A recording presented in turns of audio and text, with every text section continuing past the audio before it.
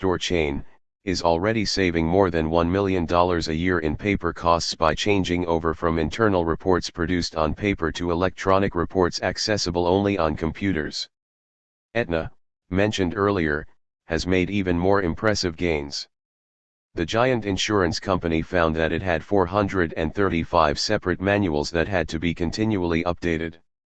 Management decided to eliminate the printed page in favor of electronically stored information. John Lowenberg, who heads up information services for the company, says, "Paper in a service business is like cholesterol in the bloodstream. Bad paper is the internal stuff that clogs up the arteries. Now, when a change in a manual has to be made, it can be done electronically and be made instantly available to all of the 4,200 field staff, bypassing the need for typesetting, proofreading, printing, collating, binding, shipping, and filing." Aetna has saved more than $6 million a year by changing over to the electronic manual.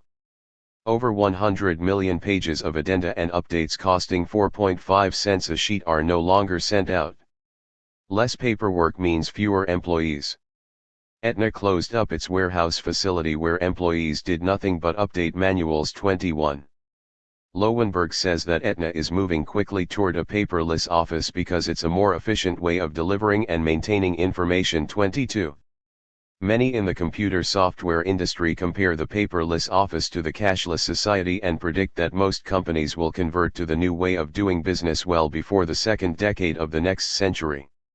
Nirex, a UK company, already processes its mail electronically. When paper-based correspondence arrives in the 148 mailroom, an electronic image of the letter appears on a screen. The postal clerk enters key information about the letter author, date of delivery, address into an online database. The image is then transmitted to a workstation where it is electronically routed to the appropriate office and electronically filed. 23. In 1993, Microsoft teamed up with 50 other global companies, including Xerox, Hewlett-Packard, Canon, and Compaq, to announce a joint venture to integrate all of the existing computer systems into a single network. Called Microsoft at Work, the ambitious effort is designed to usher in the era of the fully digitized electronic office. In the very near future, companies will be able to receive incoming email, have it logged, entered into an online database, filed, and even printed out in multiple paper copies, collated and shipped without ever touching human hands. 24. Microsoft is already at work on an even more sophisticated electronic office system that will allow an executive to take written reports on trips. He or she will be able to make cuts and add handwritten notes on the margin. The report can then be faxed directly to another machine in the home office that will read the report and even translate the scribbled notes, preparing a clean revised copy for electronic transmission to other employees, suppliers, and customers. 25 The dazzling new array of high-tech electronic office equipment is bringing the fully electronic office closer to reality. In the long run, says Paul Sappho, a director of the Institute for the Future, we are going to become paperless in the same way we became horseless. Horses are still around, but they're just ridden by little girls and hobbyists. 26. Corporate management expects to save untold billions of dollars in productivity gains and labor savings with the new silicon-collar office workforce. For millions of clerical workers, the electronic office spells the end of the career line. The nation's secretaries are among the first casualties of the electronic office revolution. Secretaries currently spend more than 45% of their time filing papers, delivering messages, posting letters, making photocopies, and waiting for assignments. Economists Vasily Leontiev and Faye Duchin estimate that the conversion from a paper handling to an electronic processing office will save 45% of all secretarial time and between 25% and 75% of all office-related activities. 28. The number of secretaries has been steadily declining as personal computers, electronic mail, and fax machines replace manual typewriters, paper files, and routine correspondence. Between 1983 and 1993, the country's secretarial pool shrank by nearly 149.8% to about 3.6 million, according to Harvard economist James Medoff. 29 receptionists are also being reduced in number and in some firms eliminated altogether. Bellcore, the research division of the regional Bell companies, is currently developing an electronic receptionist, a fully automated computer system that can answer calls, record messages, and even hunt down the party being phoned. Once located, the computer can deliver a short message on the name of the caller and the nature of the call and ask the recipient if he'd like to be connected. If he chooses not to accept the call, the electronic receptionist will get back to the caller and route him to voicemail, where he can leave a longer message. The new electronic receptionists can also be programmed to screen callers based on their phone numbers, putting some through to their intended parties while directing others to voicemail. 3° The intelligent machine is steadily moving up the office hierarchy, subsuming not only routine clerical tasks but even work traditionally performed by management. In perhaps the unkindest cut of all, high-tech computerized hiring systems have been installed in hundreds of companies to screen job applications. Resumix Incorporated, a California-based company, recently installed a computerized hiring system at United Technologies Corporation. An optical scanner stores the images of 400 incoming resumes each day in a computer database the size of a small file cabinet. The Resumix can scan a resume in less than 3 seconds and generate the appropriate acknowledgement letter to the applicant. Then, using spatial text understanding and extraction, Resumix looks over each resume, reviewing the applicant's educational history, skills and proficiencies, and past employment record. Using a sophisticated logic process built into the program, Resumix decides which job category the applicant is best suited for. Field tests comparing Resumix to human personnel directors shows the silicon worker to be at least as skilled in making evaluations and much quicker in processing applications. 31 The new information and telecommunication technologies are also making offices less relevant as centers of operations. Portable fax machines, modems, and wireless laptop computers allow business to be conducted either on location or from home. Between 1992 and 1993, the number of telecommuters grew by an estimated 20%. Nearly 8 million people now telecommute. In the year 2000, according to one study, upwards of 20% of the U.S. workforce will be working, at least part of the time, from home. 32 By compressing time and collapsing space, the new electronic. 150. Wizardry has transformed the very idea of an office from a spatial to a temporal concept. Companies such as AT&T have begun to introduce the idea of the virtual office. Employees are provided with a mobile office, complete with laptop, fax, and cellular phone, and literally sent home.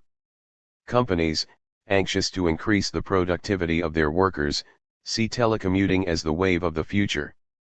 Russell Thomas, a telecommuting specialist at AT&T, says that before we adopted telecommuting we had situations that people would drive 1.5 hours to the office, stay for a few hours, drive an hour to visit a client, come back to the office, then leave for the day. Obviously, there was a big loss in productivity going on. 33. Telecommuting not only increases employee productivity, but also reduces the amount of office space necessary to conduct business. Dun & Bradstreet Software cut its real estate costs by 30% by implementing a telecommuting plan. 34. Some companies are taking the concept of a virtual office even further, introducing the idea of hoteling.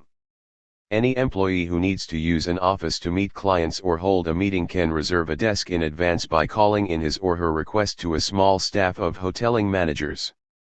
Before the employee arrives, the managers will attach the employee's nameplate on the door and even place family photos on the desk to make him or her feel comfortable.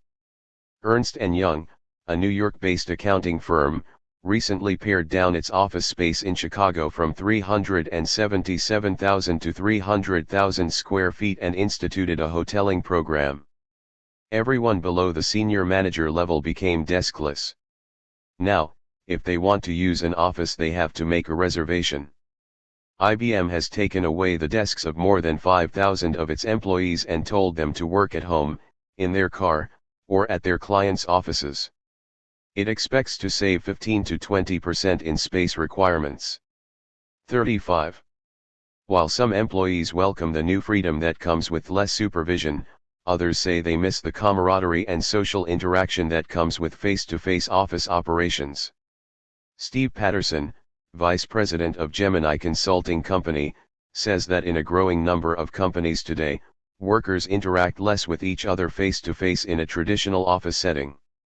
Patterson cautions that the cost savings in reducing office space requirements need to be weighed against the less tangible, equally significant, psychological costs of less frequent interaction, including the potential weakening of corporate bonds and feelings of loyalty to the firm. 36. A small group of account executives at AT&T have attempted to 151.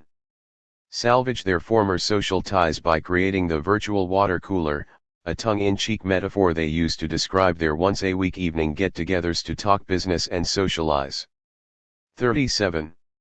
To help ease the psychological trauma that comes with spatial disengagement, companies like Olivetti Research Laboratory in Cambridge, England, are experimenting with computers that will allow up to 5 people to converse and perform work together in an electronic version of face-to-face communications.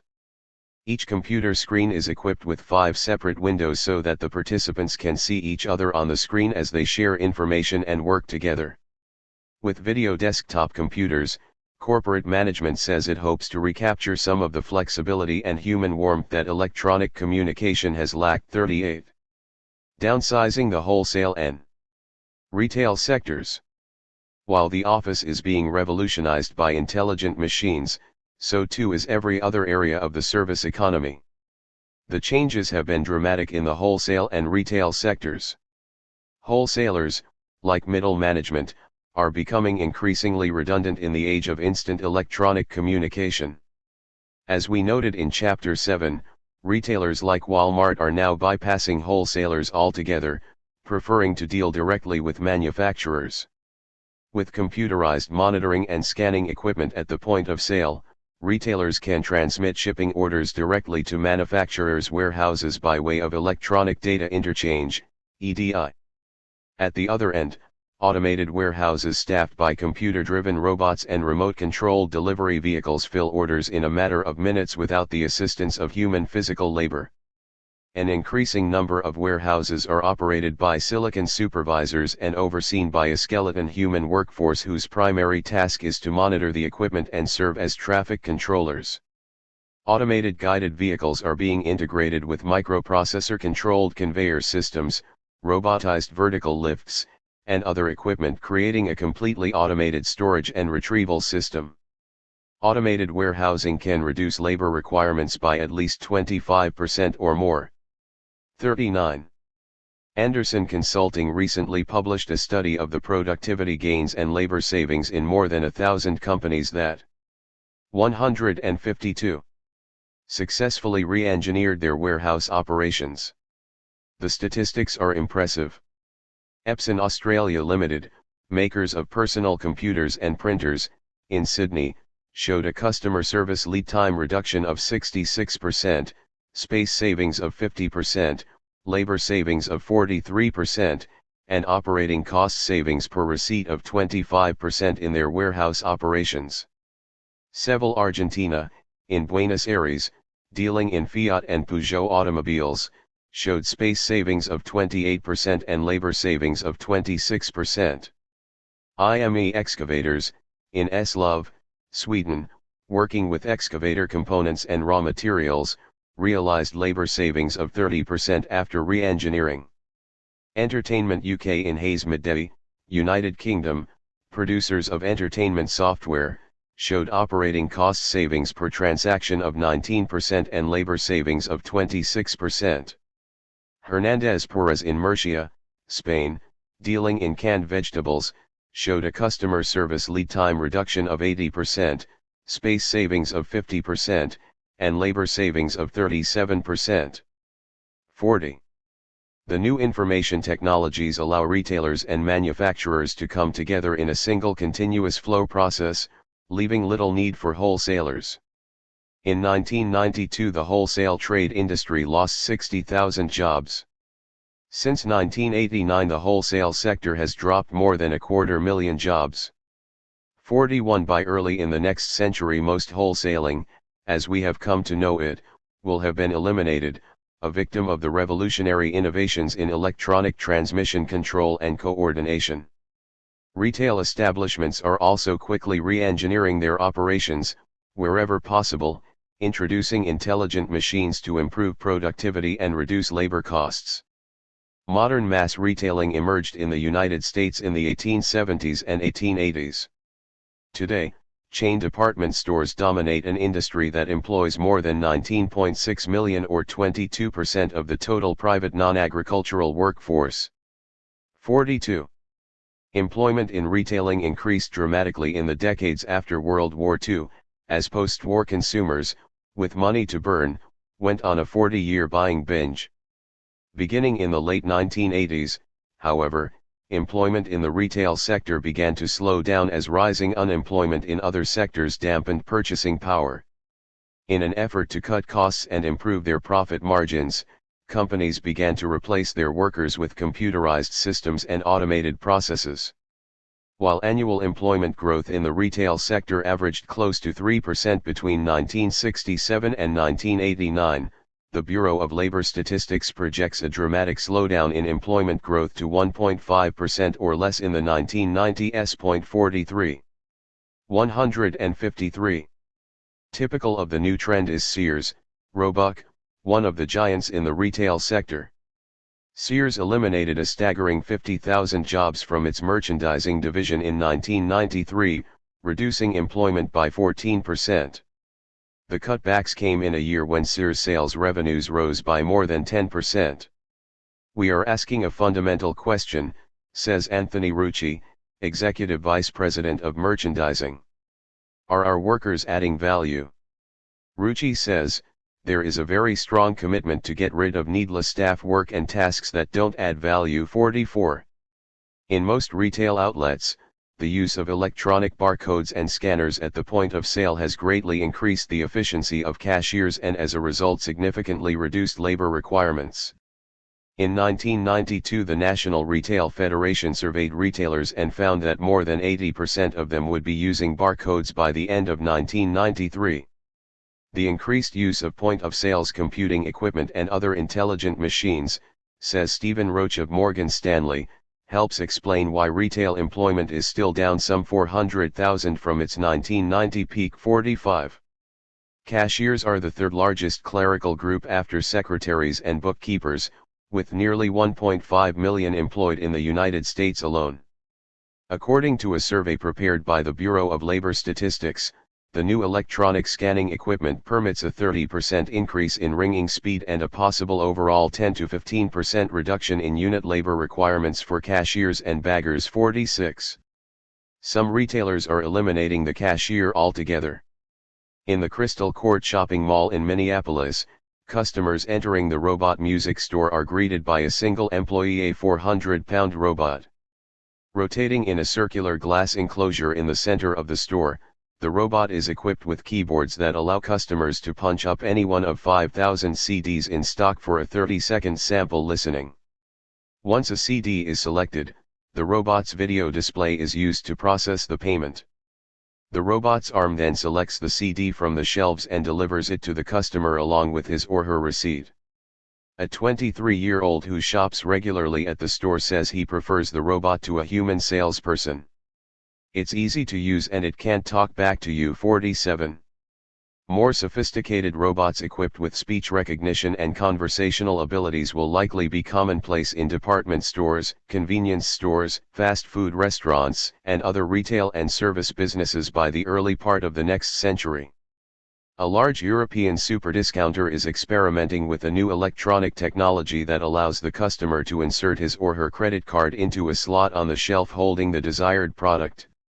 There is 154. No shopping cart. Instead, the customer finds the items she purchased already packaged and waiting for her when she leaves the store. She merely signs a prepared credit slip and leaves without ever having her items rung up on a cash register. 48. The retail sector has long acted as an unemployment sponge, absorbing countless numbers of displaced blue-collar workers let go by the automation of manufacturing industries. Now, with retail industries undergoing their own automation revolution, the question becomes one of where will all the workers go? Many economists look to the food industry to rescue the workers cast adrift by technological innovations in other sectors. Even here, though, employment is sluggish, suggesting hard times ahead for unskilled and semi-skilled service workers. The food and drink industry led the service sector in the creation of new jobs in the 1980s. More than 2 million new workers were hired in the past decade to service a growing consumer market. Now the employment boom appears to be over. Although corporate profits are expected to increase in the 1990s as a result of new labor and time-saving technologies, fewer workers will be needed in the food industry. The Department of Labor projects the growth rate in employment to be cut in half over the next 15 years. 49. In many restaurants, computer systems allow waiters to transmit orders electronically, avoiding unnecessary trips back to the kitchen. The same electronic transmission can be used by the computer to prepare a check for the customer and alert the store manager or suppliers to replenish the stocks being depleted. Automated order taking, check preparation, and inventory stocking significantly reduce labor requirements. A new state-of-the-art cooking method sous vide allows food to be cooked under a vacuum in heat-resistant pouches in steam-injected air convection ovens in large centralized commissaries. The food is then chilled at 30 degrees Fahrenheit and shipped to local restaurants, where it remains refrigerated until the customer places his or her order. Being a chef today often means emptying a pouch of already prepared frozen food into hot water or placing it under a microwave for 3 to 7 minutes. Sous vide reduces labor costs in most restaurants by 20% or more. 50. Some fast food drive-through restaurants are beginning to replace human order takers with touch-sensitive screens that list the items on the menu. To place an order, all the customer has to do is lean out her window and touch the appropriate symbol representing the item. The transmission is sent instantly by an online database to the kitchen. 155. Where it appears on a video screen and is subsequently filled, eliminating human intermediaries in the ordering process. Drive-through restaurants have now become so highly automated and efficient that 6 to 8 employees can serve as many customers at peak hours of operation as 20 employees working in a sit-down fast food restaurant. 51. Automated beverage control systems are also being installed, lessening the need for experienced bartenders. The system is controlled by a microcomputer that transmits a request for a drink to a dispensing cart, which delivers the drink as ordered in less than 3 seconds. A computerized check is prepared simultaneously and handed to the customer. The automated beverage control system reduces labor costs by 20 to 40%. 52. The retail sector still operates largely alongside a road and highway culture. Customers travel to the store to buy things. Recently, however, the fledgling information highway has begun to fundamentally alter the way people shop, lessening the need for entire categories of retail workers whose jobs are tied to moving goods to market and serving customers face-to-face in a retail setting.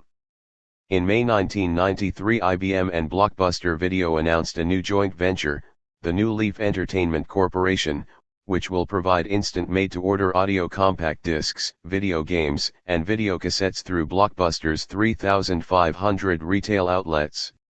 The store will bypass the highway culture, with its warehouses, shippers, truckers, and loading docks, and transport products electronically to the customer by way of the information highway. Each store will have a kiosk where customers can order selections by touching a computer screen. The information will be transmitted to a central computer that will make an electronic copy of the item required and transmit it back to the store within minutes. Machines in the store will copy the electronic information into recordings, CDs, and cassettes. Color laser printers in the kiosk will reproduce the jacket pictures with the same clarity and resonance as exists now on pre-existing stock. The new electronically distributed goods assure the customer that what he or she wants will never be out of stock or unavailable. David Lundin, Vice President of Blockbuster's Technology Division, is enthusiastic over the potential of the new electronic distribution system. If a 7-year-old comes in on a Friday night and wants the latest hot video game, the chances are high now that it's sold out. But with this system it's never sold out. You can get another one electronically in a couple of minutes. 53. The company says it will save $3 to $4 in transportation. 156. And handling costs for each electronically distributed CD or cassette. Other retailers are expected to follow Blockbuster's lead. Jack McDonald, Vice President for Business Development at New Leaf, foresees a nationwide network of digital servers on which movies, software, games, music, and virtually any other kind of entertainment you can think of, will be stored digitally, and transmitted over telecommunication links to retail stores and eventually right into your living room. 54. Electronic transmission of products will likely mean the loss of tens of thousands of jobs in the warehousing and transportation industries in the coming years. Electronic shipping is only a small part of the revolutionary changes taking place in retailing. Electronic shopping is also quickly penetrating the retail market, threatening the jobs of tens of thousands of sales clerks, managers, stock personnel, maintenance crews, security guards, and others who make up the retail employment complex. Electronic shopping is already a $2 billion a year industry and is growing at a rate of 20% a year. The laying down of a nationwide information superhighway and the opening up of hundreds of new cable channels with interactive capabilities promises a flood of home shopping services. Companies are investing huge sums of money in the new home shopping television networks, convinced that shopping without a store is likely to be the next growth market in retail sales. 55. Many industry analysts are predicting that electronic home shopping will take over more and more of the nation's $1 trillion a year retail market and point to the convenience it offers to customers, many of whom are working women with less leisure time to go shopping at a mall. Electronic shopping is also a tremendous cost-cutting approach to retailing, says Peter Suries, an analyst for UBS Securities. It's a low-cost distribution system, and you don't need thousands of stores, and you don't need thousands of pieces of inventory in each 10 cation. 56. Some of the nation's largest retailers have announced plans to enter the electronic shopping market. R.H. Macy & Company will go on air in 1994 with a 24-hour shopping channel. Myron E. Ullman III, Macy's chairman and chief executive, says that TV Macy's will be a 24-hour a day, 7-day-a-week department store in your living room. Macy's hopes to reach 20 million subscribers, and projects revenues in excess of $250 million over the first 4 years. Don Hewitt, the executive producer of the television news magazine 60 Minutes, who holds a financial interest in the company, says that the 157 new Macy's channel will attempt to recreate the visual appearance of being in the department store by designing sets that duplicate the departments. 57. Home TV shopping, with its just-in-time retailing, is going to pose a significant challenge to the nation's highway-oriented retail culture. Forbes calls the new revolution in retailing a serious threat to the country's traditional retail industry and to the 19 million people it employs. 58. Since 1989, more than 411,000 retail jobs have been eliminated, a trend that can only accelerate, says Businessweek, as the TV tube becomes the salesperson. All of the indices point to a steady decline in traditional retail shopping and increased sales for the home shopping networks. In 1982, shoppers averaged more than 1.5 hours per visit at the shopping mall. By 1992, the average time had dropped to 71 minutes, and the number of stores visited declined from 3.6 to 2.6. Retail sales in shopping centers declined by 3% between 1988 and 1992. At the same time, purchases by credit card at home totaled $42 billion in 1992, a 30% jump over home sales figures in 1988. For the growing number of consumers who are getting plain tired of the parking, schlepping, crime and other hassles involved in going to shop, home TV shopping is a welcome alternative. 59. Many companies are using online computer services to draw business away from traditional retail markets. For $39 a customer can become an online customer of CUC International, and for a slightly larger sum of $49 a consumer can become a phone member for a year. The company offers discounted prices on more than 250,000 brand name products, from luggage to home appliances. In 1992 CUC posted revenues of $644 million and had millions of members in its telephone and computer buying clubs. 60. During the heyday of the highway culture, retailers and real estate developers built more than 39,000 shopping centers across the United States. When shopping at home really takes off, says the editor of Forbes, many of these malls will be obsolete. Their steady decline will mean a significant drop in employment in the retail sector. 61. Digitizing the professions, education, and art. As the brief survey of retail shopping suggests, the electronic information superhighway is going to change employment patterns. 158. Even more radically than did the U.S. highway system when it was constructed in the late 1950s and early 1960s. Whole categories of workers will dwindle in number and in some instances disappear altogether. Information technologies are going to get smarter and cheaper in the years to come, and far more capable of integrating a wide range of mental and physical activities. Intelligent machines are already invading the professional disciplines and even encroaching on education and the arts, long considered immune to the pressures of mechanization. Doctors, lawyers, accountants, business consultants, scientists, architects, and others regularly use specially designed information technologies to assist them in their professional endeavors. For example, computerized robots are now being used in complex human surgery. Robotic is a 250-pound robot developed by researchers at the University of California at Davis. On November 7, 1992, Robotic assisted in the first operation on a human being. The surgery was performed on a 64-year-old patient in need of a hip replacement. The robot is equipped with a CT scanner that can generate three-dimensional images of the thigh bone and a robotic arm to drill the hole.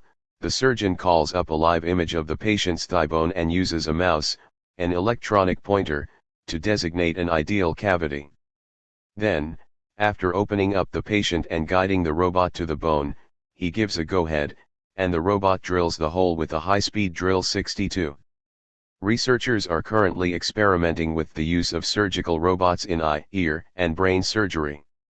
In the field of education, the nation's 152,000 librarians are growing increasingly concerned over electronic data systems that are able to search, retrieve, and electronically transmit books and articles over information highways in a fraction of the time spent in performing the same task with human labor.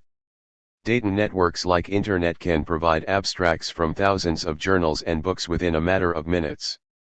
Project Gutenberg is one of many programs designed to digitize and download onto computer disks the entire contents of books, manuscripts, and journals.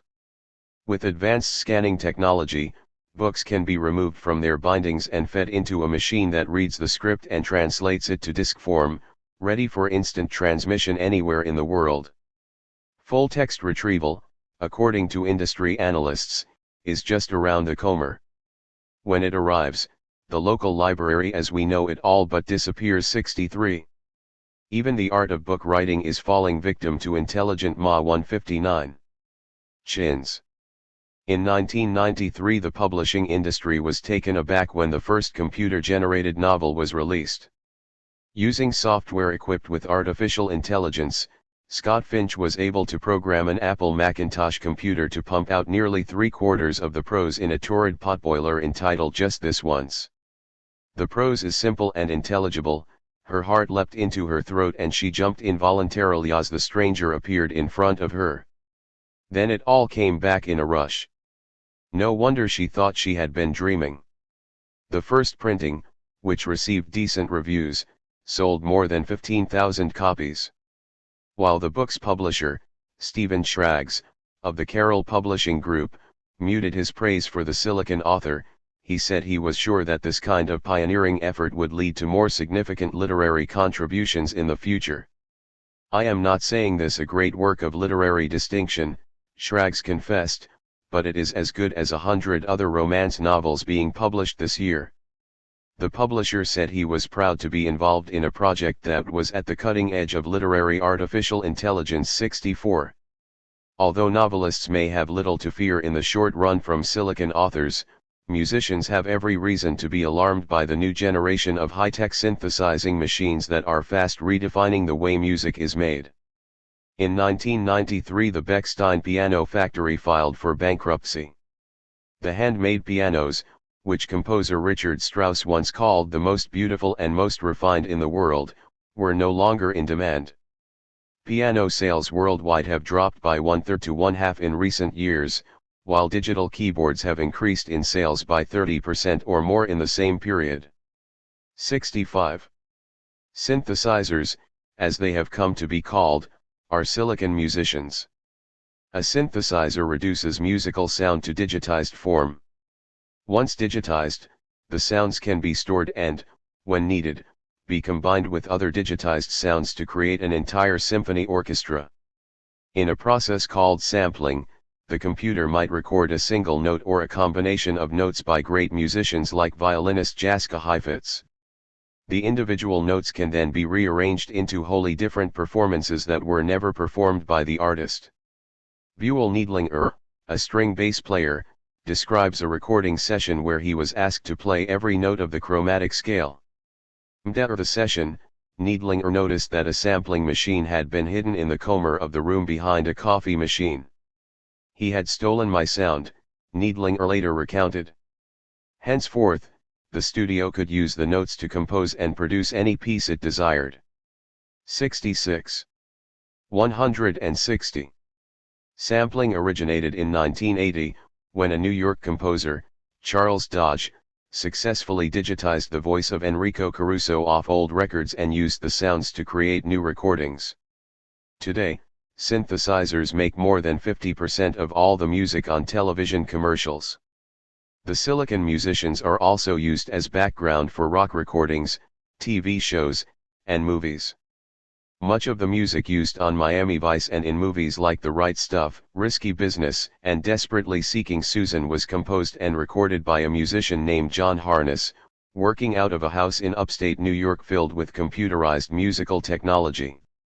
In the music industry, the new Silicon Age musicians are referred to as synths, while traditional artists using instruments are called acoustic musicians. 67. Vince DiBari, former vice president of the Los Angeles local of the American Federation of Musicians, estimates that recording jobs for acoustic musicians have dropped off by 35% or more because of synthesizers. 68. Silicon musicians are replacing human musicians in theaters, clubs, and even opera houses around the country. Recently, the Washington Opera Company's production of Don Carlo was put on with just the conductor, 2 pianos, and a synthesizer player in the pit. On Broadway, management replaced 8 string players in the orchestra with synthesizer players for the production of Grand Hotel. In Long Beach, a dispute with the musicians' union led to the replacement of musicians with 2 keyboard players for the production of Hello, Dolly J. 69 because keyboard players or synths can produce the sounds of multiple instruments without compromising the quality of the work, costs are slashed and profit margins are improved.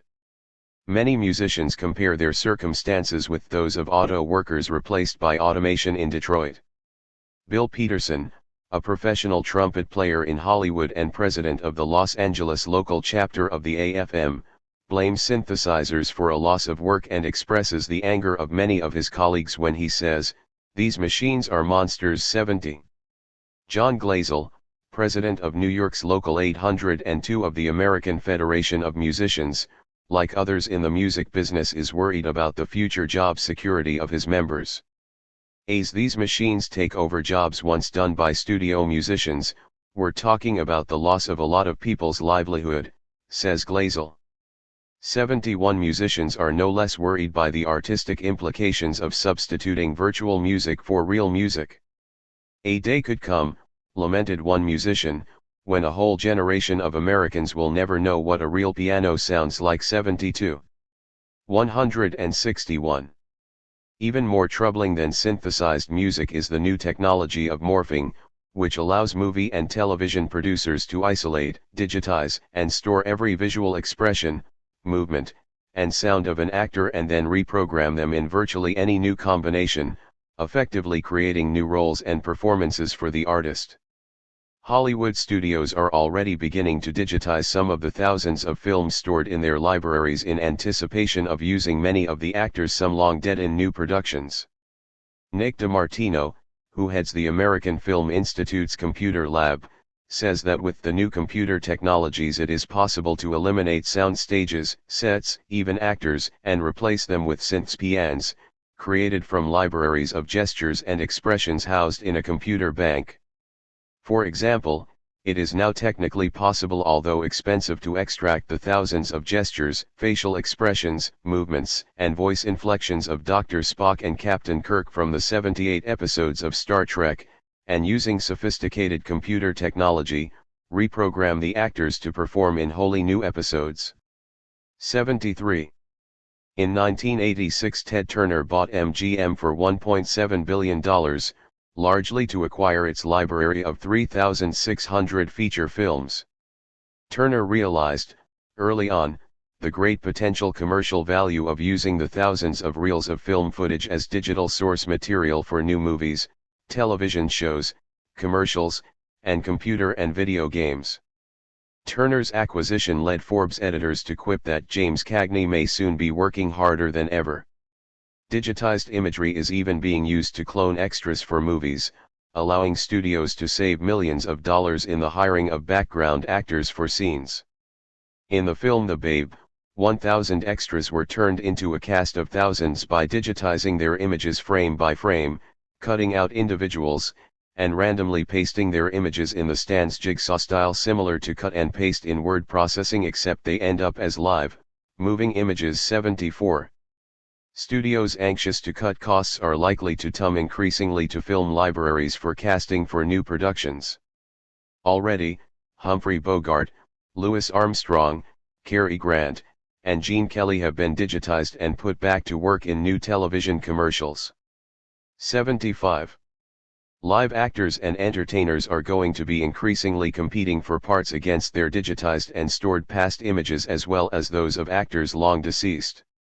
The age of the synths pian means even less employment for an industry already suffering from underemployment. 162. Although still in its formative stage, the third industrial revolution has led to the casting aside of tens of millions of workers in the agricultural, manufacturing, and service sectors. The new technologies have paved the way for a revamping of the global economic system along high-tech lines, with a concomitant decline in the global workforce required to produce goods and services.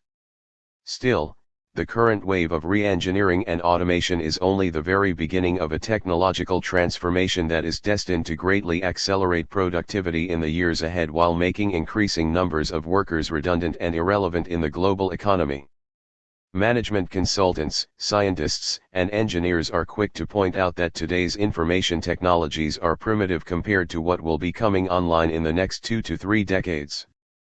Physicist Gordon Moore, the chairman of Intel, points out that raw computing power is now doubling every 18 months, setting a blistering pace for technological change. 76. In the future, advanced parallel computing machines, high-tech robotics, and integrated electronic networks spanning the globe are going to subsume more and more of the economic process, leaving less and less room for direct hands-on human participation in making, moving, selling, and servicing.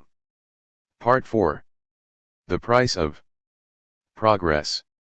11. High-tech. Winners and losers.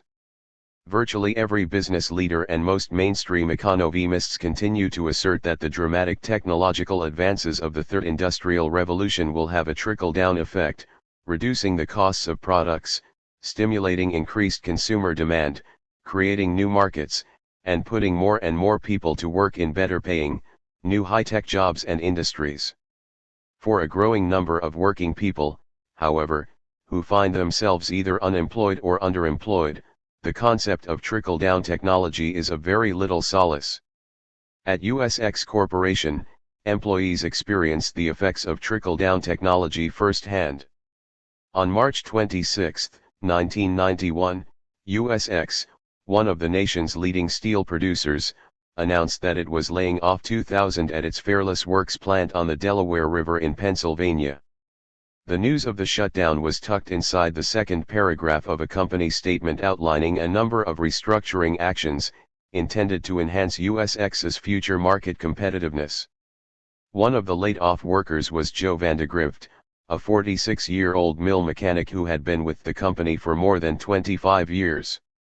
Vandegrift, who is now a counselor in a dislocated workers' center, is helping other laid-off workers apply for one of the 80 demolition jobs made available by the company.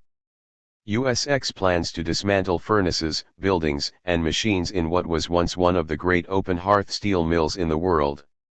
The steel infrastructure will be shipped to other more efficient USX plants, where it will be melted down and recast into high-quality steel. One former employee at the 166 plant says she would like to be on the demolition team if for no other reason than to finally convince herself that the way of life she had known for so long was truly coming to an end. Rochelle Connors, who worked as a bricklayer, then added, "Maybe it would be good therapy for me. If I saw it go down, I'd be able to tell myself, yes, it's done. It's gone. It's over with L." Most of the laid-off workers from USX's Fairless plant are having a difficult time finding work.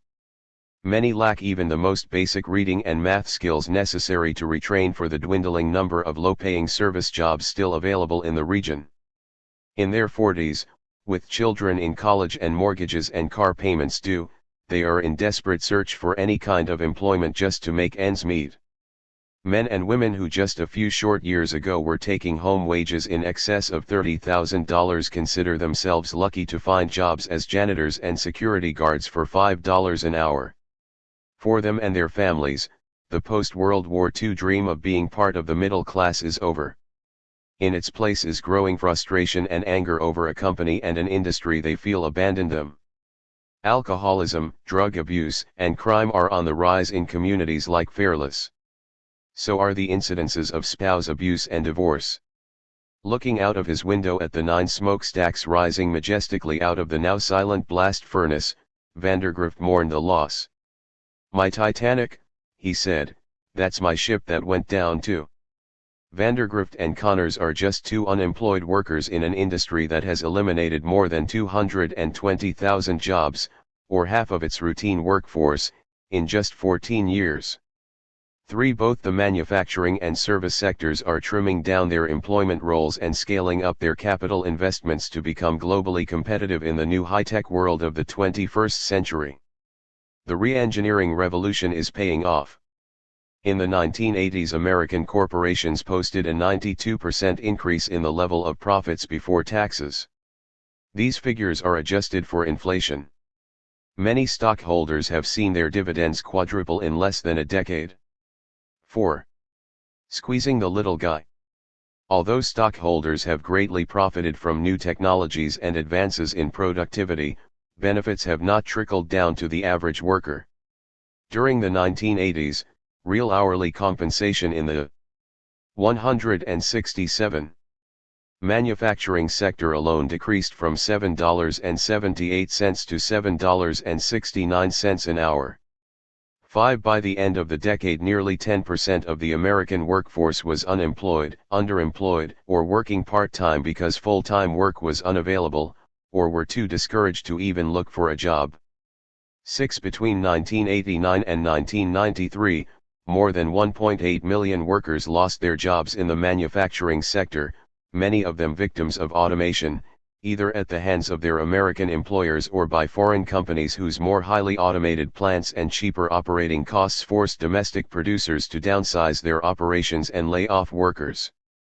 Of those who have lost their jobs to automation, only a third were able to find new jobs in the service sector, and then at a 20% drop in pay. 7. Government figures on employment are often misleading, masking the true dimensions of the unfolding job crisis. For example, in August 1993 the federal government announced that nearly 1,230,000 jobs had been created in the United States in the first half of 1993. What they failed to say was that 728,000 of them, nearly 60%, were part-time, for the most part in low-wage service industries. In February 1993 alone, 90% of the 365,000 jobs created in the United States were part-time, and most of them went to people who were in search of full-time employment. 8. Increasingly, American workers are being forced to settle for dead-end jobs just to survive. Craig Miller, a former sheet metal worker in Kansas City, represents the growing frustration of millions of American workers. Miller lost his job at TWA, where he was making $15.65 an hour. Now he and his wife hold down 4 jobs between them and make less than half what he made in his former job at TWA. When Miller hears the Clinton administration boast of creating new jobs, he responds with a forced chuckle, "Sure, we've got 4 of them. So what?" Miller asks what good it is to have several low-paying jobs that pay a fraction of the wages he used to receive when he had one decent job at a livable wage. 9. According to a Senate Labor Committee report in 1991, 75% of American workers are accepting lower wages than they would have 10 years ago. Dean Baker, a research economist at the Economic Policy Institute, says that the people who once enjoyed high-paying secure jobs with ample benefits are now going to work in 7-Elevens and McDonald's low. Many of the new part-time jobs are found in the so-called pink-collar ghetto work concentrated in service and white-collar areas. 168. Such as secretaries, cashiers, and waitresses that are occupied largely by women. But even many of these low-paying jobs are likely to vanish in the next decade. The mounting statistics reveal a workforce in retreat in virtually every sector. Forced to compete with automation on the one hand and a global labor pool on the other, American workers find themselves squeezed ever closer to the margins of economic survival. In 1979 the average weekly wage in the United States was $387. By 1989 it had dropped to $335. In the 20-year period from 1973 to 1993, American blue-collar employees lost 15% of their buying power. 11. The decline in average wages is attributable in part to the waning influence of unions. Wage freezes and pay cuts were unheard of in the unionized sector of the economy in the 1960s and 1970s. During the 1981 to 1982 recession, however, unions began to lose ground for the first time. More than 44% of the unionized workforce that engaged in collective bargaining in the single year of 1982 accepted wage freezes or cuts, establishing a precedent for the remainder of the decade. 12. By 1985 1/3 of all workers covered by new labor agreements were submitting to wage freezes or a reduction in wages. With union representation falling in relationship to the total workforce, American workers were left with no effective voice to represent their interests with employers. The Economic Policy Institute estimates that in the manufacturing sector alone, deunionization has meant a lowering of wages by 3.6% or more. 13. Behind the many lofty pronouncements of the merits of downsizing and lean production practices lies a far different reality, one little discussed in the public arena. In the 1980s, manufacturers were able to shave $13 million an hour in wages by eliminating more than 1.2 million jobs. The non-durable goods industries saved nearly $4.7 million an hour in wages by cutting 500,000 jobs. An additional $3.1 million an hour was saved by lowering real hourly wages from $10.75 to $10.33 an hour in manufacturing. Overall, American wage earners were earning $22 million an hour less than a decade earlier. 14. Economist Jared Bernstein, of the Economic Policy Institute, argues that cutting labor costs has led to a disinvestment in the labor force, with untold consequences to the economy and society. With downsizing and re-engineering, says Bernstein, you're essentially meeting employers rather than employees' needs. He says that hourly wages are continuing to fall as we come close to the halfway mark of the 1990s and that the trend is likely to continue well into the future. 15. 169. For many workers, lean production has meant a fall into near abject circumstances. In a 1994 report, the Census Bureau released figures showing that the percentage of Americans working full-time but earning less than a poverty-level income for a family of four, about $13,000 a year, rose by 50% between 1979 and 1992. The study, which the Bureau called astounding, provided further dramatic evidence of the downward slide of the American workforce. Economists blamed much of the decline on the loss of manufacturing jobs and the globalization of the world economy. 16 The forced redistribution of wealth away from American workers and to corporate management and stockholders led conservative economist Scott Burns to remark that the 80s will be known as the decade of the fat cats, a time when entrepreneurial pieties were used to beat the average worker into cowed submission while America's corporate elite moved yet higher on the hog. 17. Some of the blame for the current plight of American workers can be traced to the emergence of a single global marketplace in the 1970s and 80s. The post-war recovery of Japan and Western Europe presented American companies with formidable new trading competitors in the international arena. New developments in information and telecommunication technology made it increasingly easier to do business everywhere in the world. The emergence of a common global market and labor pool served as a prod and incentive for American companies to undermine the uneasy truce they had made with organized labor since the 1950s. Recall that immediately after World War II, organized labor and corporate management engaged in a bitter series of strikes over wages, benefits, and working conditions. In the mid-1950s, an informal accommodation of sorts was reached which was to last, more or less intact, until the mid-1970s. Labor was to share, at least in part, in the gains in productivity, enjoying better wages and benefits in return for the promise of labor peace and cooperation. For nearly 25 years, real wages of American workers grew between 2.5 and 3% a year.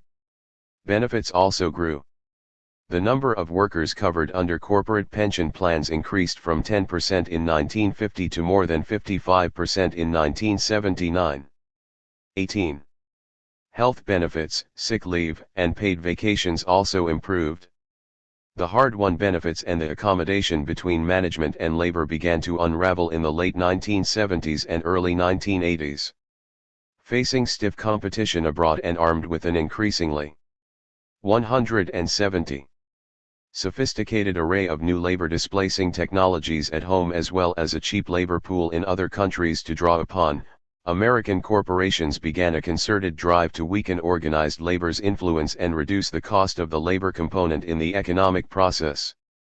During the 1980s, the hourly wages of 80% of the American workforce declined by an average of 4.9 per cent 19 back in the early 1970s.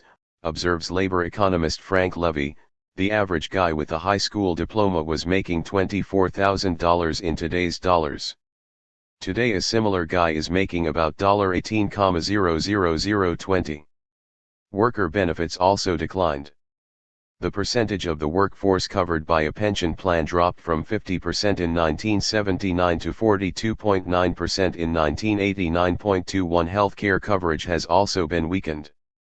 A study by a consulting firm, Foster Higgins, found that 80% of American companies require their employees to pay an average of $103 a month for family coverage, up from $69 in 1989-22. Paid days off have declined by 2.3 days for manufacturing workers in the past decade. 23. The declining middle.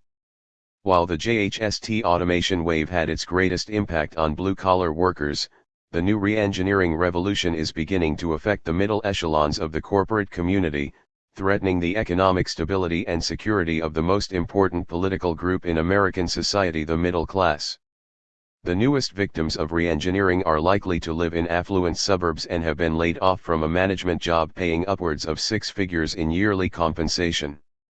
10 years ago, the sight of a white male between the ages of 40 and 50 at home in the yard or walking a dog down a suburban street at midday would have been considered strange. Today, thousands of laid-off middle managers and executives find themselves at home, waiting for the phone to ring with a potential job offer. For many, the call they hoped for never comes. Recently, the Wall Street Journal profiled the new suburban unemployed. John Parker, who lives in a wealthy suburban community along Philadelphia's Main Line, lost his job at IBM during corporate restructuring. For months he remained cloistered in his 6-bedroom home printing out resumes and checking out job leads. Parker says that, T first I didn't even want to step outside during business hours. The 43-year-old executive said he feared neighbors would. 171. Look at me and wonder why I was playing hooky. His isolation ended one day when he heard a loud crash and rushed outside where a road paving gang was working. He looked up from the curve and was shocked to see 2 of his friends looking on. We gawked at each other, said Parker, as if to say, so it's 2 in the afternoon and you aren't at the office either. 24. A local librarian, Ann Kajdaz, says she started noticing middle-aged businessmen coming into the library in the middle of the day 3 years ago. They would read business publications or scan the Dow Jones National Business Employment Weekly.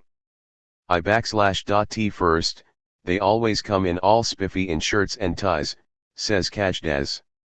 After a while, however, they become scruffier and sometimes they talk about their fear of never finding work again. 25. An increasing number of the new unemployed give up altogether. Some retreat behind closed doors, spending more and more of their time in darkened living rooms, shades drawn, watching television. A few turn to alcohol. Others begin taking on chores as house husbands, ferrying children to and from school and to extracurricular activities. A few volunteer as chaperones or coaches. A number of communities have established support groups for the new middle-class unemployed. In Bryn Mawr, Pennsylvania, Executives in Transition brings together unemployed executives every Monday morning at 9 to talk about their feelings and share the concerns. The question of finding a job and living with the uncertainty of being without employment always dominates the discussion. 26. Parker is part of a new demographic category called the declining middle. In the 1980s, more than 1.5 million mid-level management jobs were eliminated.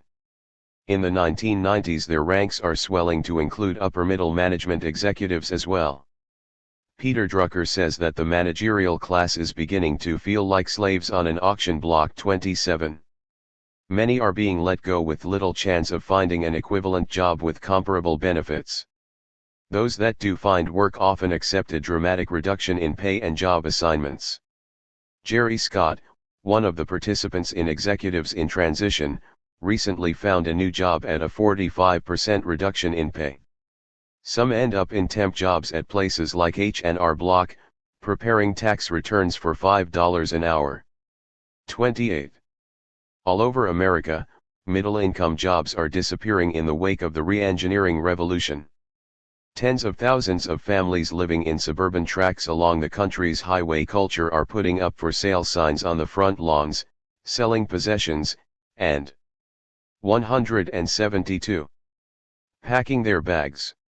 For the first time since the Great Depression, they are moving down the income ladder, the victims of lean production, fast-track automation, and global market competition.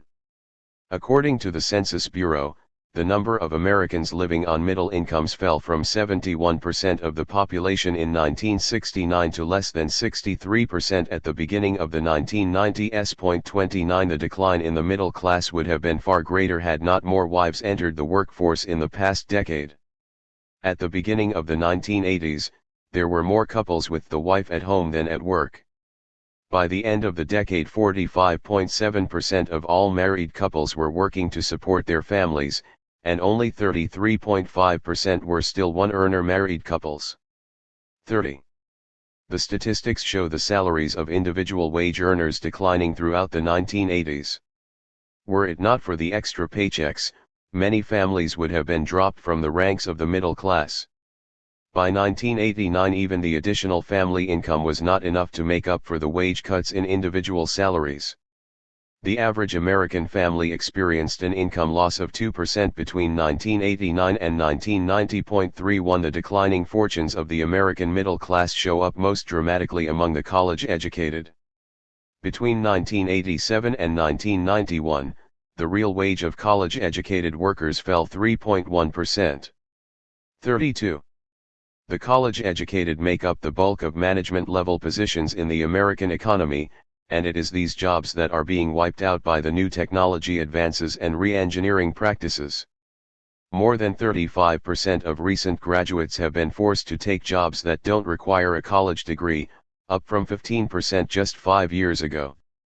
According to figures compiled by the Michigan State University College Employment Research Institute, the job market for college graduates is now the poorest since World War XI. 33. Corporate recruiting is down on the nation's campuses. What positions are available are hotly contested. It is not unusual for thousands of college graduates to apply for a single opening. With Fortune 500 companies scaling down their workforces and quickly replacing human management with silicon management, the prospects are dim for many college graduates aspiring to become part of a dwindling American middle class. The new cosmopolitans. Although the information technology revolution has seriously undermined the fortunes of middle-class wage earners and foreclosed opportunities for a younger generation of college-educated workers entering the labor force, it has been a boon to the small number of top executives who run the nation's businesses. Much of the productivity gains and increased profit margins of the past half-century since automation and numerically controlled equipment were first introduced have gone into the coffers of top management. In 1953, executive compensation was the equivalent of 22% of corporate profit. By 1987 it was 61%. In 1979, CEOs in the United States made 29 times the income of the average manufacturing worker. By 1988 the average CEO was making 93 times the earnings of the average factory worker. To put these figures in perspective, consider the fact that when John F. Kennedy came into office, the typical CEO of a Fortune 500 company was earning $190,000 a year. In 1992 the average compensation topped $1.2 million. Between 1977 and the beginning of the current decade, salaries of top executives in American corporations rose by 220%. Had the nation's manufacturing workers shared in the productivity gains and profits to the same extent as management, the average factory laborer today would be earning more than $81,000 a year. 34. Even the editors of Business Week were forced to acknowledge that executive pay is growing out of all proportion to increases in what many other people make, from the worker on the plant floor to the teacher in the classroom. 35. The growing gap in wages and benefits between top management and the rest of the American workforce is creating a deeply polarized America, a country populated by a small cosmopolitan elite of affluent Americans enclosed inside a larger country of increasingly impoverished workers and unemployed persons. The middle class, once the signature of American prosperity, is fast fading, with ominous consequences for the future political stability of the nation. The concentration of wealth in the United States remained fairly steady between 1963 and 1983. In the 1980s, however, the income gap began to dramatically widen.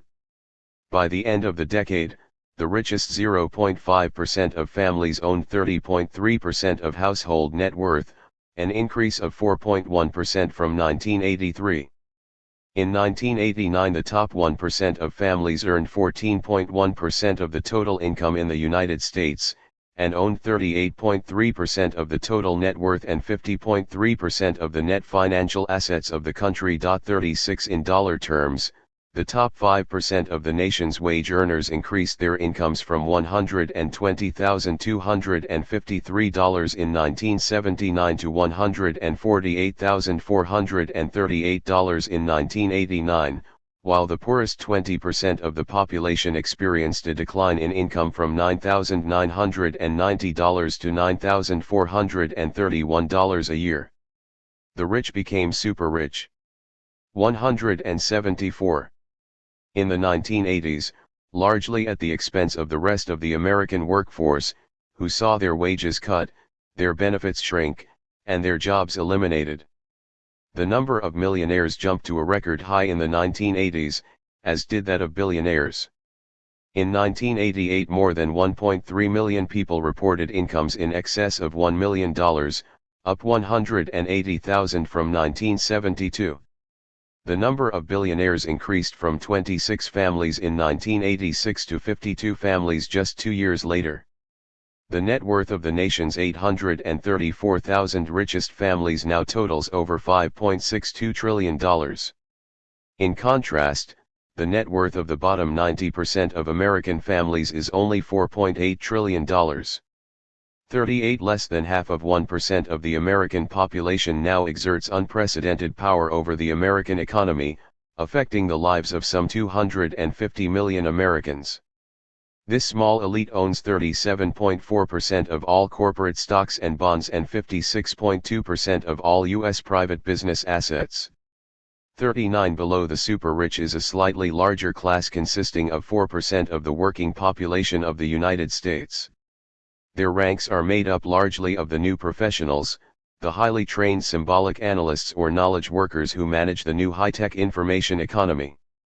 This small group, numbering fewer than 3.8 million individuals, earns as much as the entire bottom 51% of American wage earners, totaling more than 49.2 million. 40 in addition to the top 4% of American income earners who make up the elite of the knowledge sector, another 16% of the American workforce also consists mostly of knowledge workers. Altogether, the knowledge class, which represents 20% of the workforce, receives $1,755 billion a year in income, more than the other 4/5 of the population combined. The incomes of this class continue to increase by 2 to 3% a year after inflation, even as the income of other American wage earners continues to decline.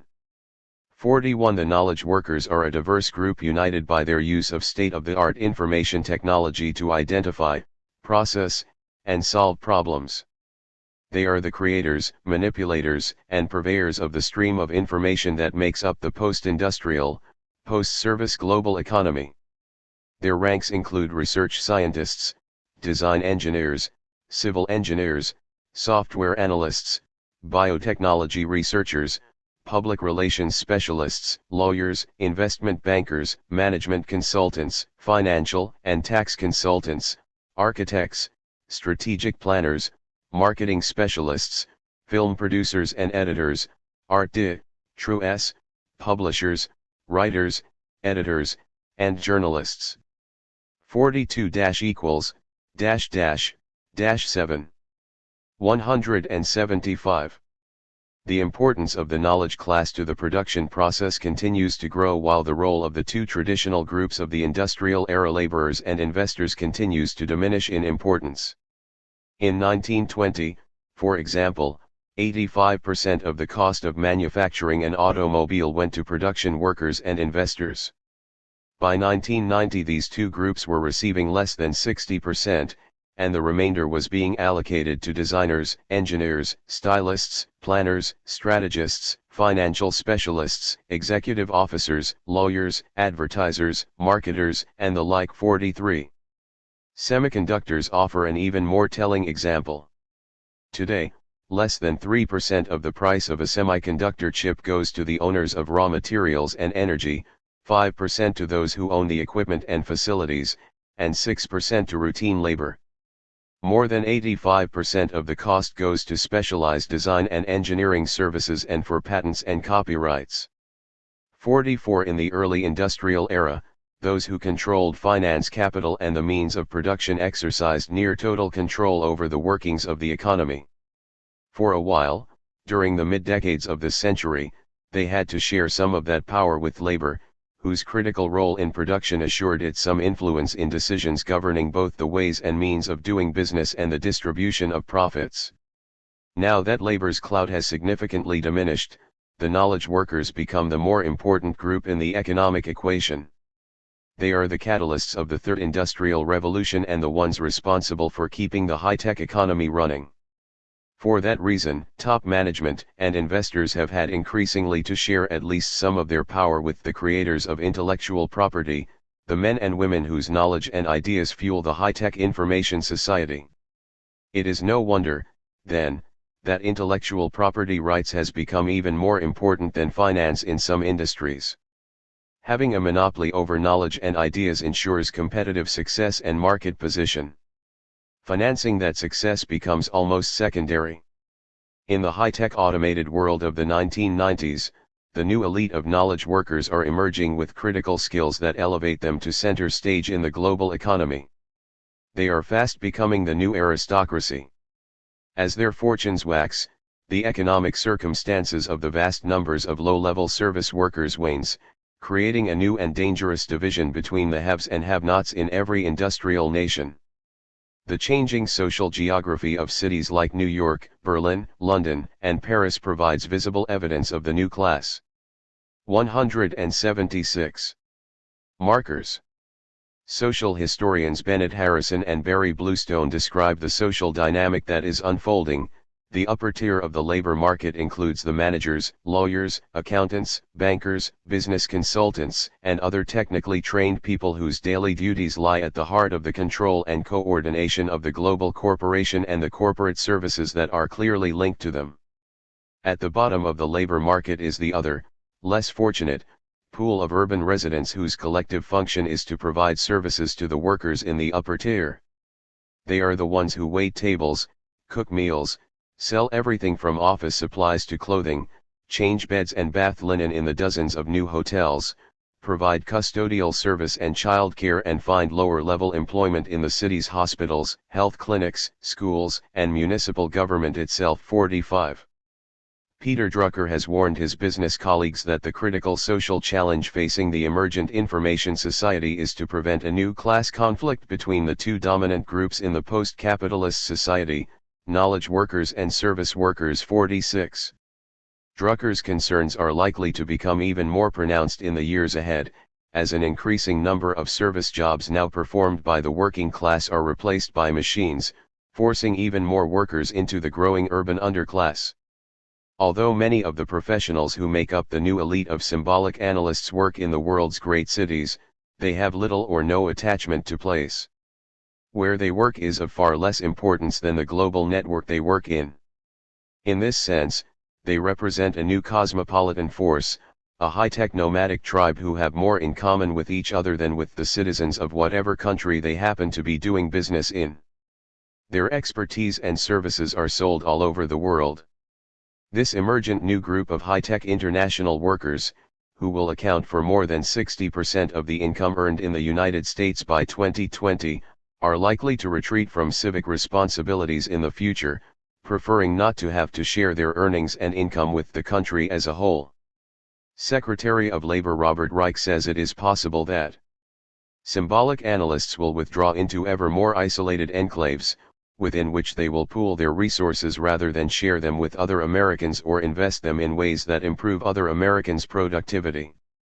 An even smaller proportion of their incomes will be taxed and thence redistributed or 177. Invested on behalf of the rest of the public. Distinguished from the rest of the population by their global linkages, good schools, comfortable lifestyles, excellent health care, and abundance of security guards, symbolic analysts will complete their secession from the Union. The townships and urban enclaves where they reside, and the symbolic analytical zones where they work, will bear no resemblance to the rest of America. 47. The other America. Two very different Americas are emerging as we make the tum into the 21st century. The new high-technology revolution is likely to exacerbate the growing tensions between rich and poor and further divide the nation into two incompatible and increasingly warring camps. The signs of social disintegration are everywhere. Even conservative political pundits are beginning to sit up and take notice. Author and political analyst Kevin Phillips worries about the emergence of dual economies and points to states like Pennsylvania and North Carolina, where high-tech, post-service cities like Philadelphia and Durham are prospering in the new global economic web, while other areas of the states are losing steel mills and textile plants, forcing thousands of workers onto the relief rolls. 48 Paul Sappho echoes Phillips' concerns. He notes that in high-tech enclaves like Telluride, Colorado, you've got people living in electronic cottages making New York-scale salaries, while right next door there's someone else who's a hamburger flipper at the local fast food joint and he's making a rural Colorado salary. Sappho says that when you get the ultra-wealthy and the ultra-poor cheek to cheek, it's absolute political dynamite, and could lead to a social revolution. 49. _11 The 1993 Census Bureau report on poverty in America provided statistical evidence of the growing gap between rich and poor. According to the study, the number of Americans living in poverty in 1992 is greater than at any other time since 1962. In 1992, 36.9 million Americans were living in poverty, an increase of 1.2 million over 1991 and 5.4 million more than in 1989. More than 40% of the nation's poor are children. The poverty rate among Rican Americans now exceeds 33% and for Hispanics, 29.3%. Nearly 6% of all white Americans live in poverty. 50. 178. Despite the fact that more than 40% of the nation's poor worked during 1992, they were not able to make ends meet with low-paying, often part-time employment. 51. Their paltry incomes had to be supplemented with government-assisted relief efforts, just to survive. In 1992 more than 1 in 10 Americans depended on food stamps, the largest percentage since the federal program was launched in 1962. 9 million people have joined the food stamp program in just the past 4 years, bringing the number of Americans on food stamp assistance to 27.4 million.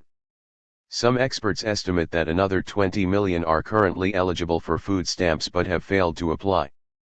52. Many of the new recipients are working people whose depressed wages and part-time employment are inadequate to feed their families.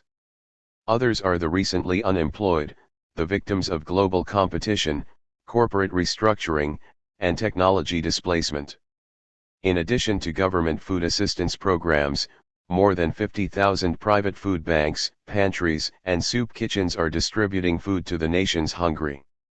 In Chicago, the Greater Chicago Food Repository distributed more than 22 million pounds of food in 1992, including 48,000 meals every single day of the year. 53. Many of the nation's hungry are older Americans. Upwards of 1 million senior citizens are undernourished, and reports indicate that more than 30 million older people are forced to regularly skip meals. Hunger strikes most often among the nation's young.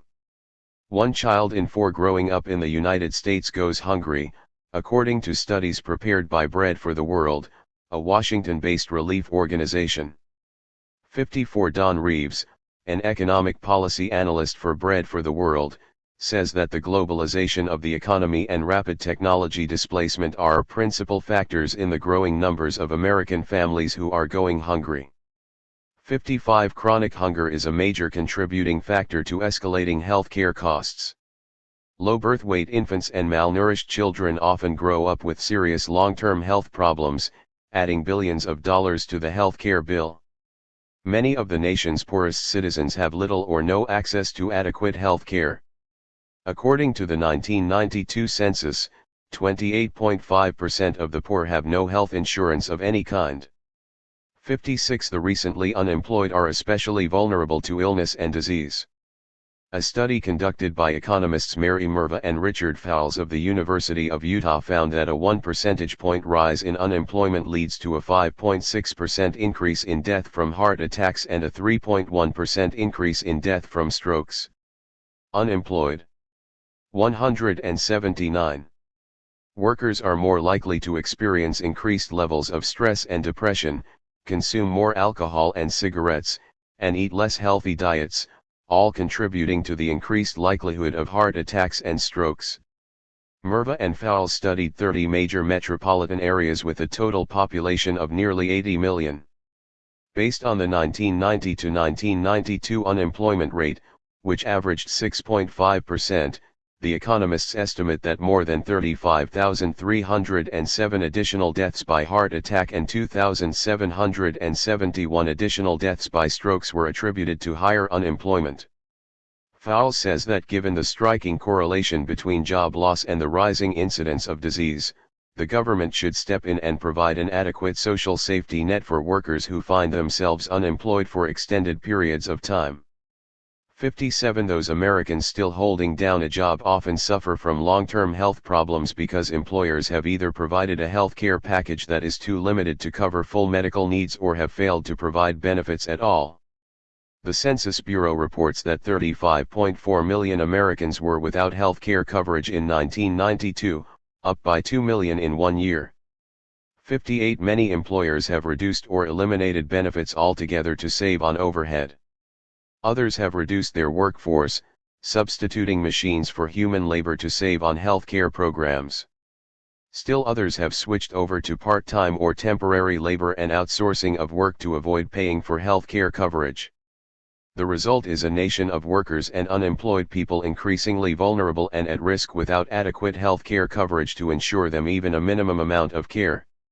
Today, millions of families live with the constant fear that a single major medical crisis might force them into increased debt, bankruptcy, and a free fall into the permanent underclass.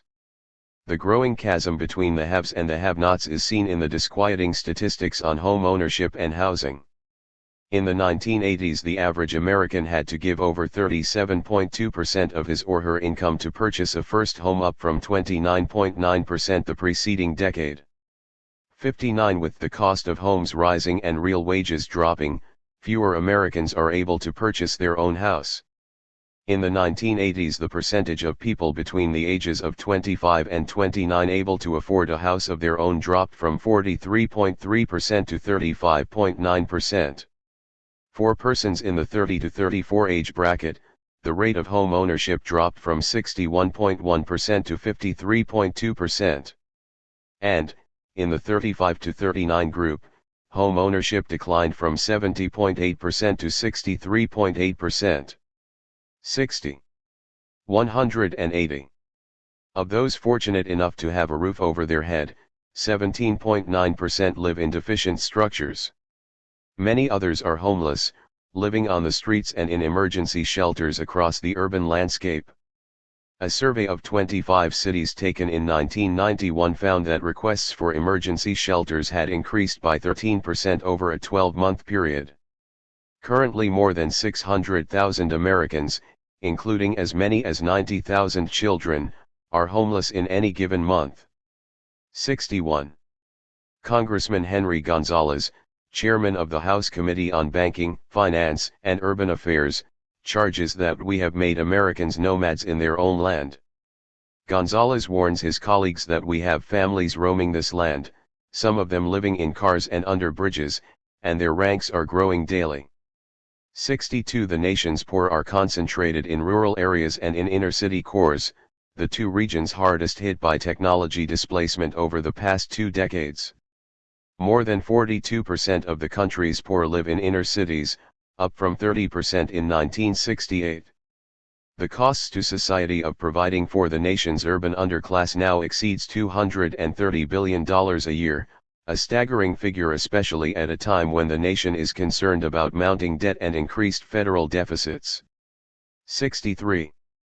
A growing number of industry analysts fix the blame for the escalating poverty on intense global competition and changes in technology. Light manufacturing industries employing urban workers cut employment by upwards of 25% or more in recent years. The editors of Business Week note that, for urban workers who counted on steady factory jobs that required little education, the losses have been devastating. Low-skilled white males in their 20s had their earnings drop by 14%, after adjusting for inflation, between 1973 and 1989.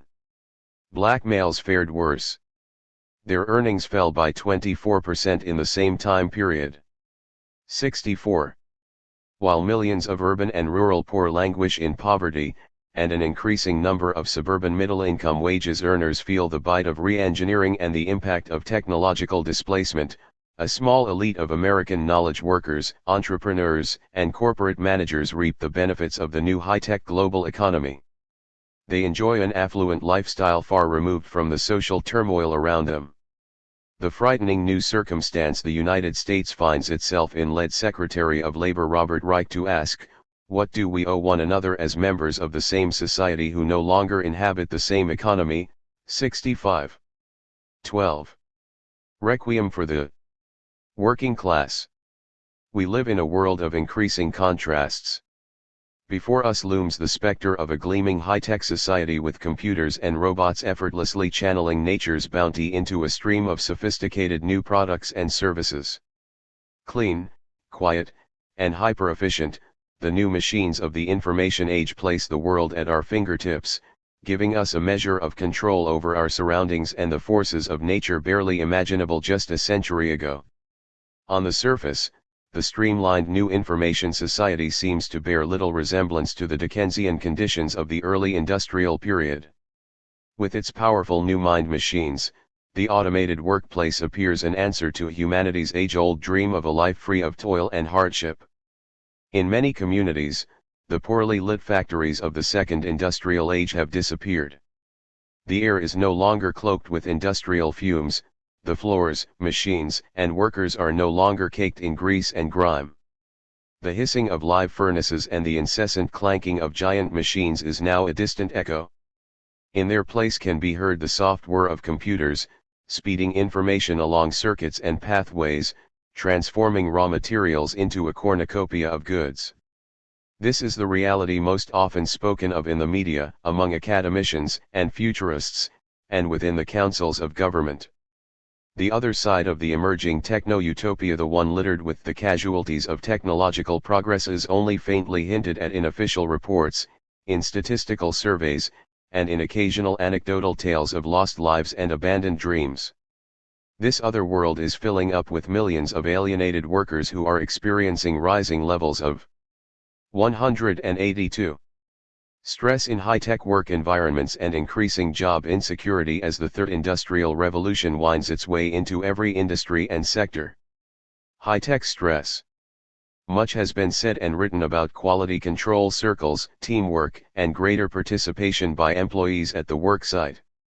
Little, however, has been said or written about the deskilling of work, the accelerating pace of production, the increased workloads, and the new forms of coercion and subtle intimidation that are used to force worker compliance with the requirements of post-Fordist production practices. The new information technologies are designed to remove whatever vestigial control workers still exercise over the production process by programming detailed instructions directly into the machine, which then carries them out verbatim. The worker is rendered powerless to exercise independent judgment either on the factory floor or in the office, and has little or no control over outcomes dictated in advance by expert programmers. Before the computer, management laid out detailed instructions in the form of schedules, which workers were then expected to follow. Because the execution of the task lay in the hands of the workers, it was possible to introduce a subjective element into the process. In implementing the work schedule, each employee placed his or her unique stamp on the production process. The shift from scheduling production to programming production has profoundly altered the relationship of workers to work. Now, an increasing number of workers act solely as observers, unable to participate or intervene in the production process. What unfolds in the plant or office has already been pre-programmed by another person who may never personally participate in the automated future as it unfolds.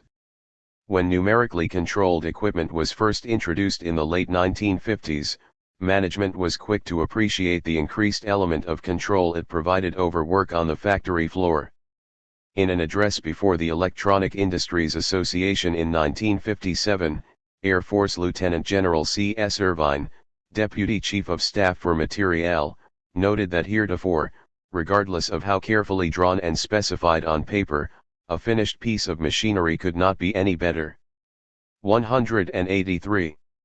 Then the machinist's interpretations. The advantage of numerical control, argued Irvine, is that since specifications are converted to objective digital codes of electronic impulses, the element of judgment is limited to that of the design engineer alone. Only his interpretations are directed from the tool to the workplace. Others shared Irvine's enthusiasm for numerical control. In the late 1950s, Nils Olesson, general supervisor of Rohr Aircraft, stated publicly at the time what was privately on every manager's mind. Numerical control, said Olesson, gives maximum control of the machine to management, since decision-making at the machine tool has been removed from the operator and is now in the form of pulses on the control media too. The quick adoption of numerical control was inspired as much by management's desire to consolidate greater control over decision-making on the shop floor as to boost productivity. A machinist at a Boeing plant in Seattle at the time numerical controls were first introduced voiced the frustration and anger of many semi-skilled and skilled workers whose expertise was being transferred onto a magnetic tape. "I felt so stifled, my brain wasn't needed anymore. You just sit there like a dummy and stare at the damn thing, a 4-axis N/C milling machine. I'm used to being in control, doing my own planning.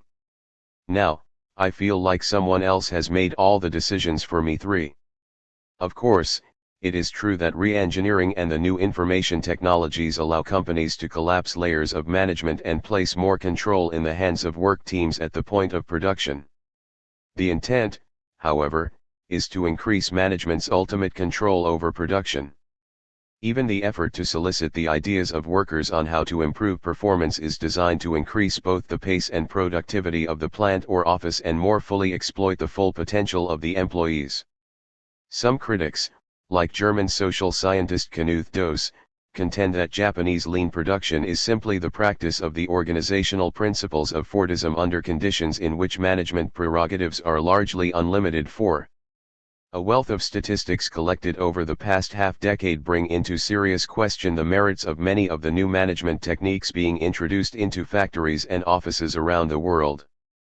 In Japanese factories, for example, where working hours are 200 to 500 hours longer each year than in the United States, life on the assembly line is so fast-paced and stressful that most workers experience significant fatigue. According to a 1986 survey by the All Toyota 184 Union, more than 124,000 of the company's 200,000 member workers suffered from chronic fatigue. 5. It should be pointed out that the principles of scientific management have long been known in Japan. Japanese automakers began using them in earnest in the late 1940s. By the mid-1950s, Japanese companies had created a hybrid form of Taylorism uniquely suited to their own circumstances and production goals. As noted in Chapter 7, in post-Fordist production, work teams made up of staff and line employees participate in planning decisions in order to improve productivity. Once a consensus has been reached, however, the plan of action is automated into the production process and carried out unflaggingly by everyone on the line. Workers are also encouraged to stop the production line and make on-the-spot quality control decisions, again with the intent of increasing the pace and predictability of operations. Unlike traditional scientific management practiced in the United States, which denied workers any say in how the work is to be done, Japanese management decided early on to engage its workers in order to more fully exploit both their mental and physical labor, using a combination of motivational techniques and old-fashioned coercion. On the one hand, workers are encouraged to identify with the company, to think of it as their home and security. As noted earlier, much of their life outside of work is involved with company-related programs, including quality circles and social outings and trips. The companies become total institutions, say Kenny and Florida, exerting influence over many aspects of social life. In this regard, they bear some resemblance to other forms of total institutions such as religious orders or the military. 6. On the other hand, in return for their loyalty, workers are guaranteed lifetime employment. Japanese workers often remain with the same company for their entire career.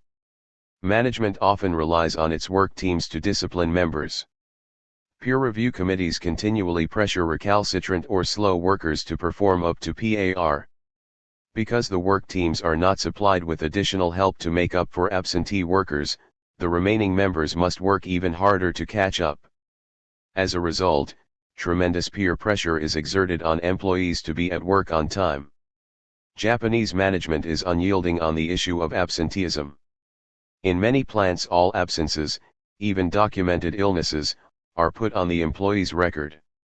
If a worker at Toyota misses 5 days of work a year, he or she is subject to dismissal. 7. 185. Authors Mike Parker and Jane Slaughter, who studied the Toyota GM joint venture in California to make Toyota Corollas and Chevrolet Novas, characterize Japanese lean production practices as management by stress. The Toyota GM plant has succeeded in greatly improving productivity, reducing the work time required to assemble a Nova from 22 hours to 14. 8. They have accomplished this by introducing an overhead visual display, called an anden board. Each worker's station is represented by a rectangular box. If a worker falls behind or needs help, he pulls a cord and his rectangular area lights up. If the light remains on for 1 minute or more, the line stops. In a traditional plant, the desired goal would be to keep the light off and production running smoothly. In management by stress, however, unlit warning lights signal inefficiency. The idea is to continually speed up and stress the system to find out where the weaknesses and soft spots are, so that new designs and procedures can be implemented to increase the pace and performance. According to Parker and Slaughter, stressing the system can be accomplished by increasing the line speed, cutting the number of people or machines, or giving workers more tasks. Similarly, a line can be balanced by decreasing resources or increasing the workload at positions that always run smoothly. Once problems have been corrected, the system can be further stressed and then balanced again. The ideal is for the system to run with all stations oscillating between lights on and lights up. 9. Parker and Slaughter believe that the team concept of lean production is as far removed from enlightened management practices as is possible to conceive, and that from the worker's perspective is merely a new, more sophisticated way to exploit them. While the authors acknowledge the limited participation of workers in planning and problem solving, they say it serves only to make workers willing accomplices in their own exploitation. Under management by stress, when the workers are able to identify weak points on the line and make recommendations or take remedial action, management simply increases the pace of production and further stresses the system. The key is to continually locate weak spots in a never-ending process of continuous improvement or kaizen. The effect on the workers of this draconian method of management is devastating. As the line goes faster and the whole system is stressed, it becomes harder and harder to keep up. Since tasks have been so painstakingly charted, refined, and recharted, management assumes any glitch is the worker's fault. The 186 chimes and lights of the anden board immediately identify the person who is not keeping up. L0. The pace of production in Japanese managed plants often results in increased injuries. Mazda reported 3 times the number of injuries per 100 than in comparable General Motors, Chrysler, and Ford auto plants. Worker stress under lean production practices has reached near epidemic proportions in Japan. The problem has become so acute that the Japanese government has even coined a term, karoshi, to explain the pathology of the new production-related illness. A spokesperson for Japan's National Institute of Public Health defines karoshi as a condition in which psychologically unsound work practices are allowed to continue in such a way that disrupts the worker's normal work and life rhythms, leading to a buildup of fatigue in the body and a chronic condition of overwork accompanied by a worsening of pre-existing high blood pressure and finally resulting in a fatal break. 12. Karoshi is becoming a worldwide phenomenon. The introduction of computerized technology has greatly accelerated the pace and flow of activity at the workplace, forcing millions of workers to adapt to the rhythms of a nanosecond culture. Biorhythms and burnout. The human species, like every other species, is made up of myriad biological clocks that have been entrained, through the long period of evolution, to the rhythms and rotation of the earth. Our bodily functions and processes are timed to the larger forces of nature, the circadian day, lunar and seasonal cycles.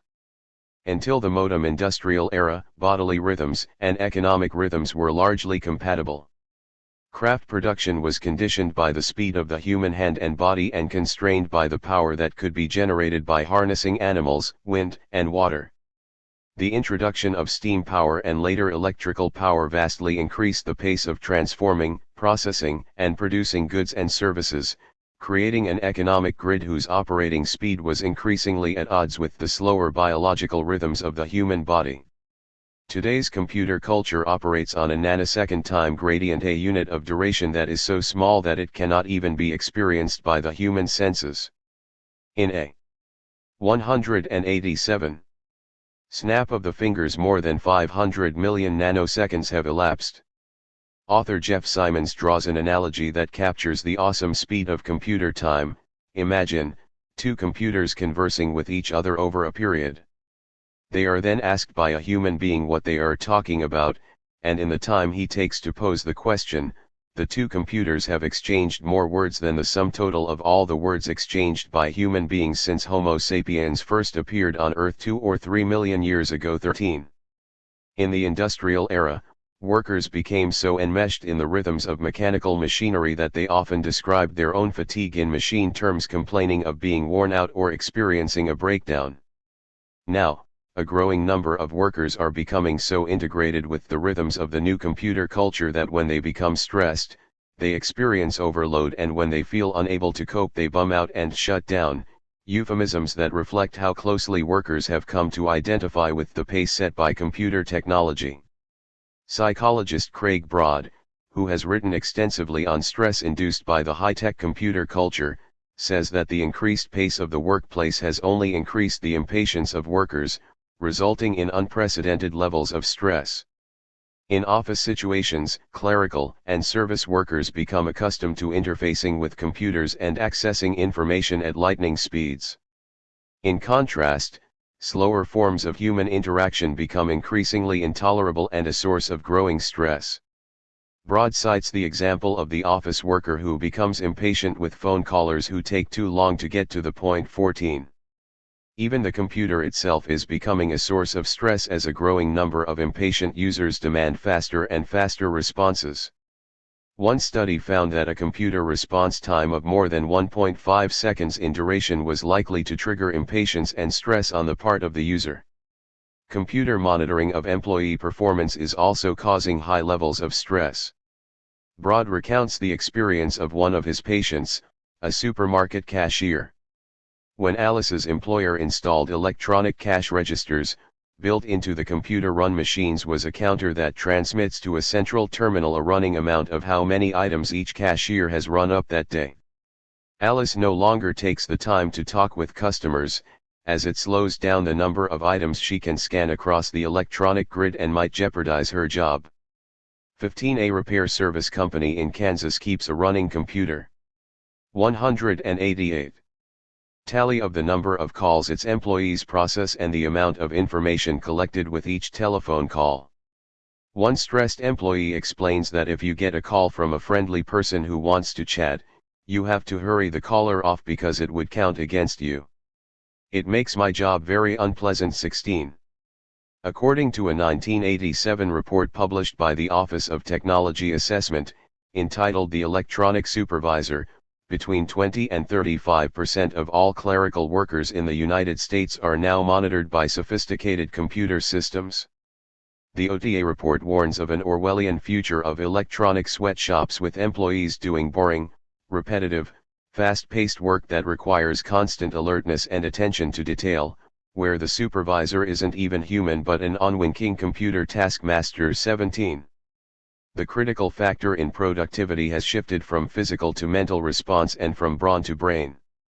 Companies are continually experimenting with new methods to optimize the interface between employees and their computers. For example, in an effort to speed up the processing of information, Some visual display units are now being programmed so that if the operator does not respond to the data on the screen within 17 seconds, it disappears. Researchers report that operators experience increasing stress as the time approaches for the image to disappear on the screen. From the 11th second they begin to perspire, then the heart rate goes up. Consequently, they experience enormous fatigue. 18. Even small, subtle changes in office routine have increased the stress level of workers. Broad recalls the experience of Karen, a typist. Before the shift from typewriters to word processors, Karen would use the physical cue of removing the paper from her typewriter to remind her to take a break. Now, sitting in front of the computer display terminal, Karen processes an unending stream of information. There is never a natural point to signal an end and a break.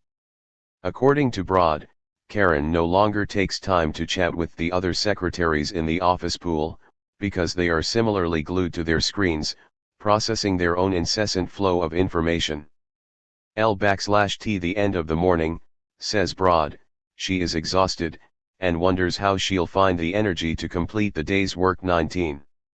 The new computer-based technologies have so quickened the volume, flow, and pace of information that millions of workers are experiencing mental overload and burnout. The physical fatigue generated by the fast pace of the older industrial economy is being 189. Eclipsed by the mental fatigue generated by the nanosecond pace of the new information economy. According to a study conducted by the National Institute of Occupational Safety and Health, NIOSH, clerical workers who use computers suffer inordinately high levels of stress. 20. The hyper-efficient high-tech economy is undermining the mental and physical well-being of millions of workers around the world. The International Labour Organization says that stress has become one of the most serious health issues of the 20th century. 21. In the United States alone, job stress costs employers in excess of $200 billion a year in absenteeism, reduced productivity, medical expenses, and compensation claims. In the United Kingdom, job stress costs up to 10% of the annual gross national product. According to an ILO report, published in 1993, the increased levels of stress are a result of the fast pace set by new automated machinery both on the factory floor and in the front offices. Of particular concern, says the ILO, is computer surveillance of workers. The UN agency cites a University of Wisconsin study that found that electronically monitored workers were 10 to 15% more likely to suffer depression, tension, and extreme anxiety. 22. High stress levels often lead to health-related problems, including ulcers, high blood pressure, heart attacks, and strokes. Increased stress also results in alcohol and drug abuse. The Metropolitan Life Insurance Company estimated that an average of 1 million workers missed work on any given day because of stress-related disorders. Another study commissioned by the National Life Insurance Company found that 14% of the workers sampled had quit or changed jobs in the previous 2 years because of workplace stress. In recent surveys, more than 75% of American workers describe their jobs as stressful and believe that the pressure is steadily increasing. 23. More than 14,000 workers die from accidents on the job each year and another 2.2 million suffer disabling injuries. Although the ostensible cause of the accidents can vary from faulty equipment to the pace of production, investigators say that stress is most often the trigger that precipitates the errors. Says one ILO investigator, of all the personal factors related to the causation of accidents, only one emerged as a common denominator: a high level of stress at the time the accident occurred. A person under stress is an accident about to happen. 24. The increased stress levels from working in high-tech, automated 190 work environments is showing up in workers' compensation claims. In 1980, less than 5% of all claims were stress-related. By 1989, 15% were related to stress disorders. 25. The new Reserve Army. While the conditions of work in re-engineered, automated facilities are increasing the stress and compromising the health of workers, the changing nature of work is also contributing to their economic insecurity. Many workers are no longer able to find full-time employment and long-term job security.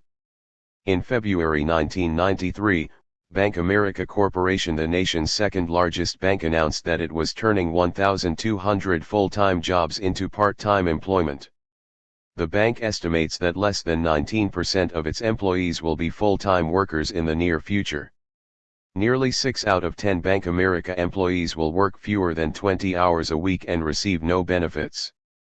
The company, which experienced record profits over the past 2 years, says the recent decision to turn more jobs into part-time work was made to make the company more flexible and to reduce overhead costs. 26 Bank America is not alone. Across the country, U.S. corporations are creating a new two-tier system of employment, composed of a core staff of permanent full-time employees augmented by a peripheral pool of part-time or contingent workers. At Nike's distribution facility in Memphis, 120 permanent employees, each earning more than $13 an hour in wages and benefits, work side by side with 60 to 255 temporary workers. The temps are provided by Norrell Services, one of the nation's leading temporary services. The temp agency receives $8.50 an hour for each worker. $2 goes to Norrell, leaving each worker $6.50 an hour, half of the hourly compensation of Nike's permanent employees. The large wage differential exists despite the fact that the permanent employees do the same work as the temps. 27. Temporary agencies like Norrell provide American companies with 1.5 million temps every day.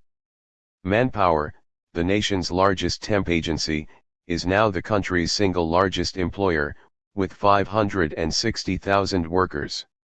In 1993, more than 34 million Americans were contingent workers working as temps on a part-time basis or as contractors or freelancers. 28. In the last 15 years, says Mitchell Fromstein of Manpower, there has been greater growth in contingent work than there has 191 been in the permanent workforce. 29. Between 1982 and 1990, temporary help employment grew 10 times faster than overall employment. In 1992, temporary jobs accounted for 2 out of every 3 new private sector jobs. Temporary, contract, and part-time workers now make up more than 25% of the U.S. workforce. 3 of those figures are expected to rise appreciably in the remainder of the current decade. Richard Bellis, Vice President and Chief Economist at the National Planning Association, predicts that upwards of 35% of the U.S. workforce will be contingent workers by the year 2000. 31.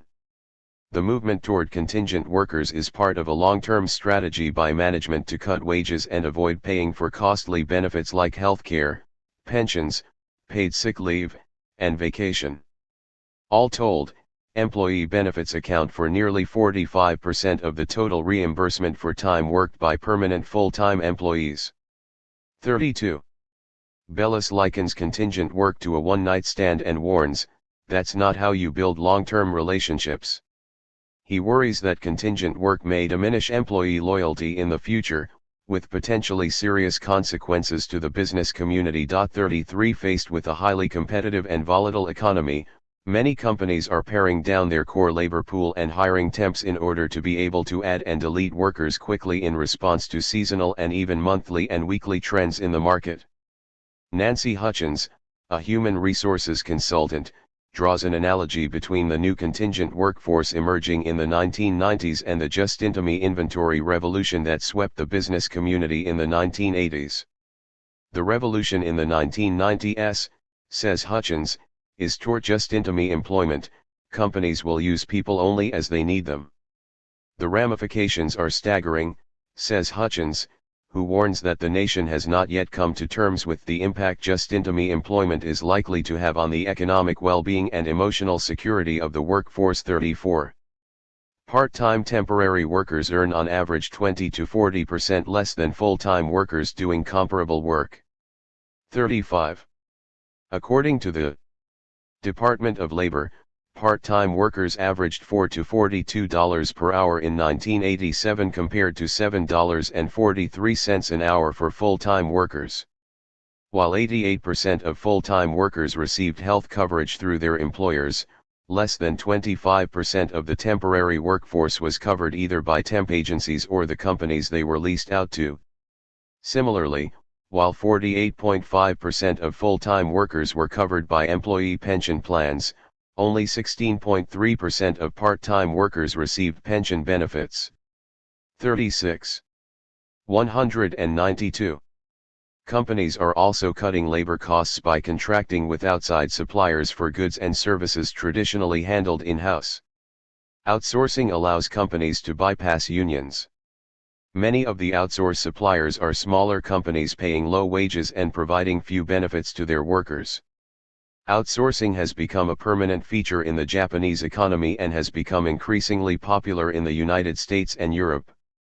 In the information sector, the outsourcing market for services topped $12.2 billion in 1992 and is expected to grow to more than $30 billion by 1997. 37. Chrysler procures more than 70% of the value of its final products from outside suppliers. According to a study conducted by Payne Weber, upwards of 18% of the workforce in the steel industry is now made up of employees working for subcontractors. 38 Typical is the case of a former pipe fitter employed by U.S. Steel at the Gary Works. He earned $13 an hour and enjoyed a generous company benefits package. After being laid off, he was only able to find a job for a small subcontractor at $5 an hour with no benefits. His new job was making parts for his former employer. 39. Although the public perception of temp workers is still the Kelly girl part-time receptionists, secretaries, and other pink-collar clerical workers, the reality is that temps are being used as a substitute for permanent workers in virtually every industry and sector. In 1993, temporary agencies leased more than 348,000 temporary workers a day to the nation's manufacturing companies, up from 224,000 in 1992. 40. Professional employment is also becoming temporary. The Executive Recruiter News reports that more than 125,000 professionals work as temps every day. Professionals are the fastest growing group of temporary workers, says David Hofrichter, managing director of the Chicago office of the Hay Group Compensation Consultants. Many companies, according to Dr. Adela Oliver, president of Oliver Human Resources Consultants, are eliminating entire departments because they know they can quickly pick up experts in different areas on a contract basis. 41. Dick Farrington, an employee training expert, is typical of the new professional temps. Now 48, Farrington has been temping for 7 of the last 9 years, earning close to $100,000 per year without benefits. He is currently serving as an interim vice president for human resources at Skyos Nova, a Silicon Valley biotechnology company. His contract is for 6 months. When between temp jobs. 193. Farrington hunts for new temp assignments from his house, which is equipped with a computer, modem, and fax. 42. Not all professionals are as fortunate as Farrington in securing temporary work at high wages. Many professional temps are more likely to face the kind of hardships experienced by Arthur Sultan, a former financial services executive at Xerox making $200,000 a year. Sultan was laid off when his division was closed. After searching for permanent work for more than 2 years, Sultan settled for temp assignments, just to pay the mortgage and keep some income coming in.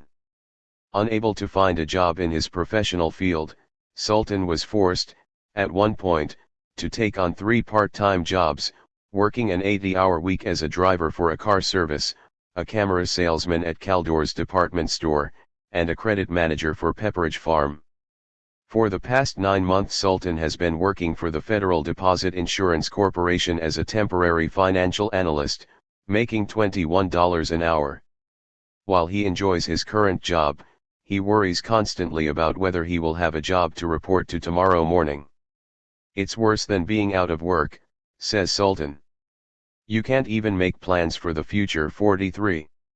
Even scientists, who, by virtue of their expertise, are widely thought to be immune to job insecurity in the high-tech knowledge economy are being reduced to temp work.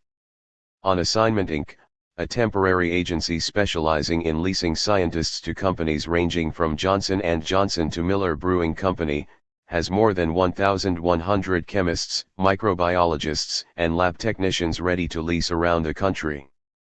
Recently Frito-Lay requested a college-trained technician to test the crunchiness of its newest tortilla chip and was sent one of On Assignment's professional technicians within 48 hours, saving the company the cost of hiring a full-time permanent employee for the job. 44. The federal government has begun to follow the lead of the private sector, replacing more and more full-time civil servants with temps to save on overhead and operating costs.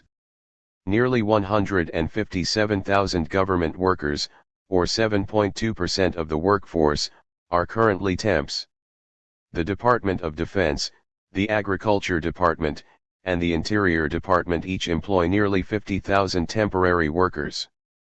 Many agencies fire their temps just short of a year's service and then rehire them days later, says Robert Keener, president of the National Federation of Federal Employees, in order to avoid paying health and retirement benefits that automatically kick in after 1 year's service. The 194. Shoddy treatment of temp workers by federal government agencies led the director of the Office of Personnel Management to warn a House subcommittee that the federal workforce is being made into a public service sweatshop. 45. Temporary workers and outsourcing make up the bulk of today's contingent workforce. Millions of Americans whose labor can be used and discarded at a moment's notice and at a fraction of the cost of maintaining a permanent workforce.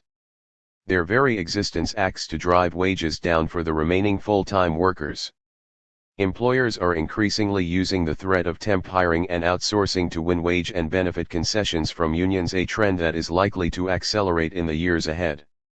It is no wonder that in a study conducted in 1986, Bluestone and Harrison, along with Chris Tilley of the Policy and Planning Institute at the University of Massachusetts, found that 42% of the growth in inequality in wages and income was directly attributable to management's decision to create a two-tier labor force of well-paid core workers and poorly paid contingent workers. 46. Working on the edge as a temporary employee doesn't give us much of a life, said one temp at an automotive plant. They think of us as throwaway people. 47. Depressed wages, a frenetic pace set at the workplace, the rapid rise in part-time contingent work, increased long-term technological unemployment, a growing disparity in income between the haves and the have-nots, and the dramatic shrinking of the middle class are placing unprecedented stress on the American workforce. The conventional optimism that propelled generations of immigrants to work hard in the belief that they could better their lot in life and improve the prospects for their children has been shattered. In its place is a growing cynicism about corporate power and increased suspicion of the men and women who wield near total control over the global marketplace. Most Americans feel trapped by the new lean production practices and sophisticated new automation technologies, not knowing if or when the re-engineering drive will reach into their own office or workstation, plucking them from what they once thought was a secure job and casting them into the reserve army of contingent workers, or, worse yet, the unemployment line. A slow death. The profound psychological impact on the American worker of the radical changes in the conditions and nature of work is being viewed. 195.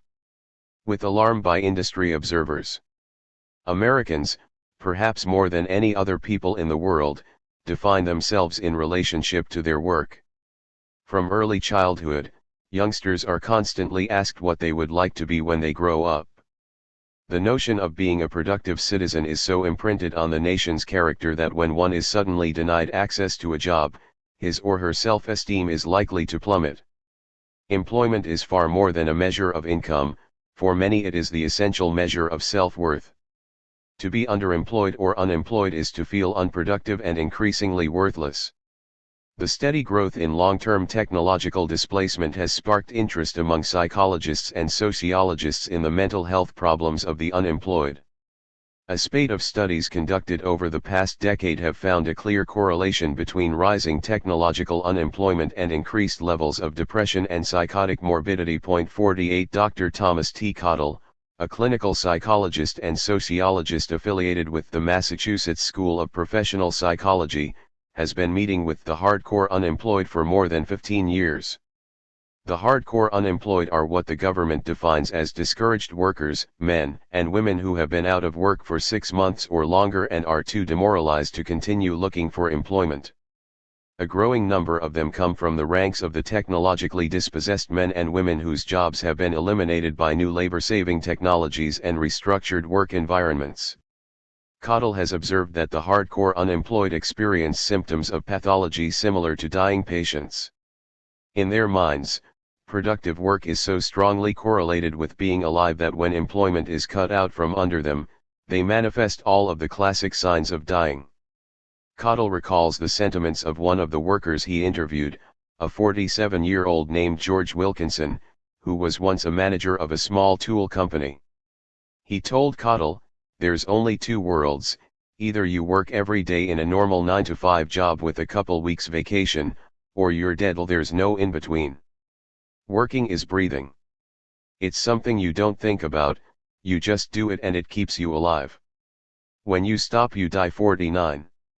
Cottle reports that a year after making these remarks, Wilkinson killed himself with a shotgun. In his study of the hardcore unemployed, Cottle has found a common progression of symptoms. In the first stage of unemployed, 196 meant, the men he interviewed vented their anger and frustration at former co-workers and employers. In some places around the country, the workplace has become a virtual war zone, with laid-off employees shooting their fellow employees and employers with increasing frequency. Homicide is now the third major cause of death at the workplace. In 1992, reports the National Institute for Occupational Safety and Health, there were 111,000 incidents of workplace violence, including 750 fatal shootings. The murdering of employers has nearly tripled since 1989 and is the fastest growing category of workplace violence. 50 According to a study prepared by the National Safe Workplace Institute in Chicago, violence against employers is frequently triggered by downsizing and layoffs.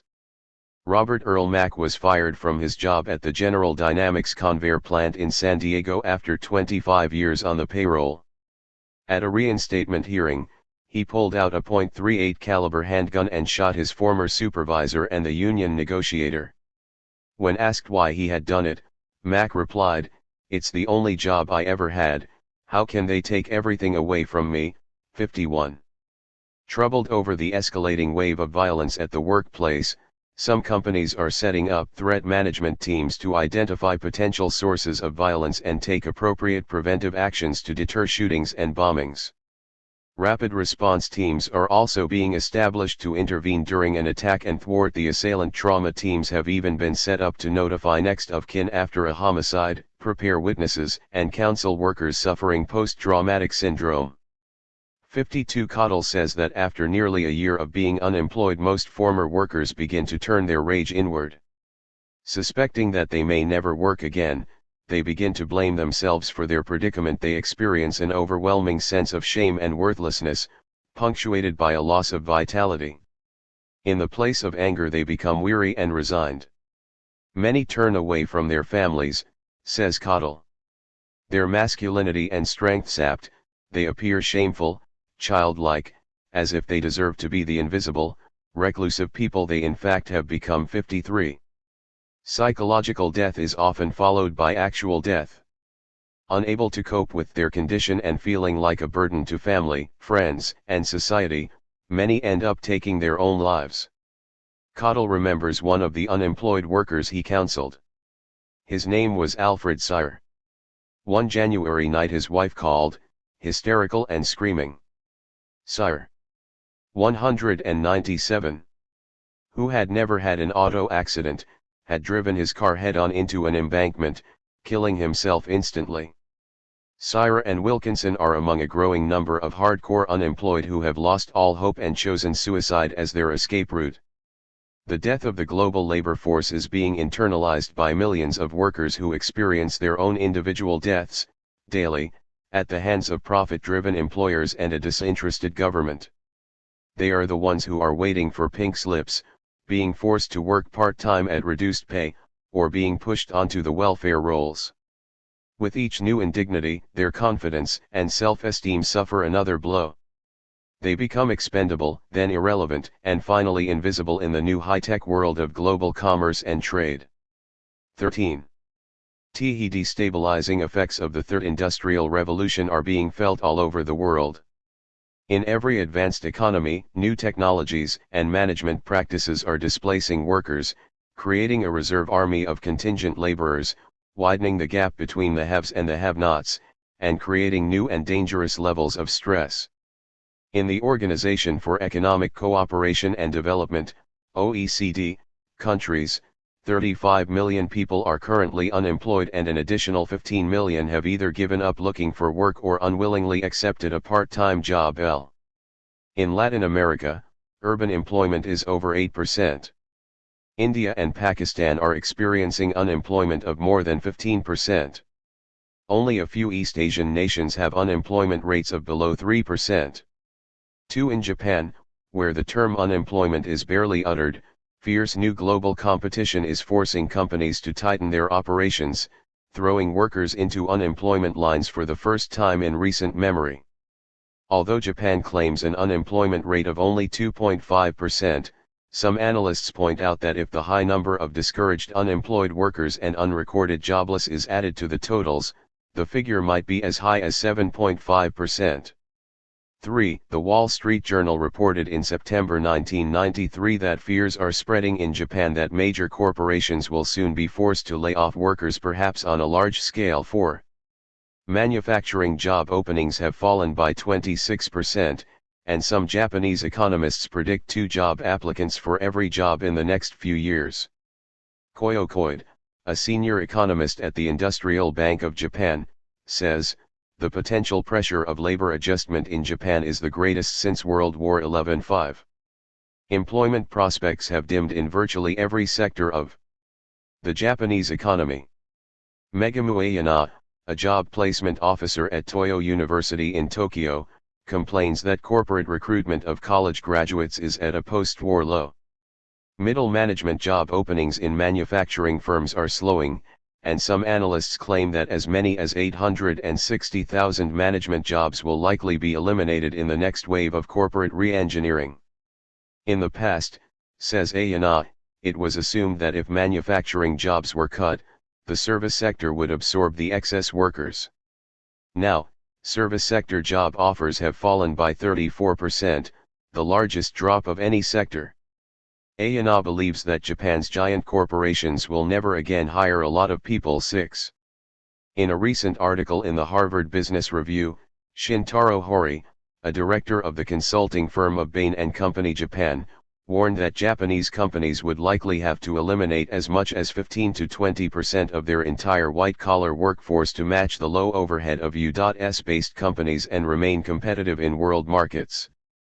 Japanese employers, faced with the realities of a highly competitive global economy, are likely to feel increasing pressure to downsize their operations in the years immediately ahead, displacing millions of workers in the process. 7. While concerns over unemployment are mounting in Japan, the same fears have reached a near fever pitch in Western Europe, where 1 in 9 workers is currently without a job. 8. Every Western European nation is experiencing worsening unemployment. France's unemployment is at 11.5%. In England it has topped 10.4%. In Ireland unemployment is now over 17.5%.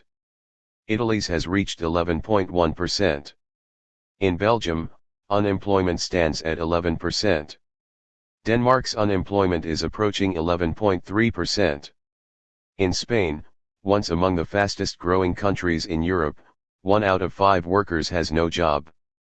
9. German unemployment now hovers at 4 million.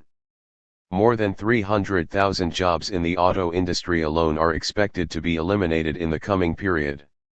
Low. Comparing the unemployment figures today with those in Germany in the early 1930s, Chancellor Helmut Schmidt recently made the chilling observation that more people are unemployed in Chemnitz, Leuna, or Frankfurt an der Oder than in 1933, when people there elected the Nazis. Schmidt warned the German people and the global community of dire consequences ahead. If we cannot overcome this problem, said Schmidt, we must be prepared for everything else. The German situation is sending shockwaves through the European economy.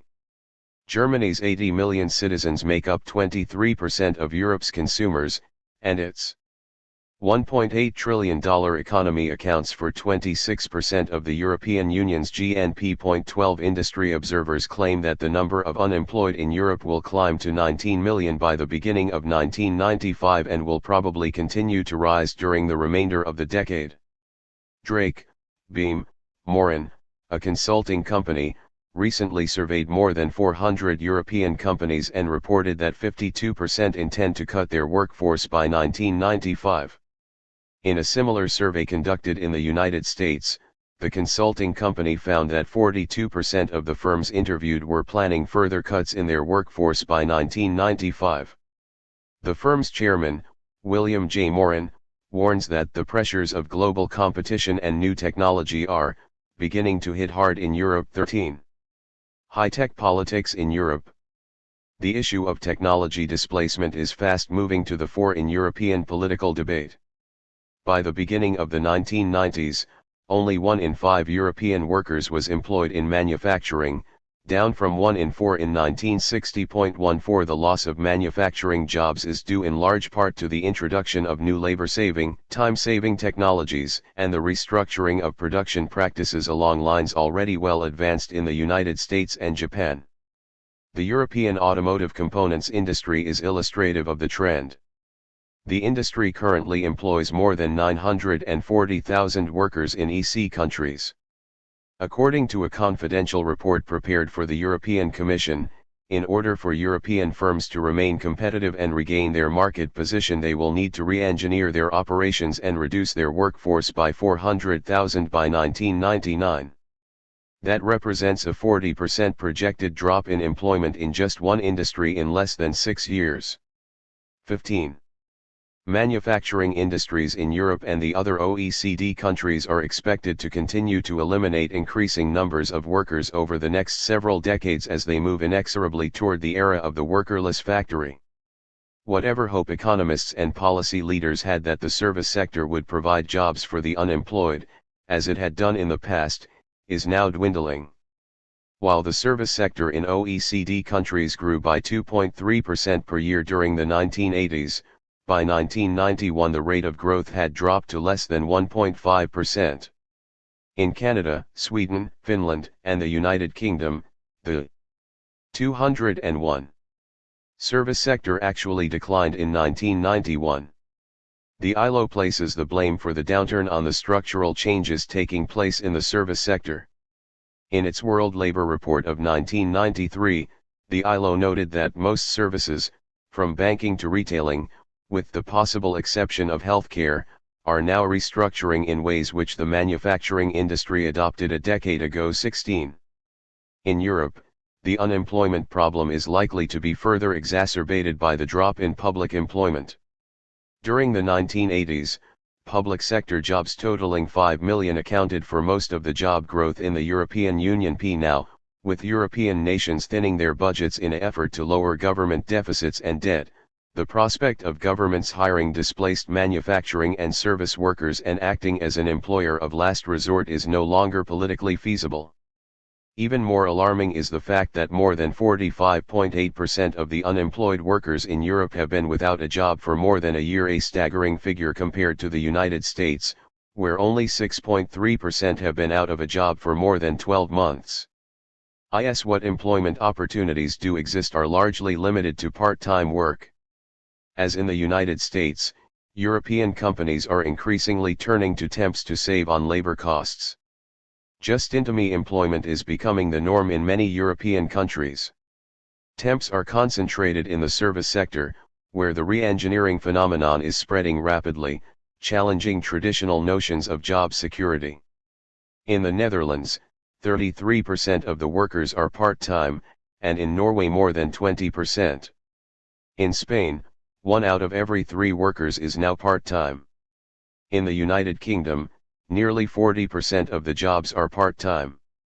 19. The evidence suggests that just-in-time employment is going to play a larger and even more expanded role in the new high-tech global economy of the 21st century. 20 multinational companies, anxious to remain mobile and flexible in the face of global competition, are increasingly going to shift from permanent to contingent workforces in order to respond quickly to market fluctuations. The result is going to be increased productivity and greater job insecurity in every country of the world.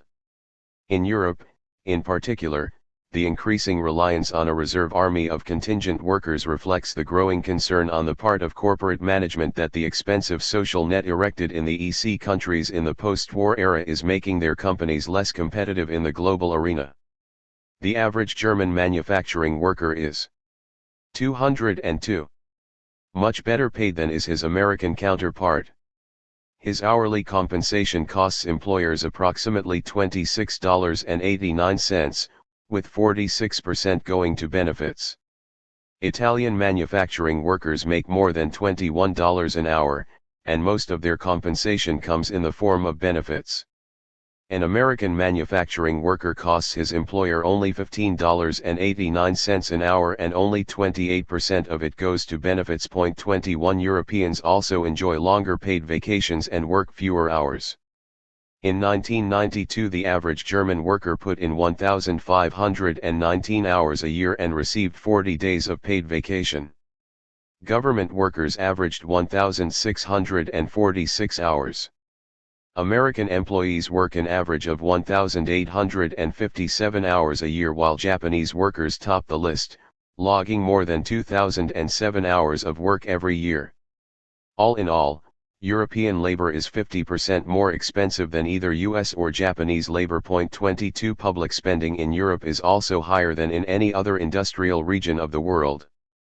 Much of it goes to finance social programs to protect and enhance the well-being of workers and their families. Social security payments in Germany in 1990 were 25% of the gross domestic product, compared to only 15% in the United States and 11% in Japan. Financing social benefits for workers requires heavier taxes on corporations. The corporate tax burden in Germany now exceeds 60%, and in France is approaching 52%. In the United States it is only 45%. 23.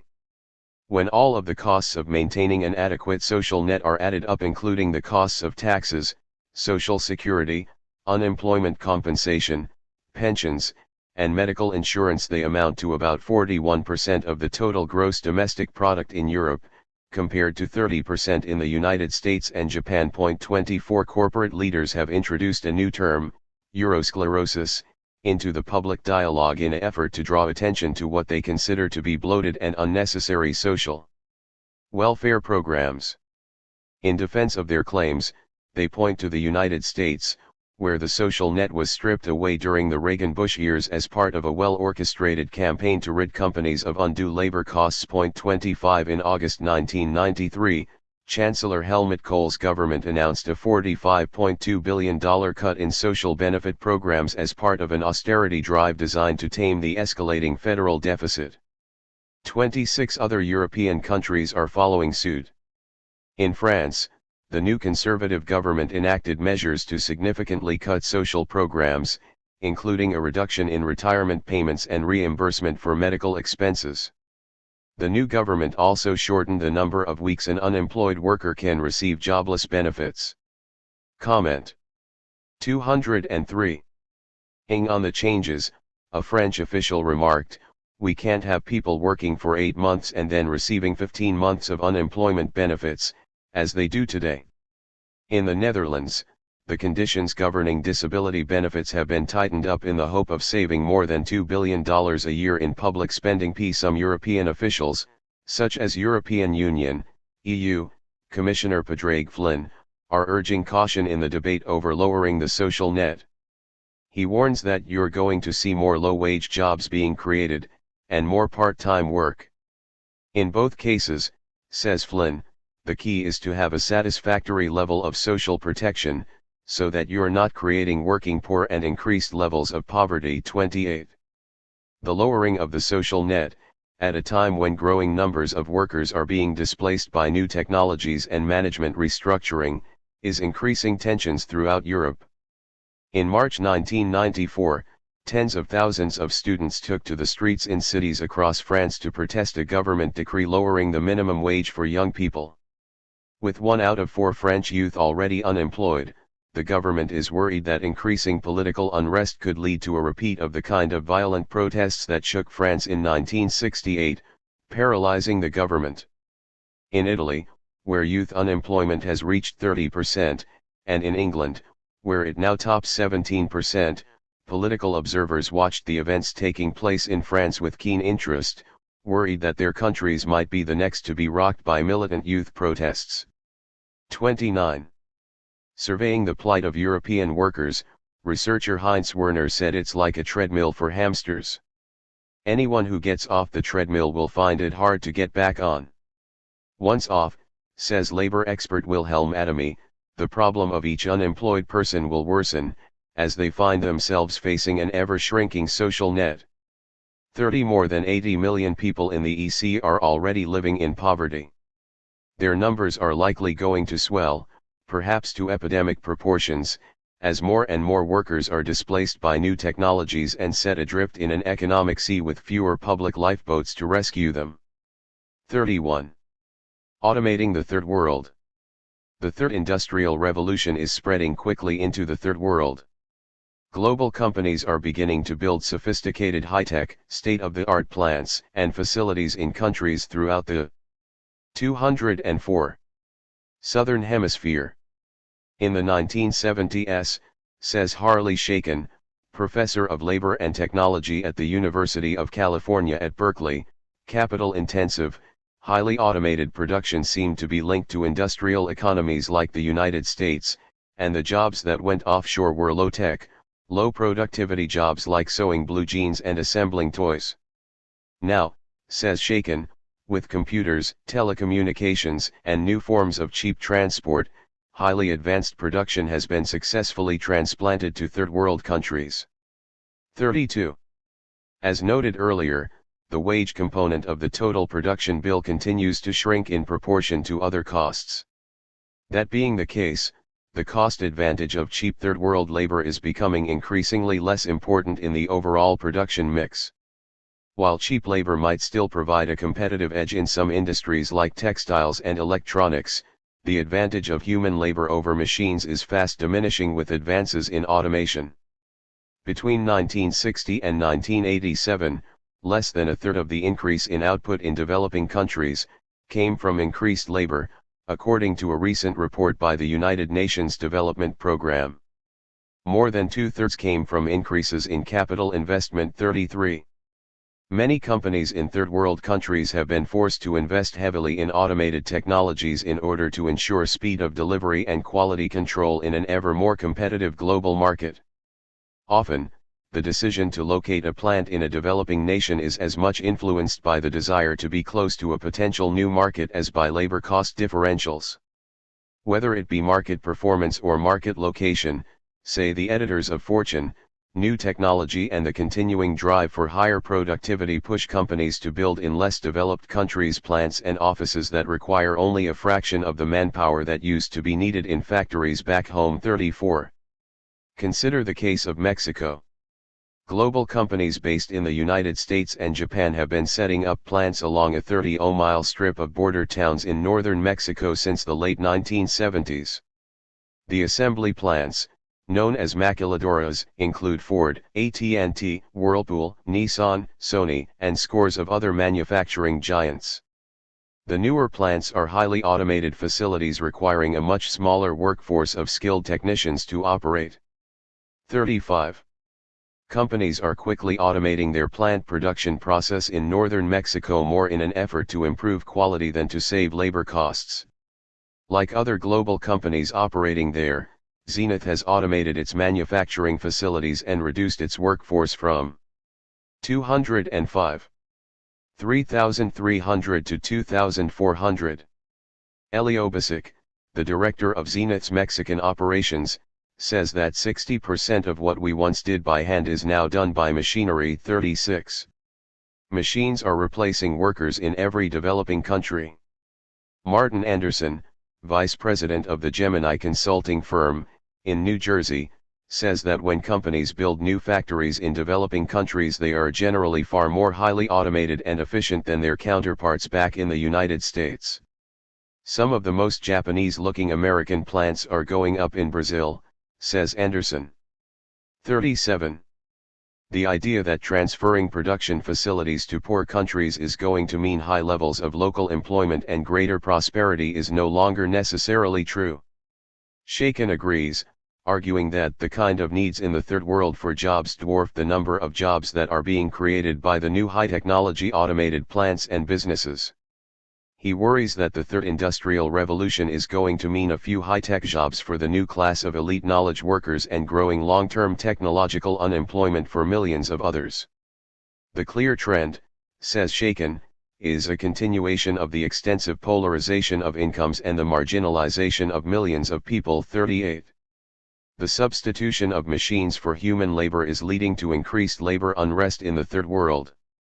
On July 1, 1993, workers struck at the Thai Durable Textile Company, just outside of Bangkok, shutting down production.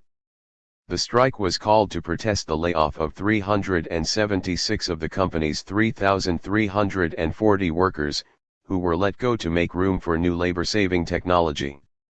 With more than 800,000 workers, mostly women, employed in the Thai textile industry, both labor and management view the strike as a test case that is likely to decide the fate of tens of thousands of workers caught in the throes of a technology revolution that is moving the world ever closer to the workerless factory. 39. In neighboring China, where cheap labor has long substituted for more expensive machine capital, government officials have announced an across-the-board restructuring of factories and upgrading of equipment to help give the world's most populous nation a competitive advantage in world markets.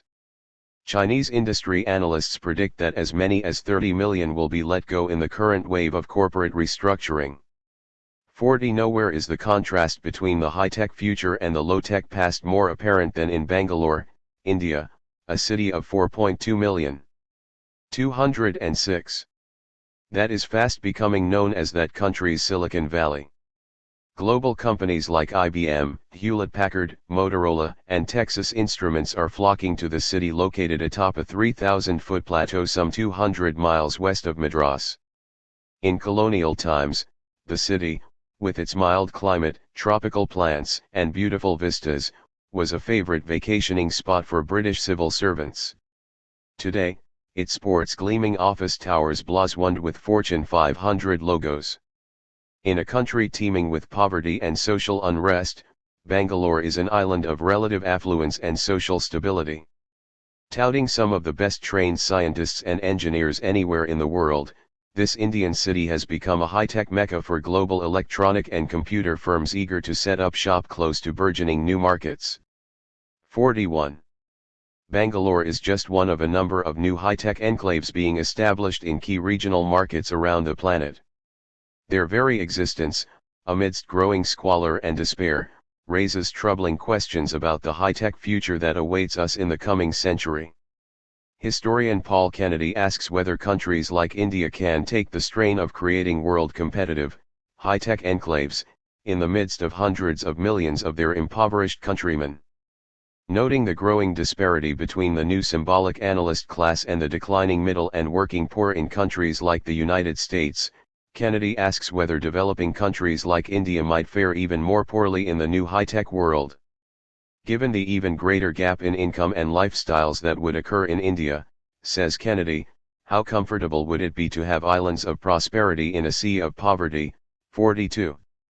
Kennedy's concerns become even more compelling in light of the rising number of workers projected to enter the labor force in developing countries in the years ahead.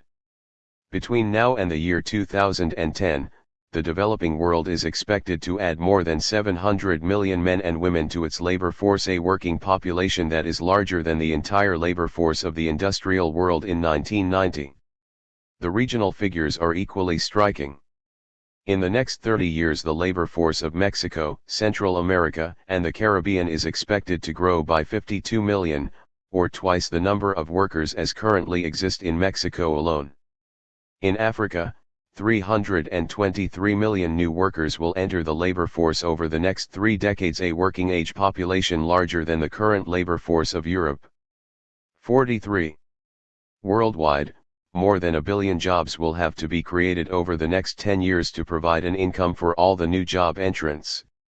207. In both developing and developed nations. 44. With new information and telecommunication technologies, robotics, and automation fast eliminating jobs in every industry and sector, the likelihood of finding enough work for the hundreds of millions of new job entrants appears slim. Again, Mexico offers a good case in point. Even though Mexico is better off than most developing nations, 50% of the labor force is still unemployed or underemployed. Just to maintain the status quo, Mexico will need to generate more than 900,000 jobs a year during the remainder of the current decade to absorb the new workers entering the labor force. 45. We are rapidly approaching a historic crossroad in human history.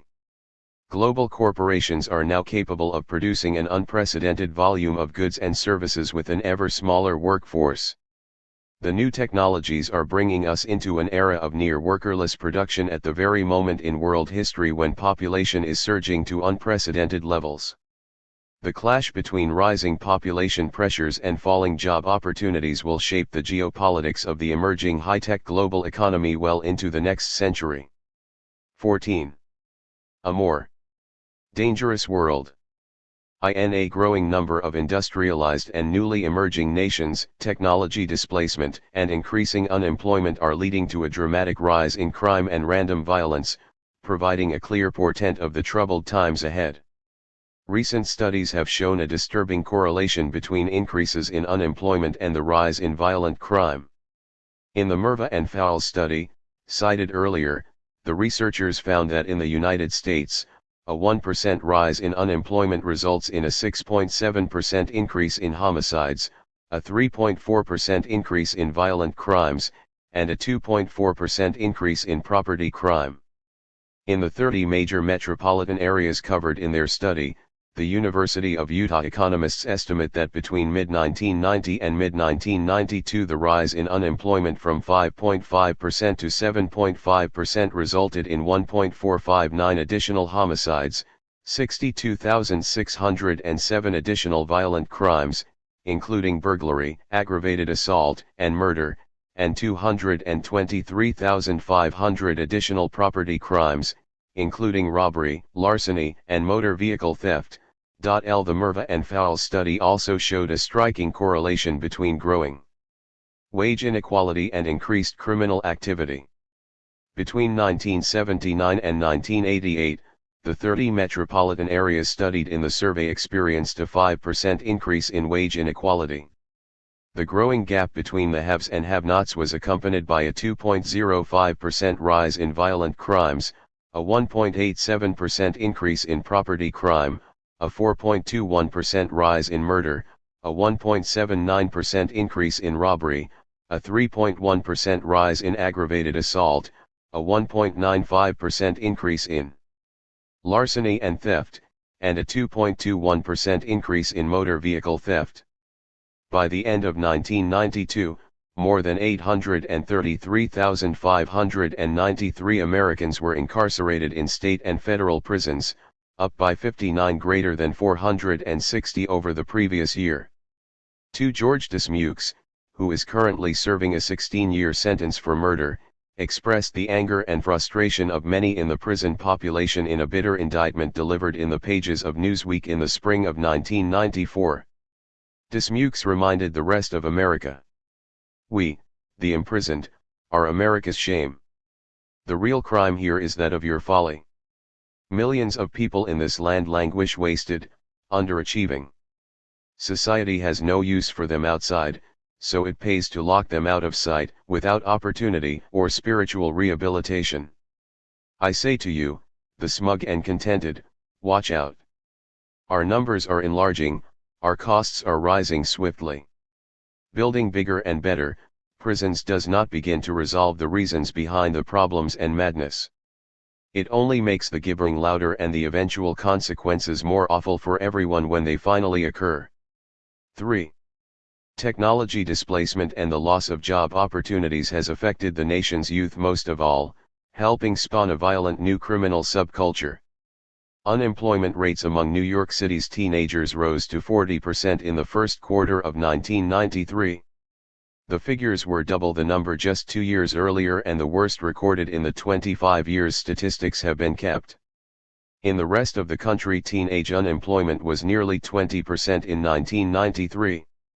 For much of the increase in youth joblessness is attributable to the introduction of new technologies that are replacing jobs traditionally held by teenagers. Rising unemployment and loss of hope for a better future are among the reasons that tens of thousands of young teenagers are turning to a life of crime and violence. Police estimate that more than 270,000 students carry guns to school every day in the United States, and a recent study by the Harvard School of Public Health found that 59% of children in the 6th through 12th grades said they could get a handgun if they wanted one. Many children arm themselves out of fear. More than 3 million crimes occur every year on school grounds. Our nation's schools are fast turning into armed fortresses, with halls patrolled by security forces and monitored by high-tech surveillance equipment. Hidden cameras, X-ray machines, and 210 metal detectors are becoming the norm in many schools. With stabbings and random killings rising sharply, some schools have begun to include yellow code alerts alongside fire drills for classes ranging from kindergarten through grade 12. We have to teach students to hit the deck when the bullets fly, says one school security expert. The escalating costs of security are putting enormous strain on school budgets, already hard hit by budget deficits and shrinking tax revenues. The New York City school system now operates the 11th largest security force in the United States, with more than 2,400 officers. 5. The current Attorney General, Janet Reno, has called youth violence the greatest single crime problem in America today. Between 1987 and 1991, the number of teenagers arrested for murder in the United States increased by 85%. In 1992, nearly a million young people between the ages of 12 and 14 were raped, robbed or assaulted, often by their peers. 6. In Washington, D.G., where several hundred young people have been shot in the past 5 years, and where random killings on school playgrounds and on the streets is a regular occurrence, a growing number of youngsters are planning for their own funerals, a macabre new phenomenon that has parents, school officials, and psychiatrists concerned. 11-year-old Jessica has already told parents and friends what she'd like to wear at her funeral. "I think my prom dress is going to be the prettiest dress of all," said the youngster in an interview with a Washington Post reporter. "When I die, I want to be dressy for my family." School counselors and parents say that children as young as 10 have provided detailed instructions on what they want to wear and what songs they want played at their funerals. Some kids have even informed friends and relatives of what kind of funeral floral arrangements they would like to have. Douglas Marlowe, a psychiatrist at the Hahnemann University Hospital in Philadelphia, says that once the children start planning their own funerals, they have given up. 7. Occasionally, teenage criminal activity escalates from individual acts of terror to full-scale rioting, as was the case in Los Angeles in 1992. Many of the rioters, who set ablaze hundreds of houses and businesses, beat innocent bystanders, and scuffled with the police, were members of teenage street gangs. It is estimated that more than 130,000 teenagers in Greater Los Angeles are members of gangs. Illiterate, unemployed, and on the streets, these youngsters have 211 become a powerful social force, able to terrorize entire neighborhoods and communities. Los Angeles has been hard hit by corporate restructuring, automation, plant relocation, and loss of defense contracting jobs. The South Central District, the epicenter of the riots, lost more than 70,000 jobs in the 1970s and 80s, forcing the poverty rate to a record high. 9. Unemployment now stands at 10.4% in Los Angeles County, while black unemployment is as high as 50% in some neighborhoods. Although the trigger for the LA riots was the not guilty verdict handed down on 4 police officers in the infamous videotaped beating of African-American Rodney King, it was increasing unemployment, poverty, and hopelessness that ignited the collective fury of inner-city residents. As one political observer noted, the nation's first multiracial riot was as much about empty bellies and broken hearts as it was about police batons and Rodney King L0. Teenage gangs have begun to proliferate in the nation's suburbs, and so too has the incidence of violent crimes. Once safe communities are now becoming war zones, with reports of rapes, drive-by shootings, drug trafficking, and robberies. In generally affluent Westchester County, just outside of New York City, police report the emergence of more than 70 rival middle-class gangs in just the past few years. 11 suburban youth gangs are popping up with increasing frequency across the country. The increase in crime has suburbanites worried. According to a 1993 Times/CNN poll, 30% of those surveyed think suburban crime is at least as serious as urban crime, double the number who said that was true 5 years ago. 12. Suburban homeowners are responding to the rise in crime with stepped-up security measures. In 1992 alone, more than 16% of all U.S. homeowners installed electronic security systems. Middle-class homeowners are even installing motion detectors and surveillance cameras, once considered expensive high-tech security items reserved for the homes of the very rich. Some are installing video doorbells to warn of intruders. 13. Suburban architecture is also beginning to change, reflecting the new concern for personal security. We are talking about the development of private fortresses, says Mark Boldesser, a professor of urban and regional planning at the University of California at Irvine. Boldesser and other architects say that steel and concrete are fast becoming the materials of choice, along with 12-inch windows, 12-foot fences, and swivel security camera systems. Stealth build.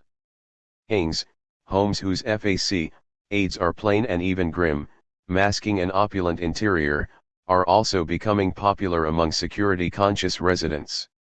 14. Many suburban communities are augmenting home security by hiring private security forces to monitor the neighborhoods. A growing number of subdivisions are being walled off from the outside, with only a single access road leading to a guardhouse. Residents have to show identification cards to gain entrance. In other neighborhoods, residents have literally purchased their streets from the city and blocked them off with iron gates and private security guards. In still other cities, residential neighborhoods are being fenced off by the building of concrete cul-de-sacs. L5 Edward Blakely, a professor in the City and Regional Planning Department at the University of California at Berkeley, estimates that between 3 and 4 million people already live inside walled residential communities. As many as 500,000 Californians are currently living in walled-in communities, and 50 new developments are currently under construction, according to Blakely. Many of the walled-in communities have installed state-of-the-art high-technology deterrence systems to keep out intruders. In Santa Clarita, California, just north of Los Angeles, any automobile attempting to speed through the guarded entryway into the community is stopped by metal cylinders shot from underground into the bottom of the car. Blakely says that the growth in walled-in communities reflects both a concern for personal safety and a retreat from civic responsibility. For a growing number of wealthier Americans, living inside walled communities is a way of internalizing their economic position and privilege and excluding others from sharing it. 16. Reduced wages, steadily rising unemployment, and the increasing polarization of rich and poor is turning parts of America into an outlaw culture. While most Americans view unemployment and crime as the most pressing issues facing the country, far fewer are willing to acknowledge the inseparable relationship that exists between the two. As the third industrial revolution spreads through the economy, automating more and more of the manufacturing and service sectors, forcing millions of blue and white-collar workers out of work, crime, and especially violent crime, is going to increase. Trapped in a downward spiral, and with fewer safety nets to break their fall, a growing number of unemployed and unemployable Americans will of necessity turn to crime to survive. Locked out of the new high-tech global 213 village, they will find ways of stealing their way back in to take by force what is being denied them by the forces of the marketplace. Since 1987, according to the FBI's Uniform Crime Report, shoplifting is up by 18%, convenience store robberies are up by 27%, bank robberies are up by 50%, commercial business robberies are up by 31%, and violent crimes are up by 24%. 17. It is no wonder that the nation's security industry is among the fastest growing sectors of the economy. With economic crime now approaching a staggering $120 billion a year, the nation's homeowners and industry find themselves shelling out billions for increased security. 18. Today, the nation's private security force outspends public law enforcement by 73% and employs 2.5 times the people. The private security industry is expected to grow at an annual rate of 2.3% during the remainder of the decade, or more than twice the rate of public law enforcement. The security industry currently ranks in the top 10 among all service industries, along with electronic information systems, computer software, computer professional services, and data processing. By the year 2000, expenditures for private security are expected to exceed $100 billion. 19. A global problem. The increasing violence taking place on the streets of America is being played out in other industrialized nations throughout the world. In October 1990 in Vaux-en-Velin, a depressed working-class town near Lyon, hundreds of youth took to the streets, clashing with police and later riot troops, for more than 3 days. Although the riot was triggered by the death of a teenager run over by a police car, local residents and government officials alike blamed increasing unemployment and poverty for the rampage. Youth stoned cars, burned down local businesses, and injured scores of people. By the time it was over, the damages had run to $120 million. 20. In Bristol, England, in July 1992, violence erupted in the wake of an accident uncannily similar to the one that occurred in Vaux-en-Velin. A police car had run over and killed 2 teenagers who had stolen a police motorcycle. Hundreds of youth rampaged through the shopping area, destroying commercial property. Over 500 elite troops had to be called up to quell the disturbance. 21. 214. French sociologist Loic Wacquant, who has made an extensive study of urban rioting in first world cities, says that in almost every instance the communities that riot share a common sociological profile. Most are formerly working class communities that have been caught up in and left behind by the transition from a manufacturing to an information-based society. According to Wacquant, for the residents of flagging working class areas, the reorganization of capitalist economies visible in the shift from manufacturing to education-intensive services, the impact of electronic and automation technologies in factories and offices, and the erosion of unions, have translated into unusually high rates of long-term joblessness and a regression of material conditions. 22. Wacquant adds that the increasing influx of immigrants into poor communities puts additional strain on job opportunities and public services, heightening tensions among residents who are forced to compete for a smaller slice of the economic pie. A growing number of politicians and political parties, especially in Europe, have been playing off the concerns of working class and poor communities, exploiting their xenophobic fears of immigrants taking away precious jobs. In Germany, where 76% of the high school students in a recent survey said they were worried about being unemployed, young people are taking to the streets in violent political protests aimed at immigrant groups whom they accuse of taking away German jobs. Led by neo-Nazi youth gangs, the violence has steadily spread throughout Germany. In 1992, 17 people were killed in 2,000 separate violent incidents, as neo-Nazi leaders blamed immigrants and Jews for the rising unemployment problem. In 1992, 2 neo-fascist parties on the right, the German People's Union and the Republikaner Party, whose leader was a former SS officer in Hitler's Third Reich, won seats for the first time in 2 state parliaments by appealing to xenophobic fears and anti-Semitism. 23. In Italy, the neo-fascist National Alliance Party won an unexpected 13.5% of the vote in national elections in March 1994, becoming the third most powerful party in Italy. The party's mediagenic leader, Gianfranco Fini, was greeted with chants of Duce, Duce, Duce by hundreds of young people at a post-election victory celebration, conjuring up dark images of the Mussolini era in the 1930s and 1940s. Political pollsters in Italy say that much of the party's support is coming from angry unemployed youth. 24. In Russia, Vladimir Zhirinovsky's neo-fascist party, the Liberal 215 Democrats, won a surprising 25% of the vote in the first post-Soviet election to select a national parliament. In France, the followers of Jean-Marie Le Pen have made similar political gains, whipping up xenophobic fears of immigrants taking jobs away from native-born Frenchmen. 25. Rarely, in their public statements, do any of the leaders of the extreme right broach the issue of technology displacement. Yet it is the forces of downsizing, re-engineering, and automation that are having the most effect on eliminating jobs in working-class communities in every industrial country. The growing tide of immigration from east to west in Europe, and from south to north in the Americas, reflects in part the changing dynamics of the global economy and the emergence of a new world order that is forcing millions of workers to move across national borders in search of an ever-dwindling supply of manufacturing and service jobs. The combination of technological displacement and population pressure continues to tax the carrying capacity of countless urban core communities.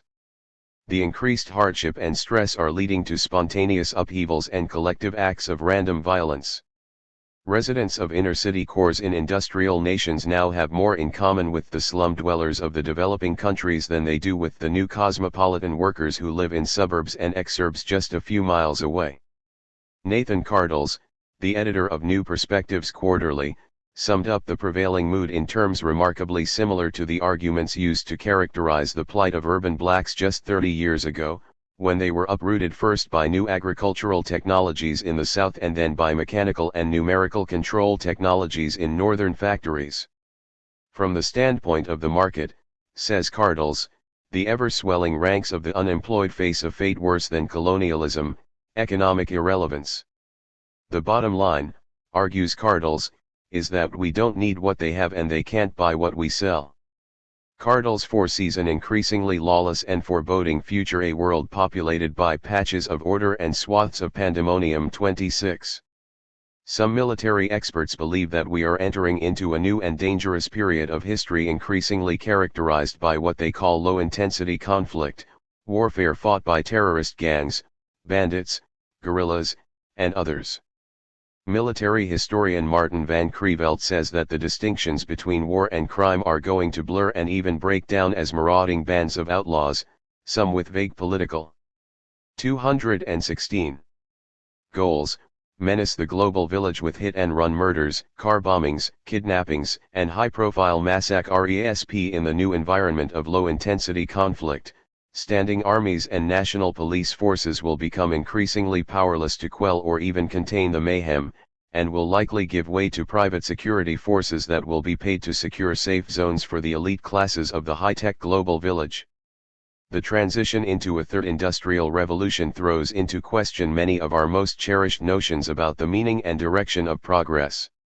For the optimists, the corporate CEOs, professional futurists, and avant-garde political leaders, the dawn of the information age signals a golden era of unlimited production and rising consumption curves, of new and faster breakthroughs in science and technology, of integrated markets and instantaneous gratifications. For others, the triumph of technology appears more a bitter curse, a requiem for those who will be made redundant by the new global economy and the breathtaking advances in automation that are eliminating so many human beings from the economic process. For them the future is filled with dread, not hope, with growing rage, not anticipation. They sense that the world is passing them by, and feel increasingly powerless to intervene on their own behalf, to demand their rightful inclusion in the new high-tech global order. They are the outcasts of the global village. Shunned by the powers that be, and forced to languish at the periphery of earthly existence, they are the hordes whose collective temper is as unpredictable as the changing political winds, a mass of humanity whose fortunes and destiny increasingly tend towards social upheaval and rebellion against a system that has made them all but invisible. On the eve of the third millennium, civilization finds itself precariously straddling two very different worlds, one utopian and full of promise, the other dystopian and rife with peril. At issue is the very concept of work itself. How does humanity begin to prepare for a future in which most formal work will have passed from human beings to machines? Our political institutions, social covenants, and economic relationships are based on human beings selling their labor as a commodity in the open marketplace. Now that the commodity value of that labor is becoming increasingly unimportant in the production and distribution of goods and services, new approaches to providing income and purchasing power will need to be implemented. Altima 217. Tips to formal work will have to be devised to engage the energies and talents of future generations. In the period of transition to a new order, the hundreds of millions of workers affected by the re-engineering of the global economy will have to be counseled and cared for. Their plight will require immediate and sustained attention if we are to avoid social conflict on a global scale. Two very specific courses of action will need to be vigorously pursued if the industrialized nations are to successfully make the transition into a post-market era in the 21st century. First, productivity gains resulting from the introduction of new labor and time-saving technologies will have to be shared with millions of working people. Dramatic advances in productivity will need to be matched by reductions in the number of hours worked and steady increases in salaries and wages in order to ensure an equitable distribution of the fruits of technological progress. Secondly, the shrinking of mass employment in the formal market economy and the reduction of government spending in the public sector will require that greater attention be focused on the third sector, the non-market economy. It is the third sector, the social economy, that people will likely look to in the coming century to help address personal and societal needs that can no longer be dealt with by either the marketplace or legislative decrees. This is the arena where men and women can explore new roles and responsibilities and find new meaning in their lives now that the commodity value of their time is vanishing. The partial transfer of personal loyalties and commitments away from the market and the public sector and to the informal, social economy foreshadows fundamental changes in institutional alignments and a new social compact as different from the one governing the market era as it, in tum, is different from the feudal arrangements of the medieval era that preceded it. PARTV. The dawn of the post-market era. 15. Re-engineering the work week. N. Early FIFFY years ago, at the dawn of the computer revolution, the philosopher and psychologist Herbert Marcuse made a prophetic observation, one that has come to haunt our society as we ponder the transition into the information age. Automation threatens to render possible the reversal of the relation between free time and working time, the possibility of working time becoming marginal and free time becoming full time. The result would be a radical transvaluation of values, and a mode of existence incompatible with the traditional culture. Advanced industrial society is in permanent mobilization against this possibility. The Freudian scholar went on to say that since the length of the working day itself is one of the principal repressive factors imposed upon the pleasure principle by the reality principle, the reduction of the working day is the first prerequisite for freedom too. Technological utopians have long argued that science and technology, properly harnessed, would eventually free human beings from formal work. Nowhere is that view more widely held than among the champions and advocates of the information revolution. Yonji Masuda, one of the prime architects of Japan's computer revolution, envisions a future computopia where free time replaces material accumulation as the critical value and overriding goal of society. Masuda agrees with Marcuse that the computer revolution opens the door to a radical reorientation of society away from regimented work and toward personal freedom for the first time in history. The Japanese Visionary argues that while the Industrial Revolution was primarily concerned with increasing material output, the Information Revolution's primary contribution will be the production of greater increments of free time, giving human beings the freedom to determine voluntarily the use of their own futures. Masuda sees the transition from material values to time values as a turning point in the evolution of our species. Time value is on a higher plane in human life than material values as the basic value of economic activity. This is because time value corresponds to the satisfaction of human and intellectual wants, whereas material values correspond to the satisfaction of physiological and material wants. 3. In both industrial and developing nations there is a growing awareness that the global economy is heading toward an automated future. The information and communication technology revolutions virtually guarantee more production with less human labor. One way or another, more free time is the inevitable consequence of corporate re-engineering and technology displacement. William Green, the former president of the AFL, put the issue succinctly: free time will come, the labor leader said. The only choice is unemployment or leisure. 4. Economic historians point out that in the case of TLLE first two industrial revolutions, the issue of rising unemployment versus greater leisure was eventually settled in favor of the latter, although not without a protracted struggle between labor and management over the productivity and hours question. The dramatic productivity gains of the first stage of the Industrial Revolution in the 19th century were followed by a reduction of work hours from 80 to 60 hours a week. Similarly, in the 20th century, as industrial economies made the transition from steam technologies to oil and electric technologies, the steady increases in productivity led to a further shortening of the work week from 60 hours to 40. Now, as we cross the divide into the third stage of the Industrial Revolution and reap the productivity gains of the computer and the new information and telecommunication technologies, a growing number of observers are suggesting the inevitability of reducing work hours once again to 30 and even 20 hours per week to bring labor requirements in line with the new productive capacity of capital.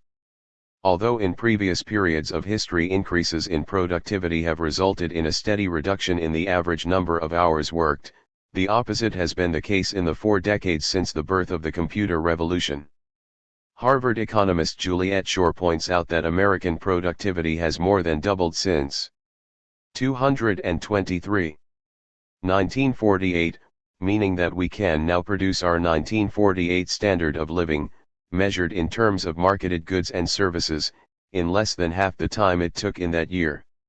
Yet Americans are working longer hours today than 40 years ago at the outset of the information technology revolution. Over the past several decades, work time has increased by 163 hours, or 1 month a year. More than 25% of all full-time workers put in 49 or more hours on the job each week.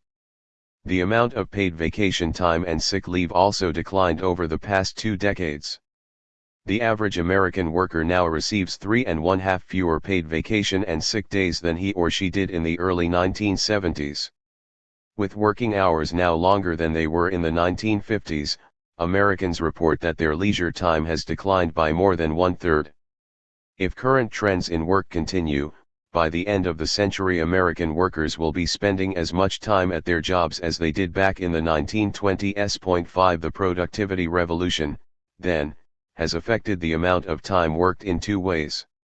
The introduction of labor and time-saving technologies has allowed companies to eliminate workers en masse, creating a reserve army of unemployed workers with idle time on their hands rather than leisure time at their disposal. Those still holding on to a job are being forced to work longer hours, partially to compensate for reduced wages and benefits. Many companies prefer to employ a smaller workforce at longer hours rather than a larger one at shorter hours to save the costs of providing additional benefits, including health care and pensions. Even with the payment of time and a half for overtime, companies still pay out less than they would if they had to pay for benefit packages for a larger workforce.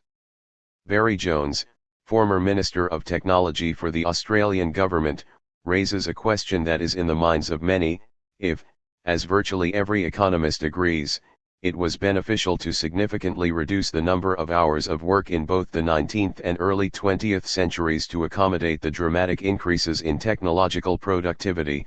Why isn't it just as beneficial, from a societal perspective, to cut the number of hours by a like proportion to accommodate the dramatic rise in productivity coming out of the information and telecommunication revolution? Former Senator and presidential candidate Eugene McCarthy says that unless we shorten the work week and more equitably distribute the available work, we're going to end up having to let 20 to 30 million more people slip into the poverty class where they will have to be maintained with food stamps and subsidies. 224. Toward a high-tech work week. Today the demand for the shorter work week is being actively promoted, once again, by a growing number of labor leaders and economists. With government less able or willing to intervene with tax and spend public works projects, many see the shorter work week as the only viable solution to technological displacement. Lynn Williams, past president of the United Steel Workers of America, says that, "We need to start thinking now about shorter hours, as a way to share in the improved productivity aid." In 1993 Volkswagen, Europe's largest automaker, announced its intentions to adopt a 4-day work week to save 31,000 jobs that might otherwise have been lost to a combination of stiffening global competition and new work technologies and methods that had boosted productivity by 23%. The workers voted to support the management plan, making Volkswagen the first global corporation to move to a 30-hour work week. While take-home pay will be cut by 20%, lower taxes and a spreading of the traditional Christmas and holiday bonuses over the entire work year is expected to soften the impact. Peter Schlillian, a spokesman for Volkswagen, said that both the company and the workers accepted the idea of a shorter work week as an equitable alternative to mass permanent layoffs. The call for the shorter work week is spreading quickly through Europe, where unemployment has reached record post-war highs. In Italy, trade unions are marching under the new slogan Lavorare meno, lavorare tutti, work less, and everyone works. In France, the idea has galvanized popular support and won the endorsement of a majority of the parliament. President Frank OIS Mitterrand has spoken favorably of the idea of a 4-day work week, and Michel Rocard, the Socialist Party's presidential candidate in 1995, has pledged to campaign for shorter hours in the upcoming elections.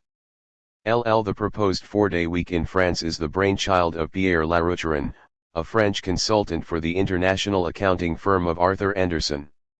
The Larouturin plan calls for a switch from the current 39-hour week to a 33-hour week, beginning in 1996. While the new shorter work week would mean a 5% reduction in wages, it would increase employment by 10%, creating 2 million new jobs. To compensate for the loss of wages, companies would be required to introduce profit-sharing plans to allow workers to participate in and benefit from future gains in product. 225. Activity. Employee costs would be offset by the national governments assuming the burden of financing unemployment insurance. Companies currently pay an 8.8% payroll tax. At the same time, the French government is not expected to suffer financially by abolishing the unemployment payroll tax, which amounts to $21.8 billion a year. According to the plan's proponents, with 2 million fewer people unemployed, the state will save $27 billion in payments that would have gone to unemployed workers in the form of various relief benefits, effectively canceling out the increased costs of abolishing the payroll tax and assuming the burden of paying for the unemployment insurance. 12. The plan's advocates also believe that the rescheduling of the work week will improve productivity and make French companies more competitive in the global economy. Aside from the traditional argument that the shorter work week reduces fatigue and improves efficiency, the new emphasis on flexible hours, say proponents, has been shown to increase productivity by optimizing the use of capital and equipment. Experiments with shorter work week schedules by companies like Hewlett-Packard and Digital Equipment have convinced many skeptics in the business world of the potential benefits to management of the new approach to work. At Hewlett-Packard's Grenoble plant, management adopted a 4-day work week, but kept the plant running 24 hours a day, 7 days a week. The company's 2S0 employees are now working a 26-hour and so minute work week on the night shift, a 33-hour work week on the afternoon shift, and a 34-hour and 40-minute work week on the morning shift. They are paid the same wages as they received when they were working a 37-hour week, despite the fact that they are working on the average nearly 6 hours less a week. The extra compensation is viewed by management as a trade-off for the workers' willingness to operate under a flexible hours arrangement. Production has tripled at the Grenoble facility in large measure because the company is able to keep its plant in continual operation 7 days a week rather than having it remain idle for 2 days, as was the case before the reorganization of the work schedule.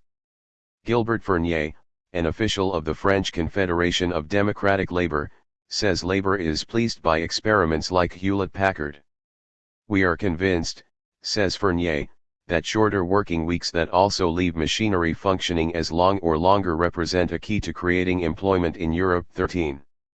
226. Digital Equipment introduced a different scheme in its plants. The company offered its workers a 4-day work week with a 7% pay cut. Of the company's 4,000 workers, 530, or more than 13% of the workforce, opted for the shorter work week. Their decision saved 90 jobs that would have otherwise been cut through re-engineering.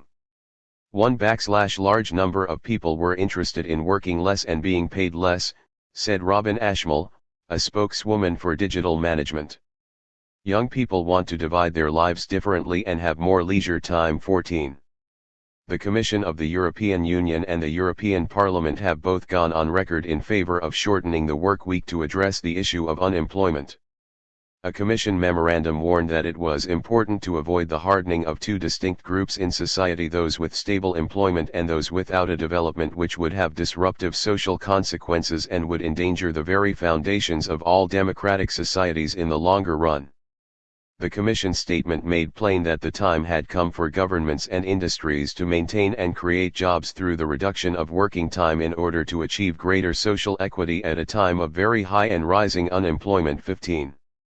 Similarly, the European Parliament has lent its support to community initiatives that guarantee, in the short term, a significant reduction in daily, weekly, and/or yearly working hours and in working life, in order to significantly slow down and subsequently halt the trend towards growing unemployment. 16. The call for a shorter work week is even making inroads in Japan, long the bastion of the industrial work ethic. The work week has been steadily declining in Japan over the past 3 decades. The shortening of the work week has accompanied dramatic increases in productivity and economic growth, belying the oft-heard claim that less work and more leisure undermines corporate competitiveness and profits.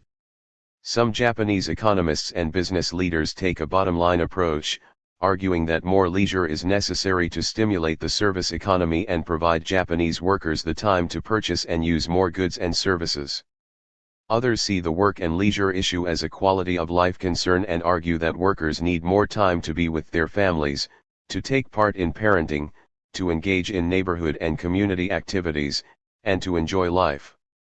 In 1992, Prime Minister Kiichi Miyazawa announced that shorter hours would be a national goal and said the government would commit 227 its resources to promoting the quality of life in Japan. In August 1992, the government announced the Economic Council's 5-year plan to become the lifestyle superpower. The plan will emphasize programs that create a more healthy, leisurely environment for Japanese citizens. At the top of the list of priorities is shortening the work week from 44 to 40 hours. 17. Shortening the work week has taken on added importance in Japan, of late, with reports that Japanese companies are employing at least 2 million more workers than they need. 18. With the re-engineering and automation revolutions expected to further trim employment and payrolls in the next decade, many Japanese are beginning to see the shorter week as an answer to technological displacement and widespread future unemployment. Despite the successful examples of companies like Hewlett-Packard, Digital Equipment, and others who have moved to a shorter work week in their European plants without compromising productivity or profits, most American CEOs remain steadfastly opposed to the idea. A survey of 300 business leaders, conducted several years ago, soliciting their support for a shorter week did not receive a single positive response. One Fortune 500 CEO wrote back, "My view of the world, our country, and our country's needs is dramatically opposite of yours. I cannot imagine a shorter work week. I can imagine a longer one, if America is to be competitive in the first half of the next century." 19. Workers' claims on productivity. The business community has long operated under the assumption that gains in productivity brought on by the introduction of new technologies rightfully belong to the stockholders and corporate management in the form of increased dividends and larger salaries and other benefits. Workers' claims on productivity advances, in the form of higher wages and reduced hours of work, have generally been regarded as illegitimate and even parasitic. Their contribution to the production process and the success of the company has always been viewed as of a lesser nature than those who provide the capital and take the risk of investing in new machinery. For that reason, any benefits that accrue to the workers from productivity advances are viewed not as a right, but rather as a gift bestowed by management. 228. More often than not, that gift comes in the form of grudging concessions to union representatives in the collective bargaining process. Ironically, the conventional argument used by management to justify their claims on productivity gains has been stood on its head in recent years by the profound changes that have taken place in the capital market. Management's claim that gains in productivity ought to go to the investors who risk their capital to create the new technology has now become a potentially potent weapon in the hands of the workers. For, as it turns out, the investors by and large happen to be the workers. It is the deferred savings of millions of American workers that are being invested in the new information technologies. Pension funds are now the largest pool of investment capital in the U.S. economy. These funds, now worth more than $4 trillion, represent the savings of millions of working Americans. Pension funds account for 74% of net individual savings, over one-third of all corporate equities, and nearly 40% of all corporate bonds. Pension funds hold nearly one-third of the total financial assets of the U.S. economy. In 1993 alone, these funds made new investments of between $1 and $1.5 trillion. Pension assets now exceed the assets of commercial banks in the United States, making them a formidable investment tool too. Unfortunately, workers have little or no say over how their deferred savings are invested.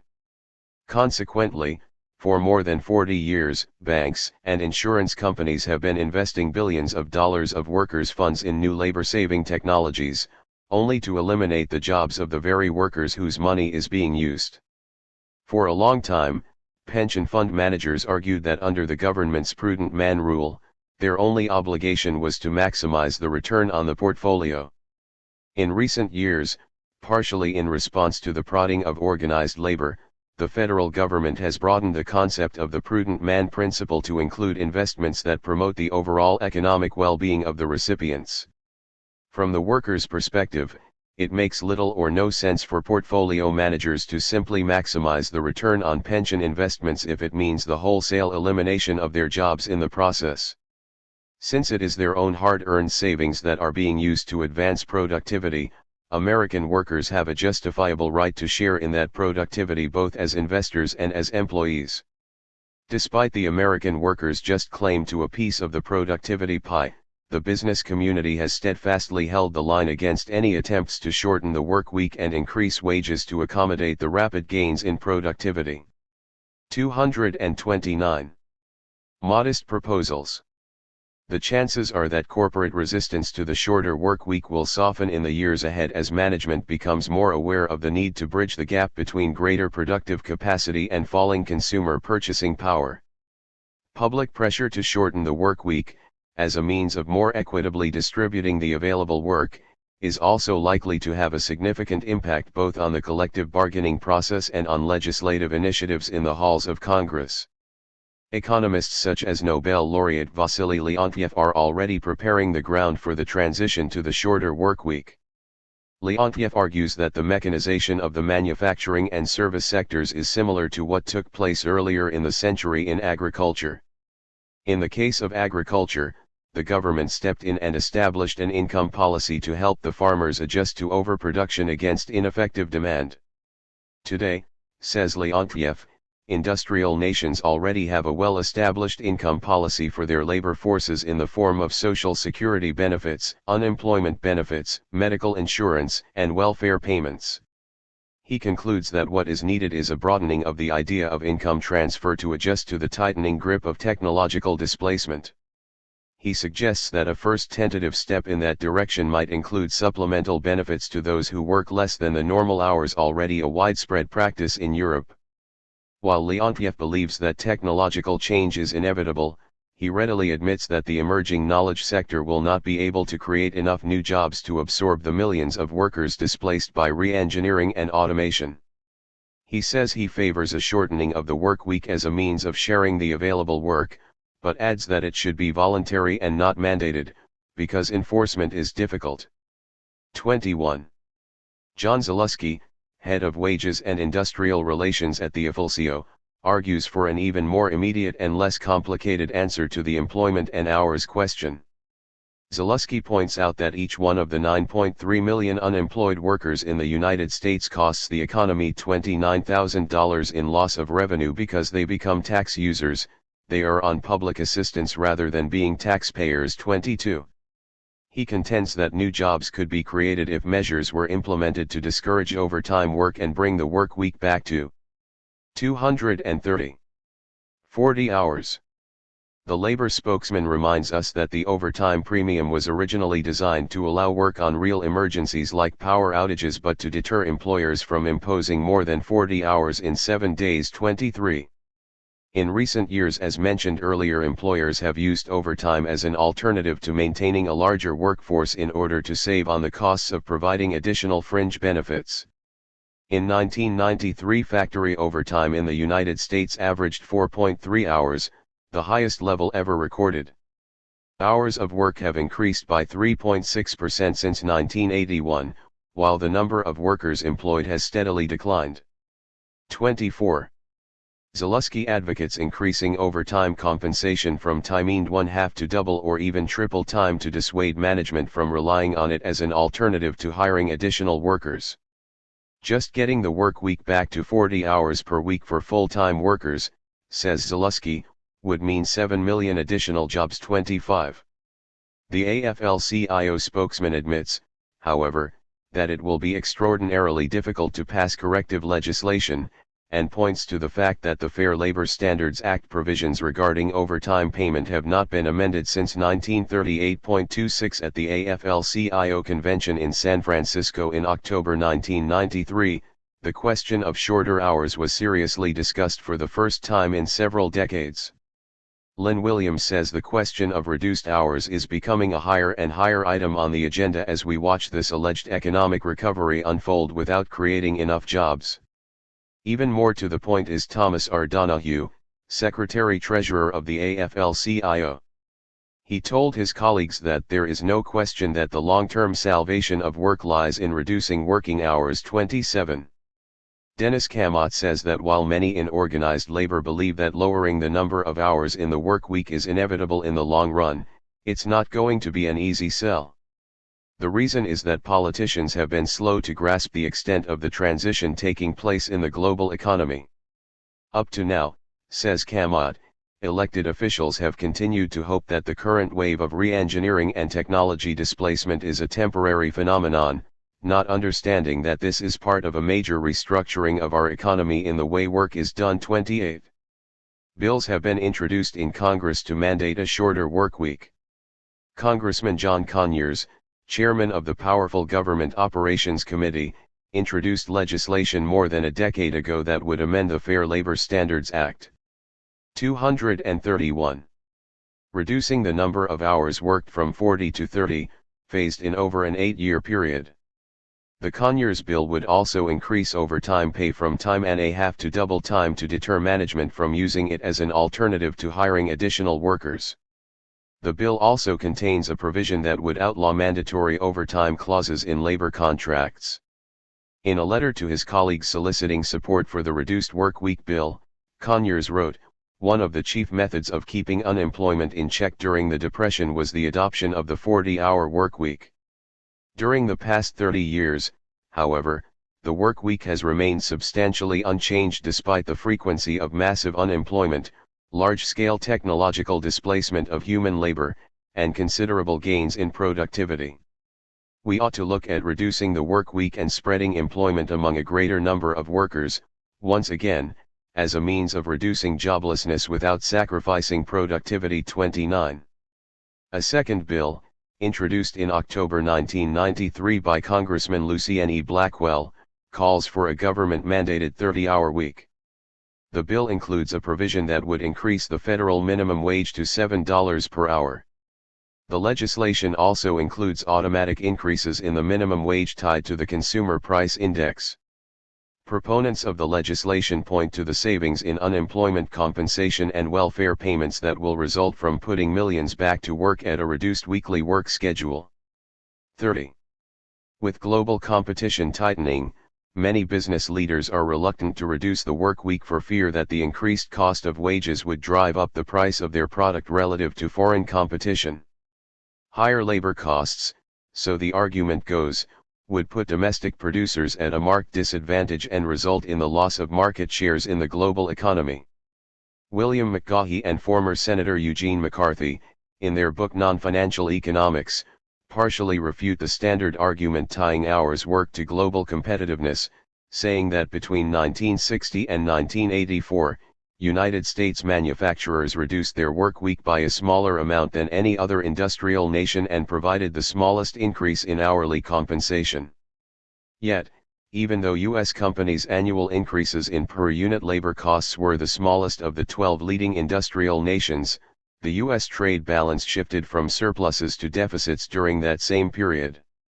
Curiously, Japan's trade balance went from deficits to surpluses in the same years, even though it experienced large annual increases in labor costs. 31. 232. Still, the argument persists that fewer hours at existing pay could put companies at a competitive disadvantage globally. One way to address the concern is the proposed solution being advocated in France. As mentioned earlier, French business and labor leaders and politicians from several parties have embraced the idea of the government taking over the burden of paying for unemployment compensation, in return for an agreement by companies to shorten the work week.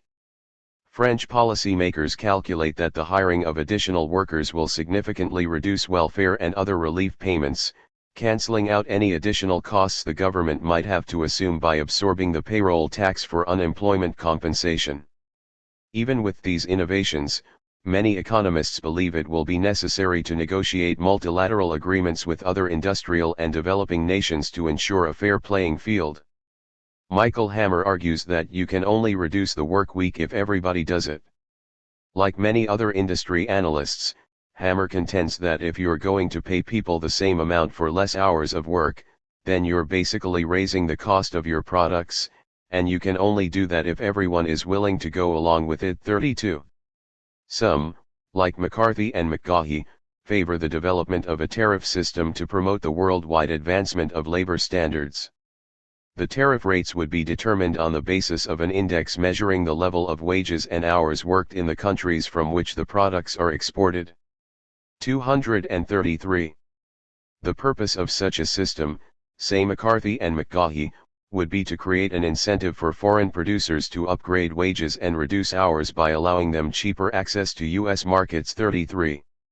Regardless of the particular approaches used to shorten the work week, the nations of the world will have no choice but to downshift the number of hours worked in coming decades to accommodate the spectacular productivity gains resulting from new labor and time-saving technologies. As machines increasingly replace human beings in every sector and industry, the choice will be between a few being employed for longer hours while large numbers of people are jobless and on the public dole, or spreading the available work out and giving more workers the opportunity to share shorter weekly work schedules. Trading work for leisure. In the United States, interest in the shorter work week has spread from labor leaders and policy analysts to the public at large. Harried by the stress of long work schedules and the burden of single-parent households, a growing number of Americans say they would trade some income gains for increased leisure in order to attend to family responsibilities and personal needs. According to a 1993 survey conducted by the Families and Work Institute, employees said they were less willing to make sacrifices for work and want to devote more time and energy to their personal lives. 34. An earlier survey asked which of two career choices they would opt for, one enabling you to schedule your own full-time work hours, and give more attention to your family, but with slower career advancement, and the other with rigid work hours and less attention to your family, but faster career advancement. 78% of the respondents said they would prefer more free time over career advancement. Surprisingly, 55% said they would be less likely to accept a promotion involving greater responsibility if it meant spending less time with family. The new interest in trading income for leisure reflects a growing 234 concern on the part of millions of Americans over family obligations and personal needs. Balancing work and leisure has become a serious parenting issue. With a majority of women now in the workforce, children are becoming increasingly unattended in the home. Upwards of 7 million kids are home alone during parts of the day. Some surveys have found that as many as 1/3 of the nation's youngsters are caring for themselves. Between 1960 and 1986, according to one nationwide study, the amount of time parents were able to spend with their children declined by 10 hours a week for white households and 12 hours for black ones. 37. The decline in parental supervision has created an abandonment syndrome. Psychologists, educators, and a growing number of parents worry about the dramatic increase in childhood depression, delinquency, violent crime, alcohol and drug abuse, and teen suicide, brought on in large part by the absence of parental supervision in the home. The increased stress of extended work schedules has been particularly burdensome for women workers, who are, more often than not, forced to manage the household as well as hold down a 40-hour job. Studies indicate that the average working woman in the United States works in excess of 80 hours a week on the job and in the home. 38. It is not surprising, then, that women workers are more receptive to the possibility of shorter work weeks than men. Unions representing heavy concentrations of women, including the Communications Workers of America and the Service Employees International Union, have successfully negotiated reduced work schedules for their members. Many progressive labor leaders believe that the rebirth of the American labor movement hinges on the prospect of organizing women workers and that shorter hours hold the key to such organization. 39. Challenging the business community for a more just distribution of the productivity gains of the Third Industrial Revolution will require a new cross-cultural political movement based on the coalescing of communities of like-minded interests.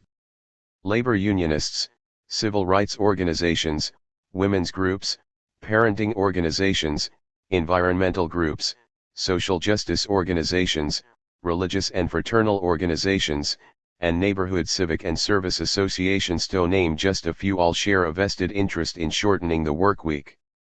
The call for a reduced work week has many attractive features and will likely be implemented in countries around the world by the early 235 years of the 21st century.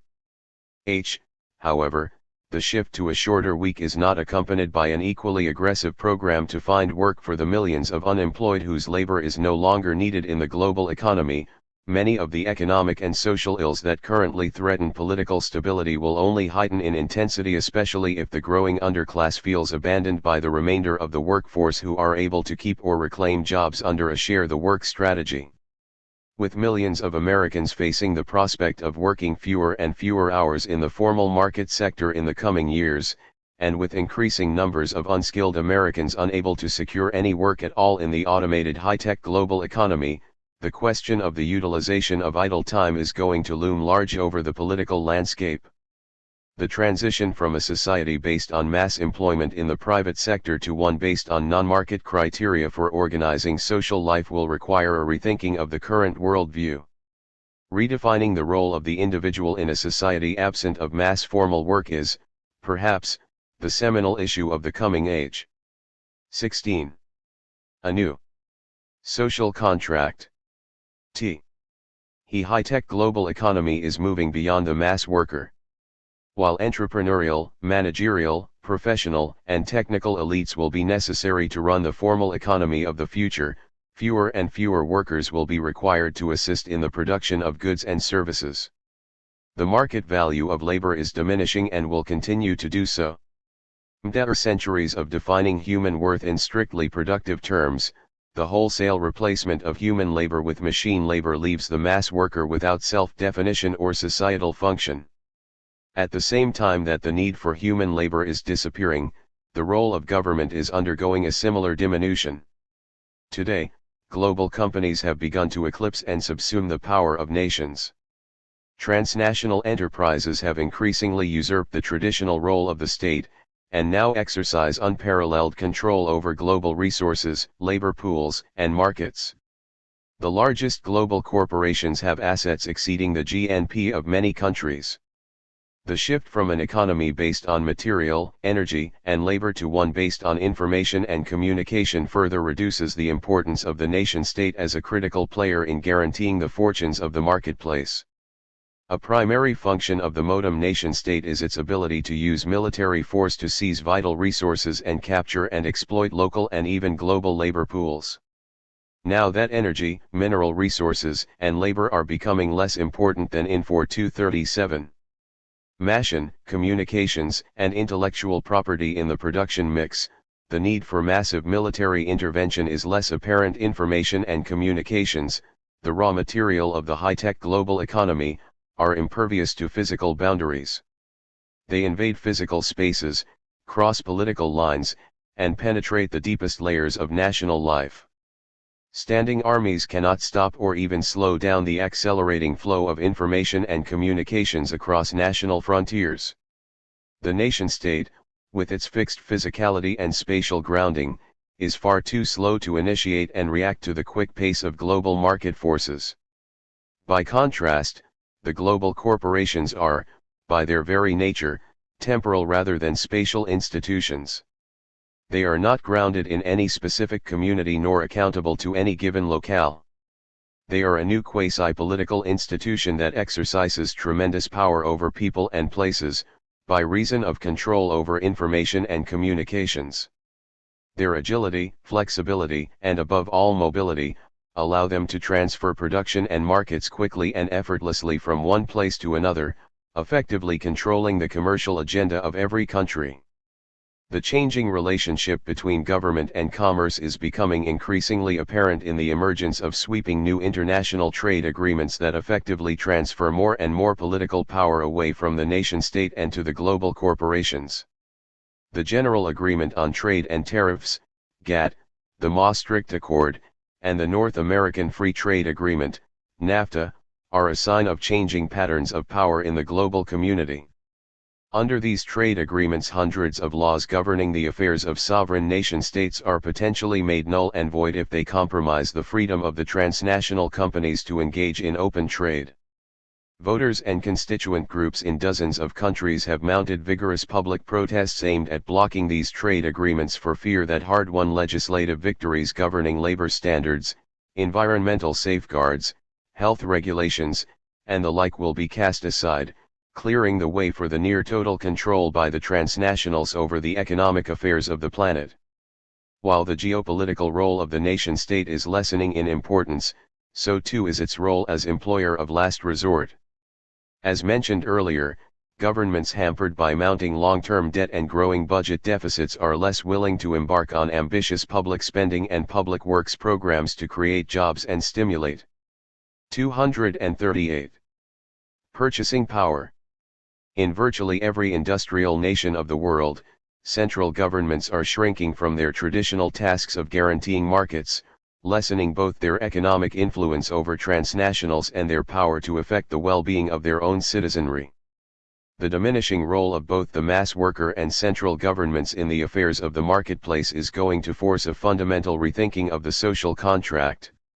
Recall that for most of the industrial era, market relationships took precedence over traditional relationships, and human worth was measured almost exclusively in commercial terms. Now that selling one's time is diminishing in value, the entire labyrinth of commercial relationships that has been built upon that arrangement is likewise threatened. Similarly, now that the role of the central government as a guarantor of markets is diminishing in importance, governing institutions find themselves adrift and will need to redefine their mission if they are to remain relevant to the lives of their citizens.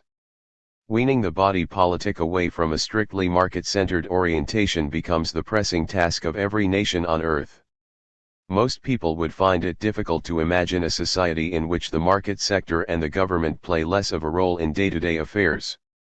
These two institutional forces have come to so dominate every aspect of our lives that we forget how limited their role was in the life of our society just 100 years ago. Corporations and nation-states are, after all, creatures of the industrial era. Over the course of the current century, these two sectors have taken over more and more of the functions and activities previously carried on by neighbors working hand in thousands of local communities. Now, however, that the commercial and public sectors are no longer capable of securing some of the fundamental needs of the people, the public has little choice but to begin looking out for itself, once again, by re-establishing viable communities as a buffer against both the impersonal forces of the global market and increasingly weak and incompetent central governing authorities. In the coming decades, the shrinking role of the market and public sectors is going to affect the lives of working people in two significant ways. Those who remain employed will likely see a shortening of their work week, leaving them with more leisure. Many on reduced work schedules are likely to be pressured by the marketplace to spend their 17 hours indulging in mass entertainment and stepped-up consumption. 239. The increasing number of unemployed and underemployed people, by contrast, will find themselves sinking inexorably into the permanent underclass. Desperate, many will turn to the informal economy to survive. Some will barter occasional work for food and lodging. Others will engage in theft and petty crime. Drug dealing and prostitution will continue to increase as millions of able-bodied human beings, stranded by a society that no longer needs or wants their labor, try to better their lot in life. Their cries for help will be largely ignored as governments tighten their purse strings and shift spending priorities from welfare and job creation to beefed-up police security and the building of more prisons. While this is the course many industrial countries are currently on, it is by no means inevitable. Another choice is available, one that could help provide a cushion against the increasingly harsh blows imposed by the technological juggernaut of the Third Industrial Revolution.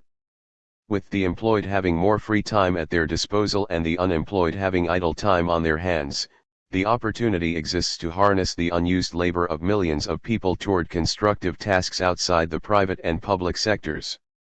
The talents and energy of both the employed and unemployed, those with leisure hours and those with idle time, could be effectively directed toward rebuilding thousands of local communities and creating a third force that flourishes independent of the marketplace and the public sector.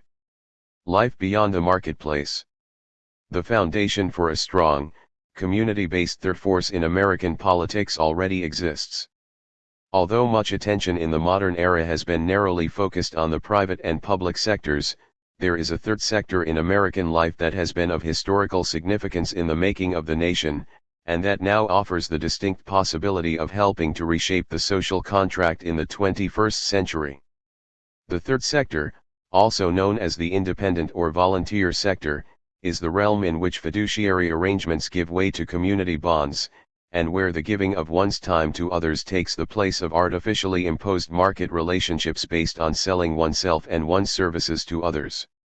This sector, once critical to the building of the 240 country, in recent years has slipped to the margins of public life, edged out by the increasing domination of the market and government spheres.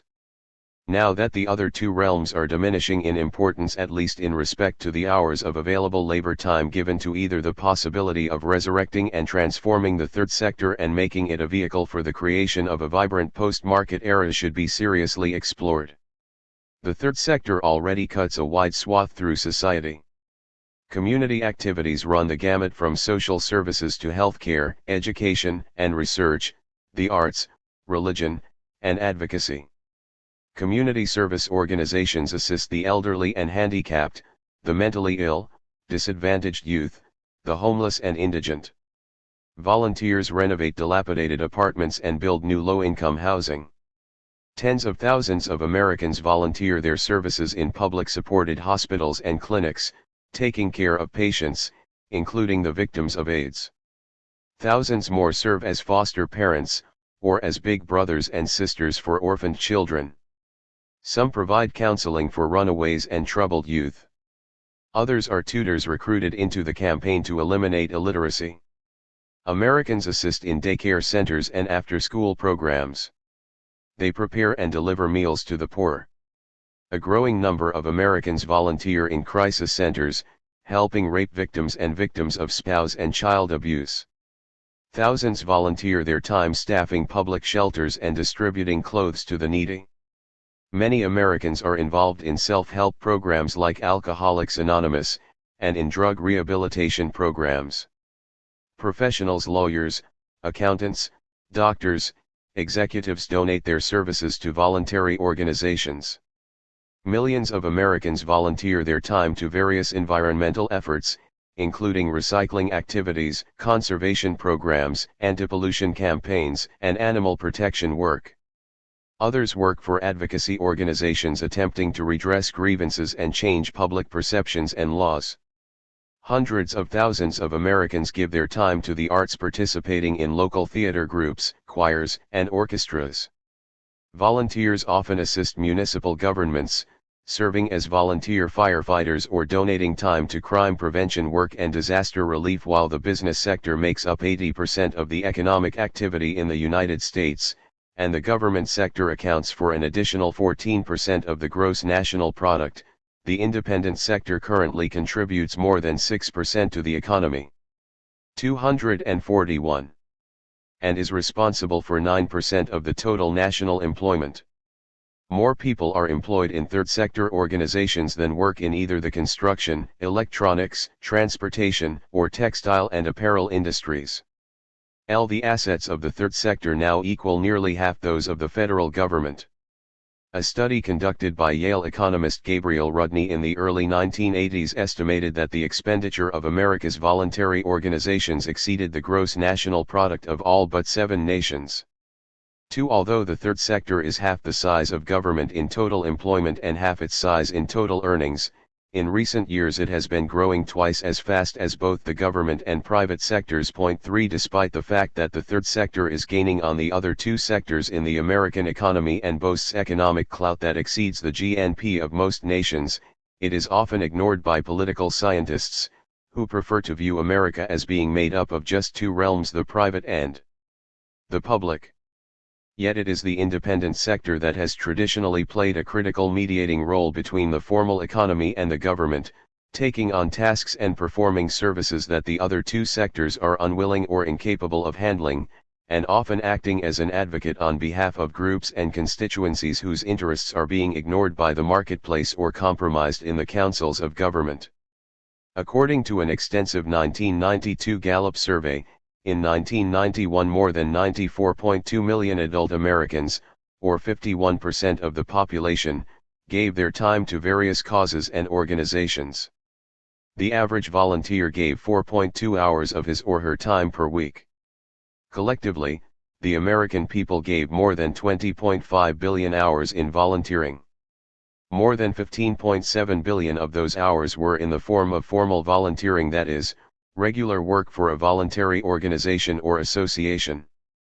These hours represent the equivalent economic contribution of 9 million full-time employees, and if measured in dollar terms, would be worth $176 billion. 4. There are more than 1,400,000 nonprofit organizations in the United States, organizations whose primary goal is to provide a service or advance a cause. The Internal Revenue Service defines a nonprofit organization as one in which no part of the net earnings inures to the benefit of any private shareholder or individual. 5. Most nonprofit organizations are exempt from paying federal taxes, and donations to them are tax-deductible. 242. The growth in the number of tax-exempt organizations in the United States over the past 25 years has been extraordinary. In the late 1950s, the IRS processed between 5,000 to 7,000 applications a year for tax-exempt status. By 1985 it was more than 45,000. 6. The total combined assets of the nonprofit sector are now more than $500 billion. This sector is financed in part by private donations and gifts, with the rest coming from fees and government grants. In 1991 the average American household contributed $649, or 1.7% of its income, to voluntary organizations. More than 69 million American households reported contributions to the voluntary sector in 1991. 9% of all households gave more than 5% of their combined income to charity. 7 Community service is a revolutionary alternative to traditional forms of labor. Unlike slavery, serfdom, and wage labor, it is neither coerced nor reduced to a fiduciary relationship. Community service is a helping action, a reaching out to others. It is an act entered into willingly and often without expectation of material gain. In this sense, it is more akin to the ancient economics of gift-giving. Community service stems from a deep understanding of the interconnectedness of all things and is motivated by a personal sense of indebtedness. It is, first and foremost, a social exchange, although often with economic consequences to both the beneficiary and the benefactor. In this regard, community activity is substantially different from market activity, in which the exchange is always material and financial and where the social consequences are less important than the economic gains and losses. French social scientists introduced the term social economy in the 1980s in an attempt to clarify the distinction between the third sector and the market exchange economy. The French economist Thierry Jeantet says that the social economy is not measured the way one measures capitalism, in terms of salaries, revenues etc., but its outputs integrate social results with indirect economic gains, for example the number of handicapped persons well cared for at home and not in hospitals, the degree of solidarity between persons of different age groups in a neighborhood. Jeantet makes the point that the social economy is best understood in terms of results that add considerably to what traditional economics does not know how to or want to measure it. The third sector is the most socially responsible of the three sectors. It is the caring realm that ministers to the needs and aspirations of millions of individuals who, for one reason or another, have been left out, excluded from consideration, or not been adequately taken care of by either the commercial or public spheres. An alternate vision. Alexis de Tocqueville, the French statesman and philosopher, was the first to take notice of America's voluntary spirit. After visiting the United States in 1831, he wrote of his impressions of the young country. Tocqueville was awed by the American propensity to enter into voluntary associations, a phenomenon little in evidence in Europe at the time. Americans of all ages, all stations in life, and all types of disposition are forever forming associations. There are not only commercial and industrial associations in which all take part, but others of 1,000 different types: religious, moral, serious, feudal, very general and very limited, immensely large and very minute. Americans combine to give fetes, found seminaries, build churches, distribute books and send missionaries to the antipodes. Hospitals, prisons, and schools take shape that way. Finally, if they want to proclaim a truth or propagate some feeling by the encouragement of a great example, they form an association. 9. Tocqueville was convinced that the Americans had discovered a revolutionary new form of cultural expression that would prove essential to the flourishing of the democratic spirit. Nothing, in my view, more deserves attention than the intellectual and moral associations in America.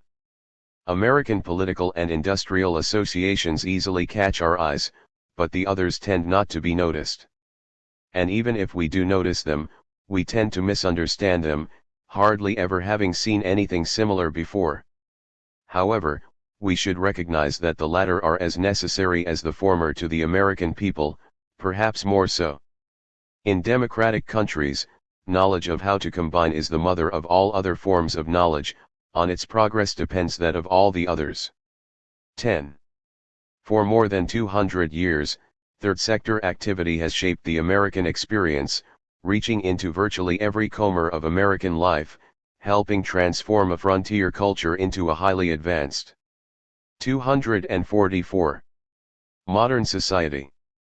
While historians are quick to credit the market and government sectors with America's greatness, the third sector has played an equally aggressive role in defining the American way of life.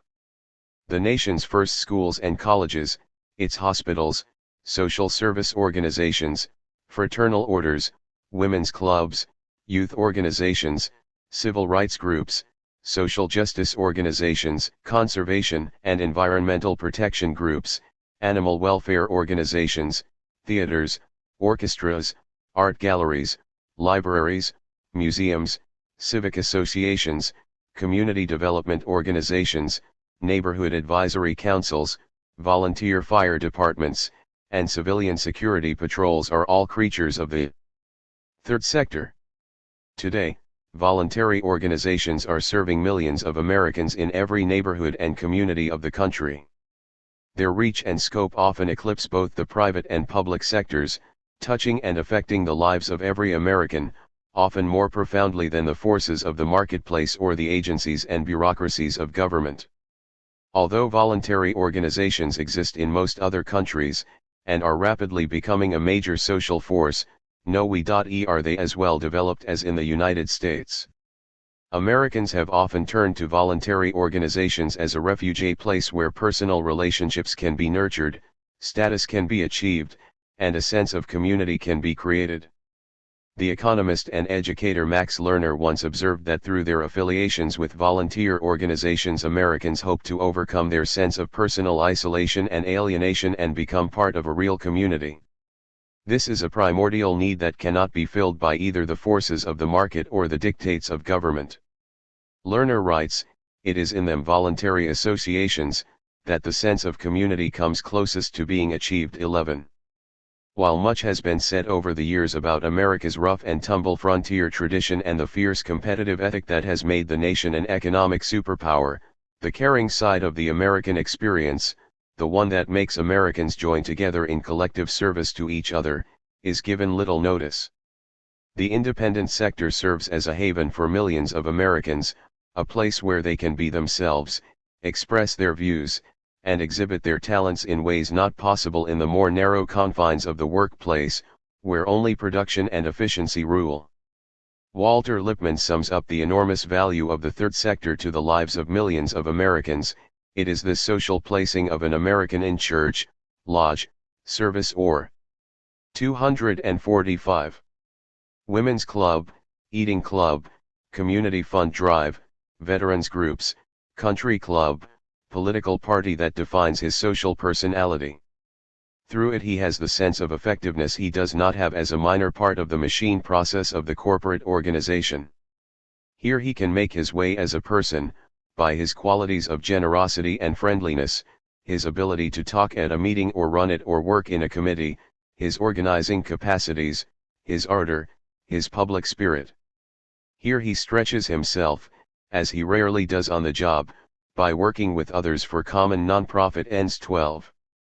The independent sector is the bonding force, the social glue that helps unite the diverse interests of the American people into a cohesive social identity. If there is a single defining characteristic that sums up the unique qualities of being an American, it would be our capacity to join together in voluntary associations to serve one another. The anthropologist Margaret Mead once remarked, "If you look closely you will see that almost anything that really matters to us, anything that embodies our deepest commitment to the way human life should be lived and cared for, depends on some form, often many forms, of volunteerism." 13.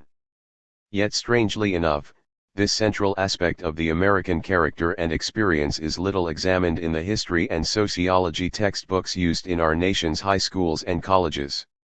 Instead, our children are taught about the virtues of the marketplace and the checks and balances built into our representative form of government.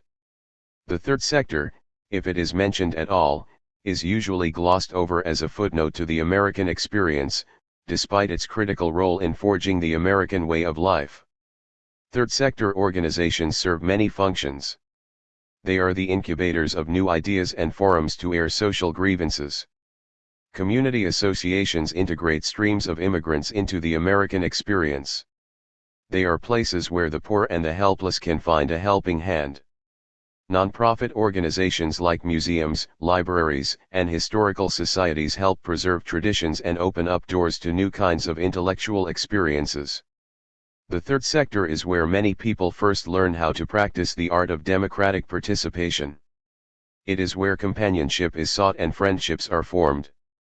The independent sector provides a place and time for exploring the spiritual dimension. Religious and therapeutic organizations allow millions of Americans to leave behind the secular concerns of daily life. Finally, the third sector is where people relax and play, and more fully experience the pleasures of life and nature. The third sector incorporates many of the necessary elements for a 246 compelling alternative vision to the utilitarian ethos of the marketplace. Nonetheless, the spirit of the social economy has yet to gel into a powerful countervailing worldview capable of setting the agenda for a nation. This is due, in large part, to the extraordinary hold that the values of the marketplace continue to exert over the affairs of the nation. The market vision, wedded to a materialistic cornucopia, glorifies production principles and efficiency standards as the chief means of advancing happiness. As long as people's primary identification is with the market economy, the values of expanded production and unlimited consumption will continue to influence personal behavior. People will continue to think of themselves, first and foremost, as consumers of goods and services.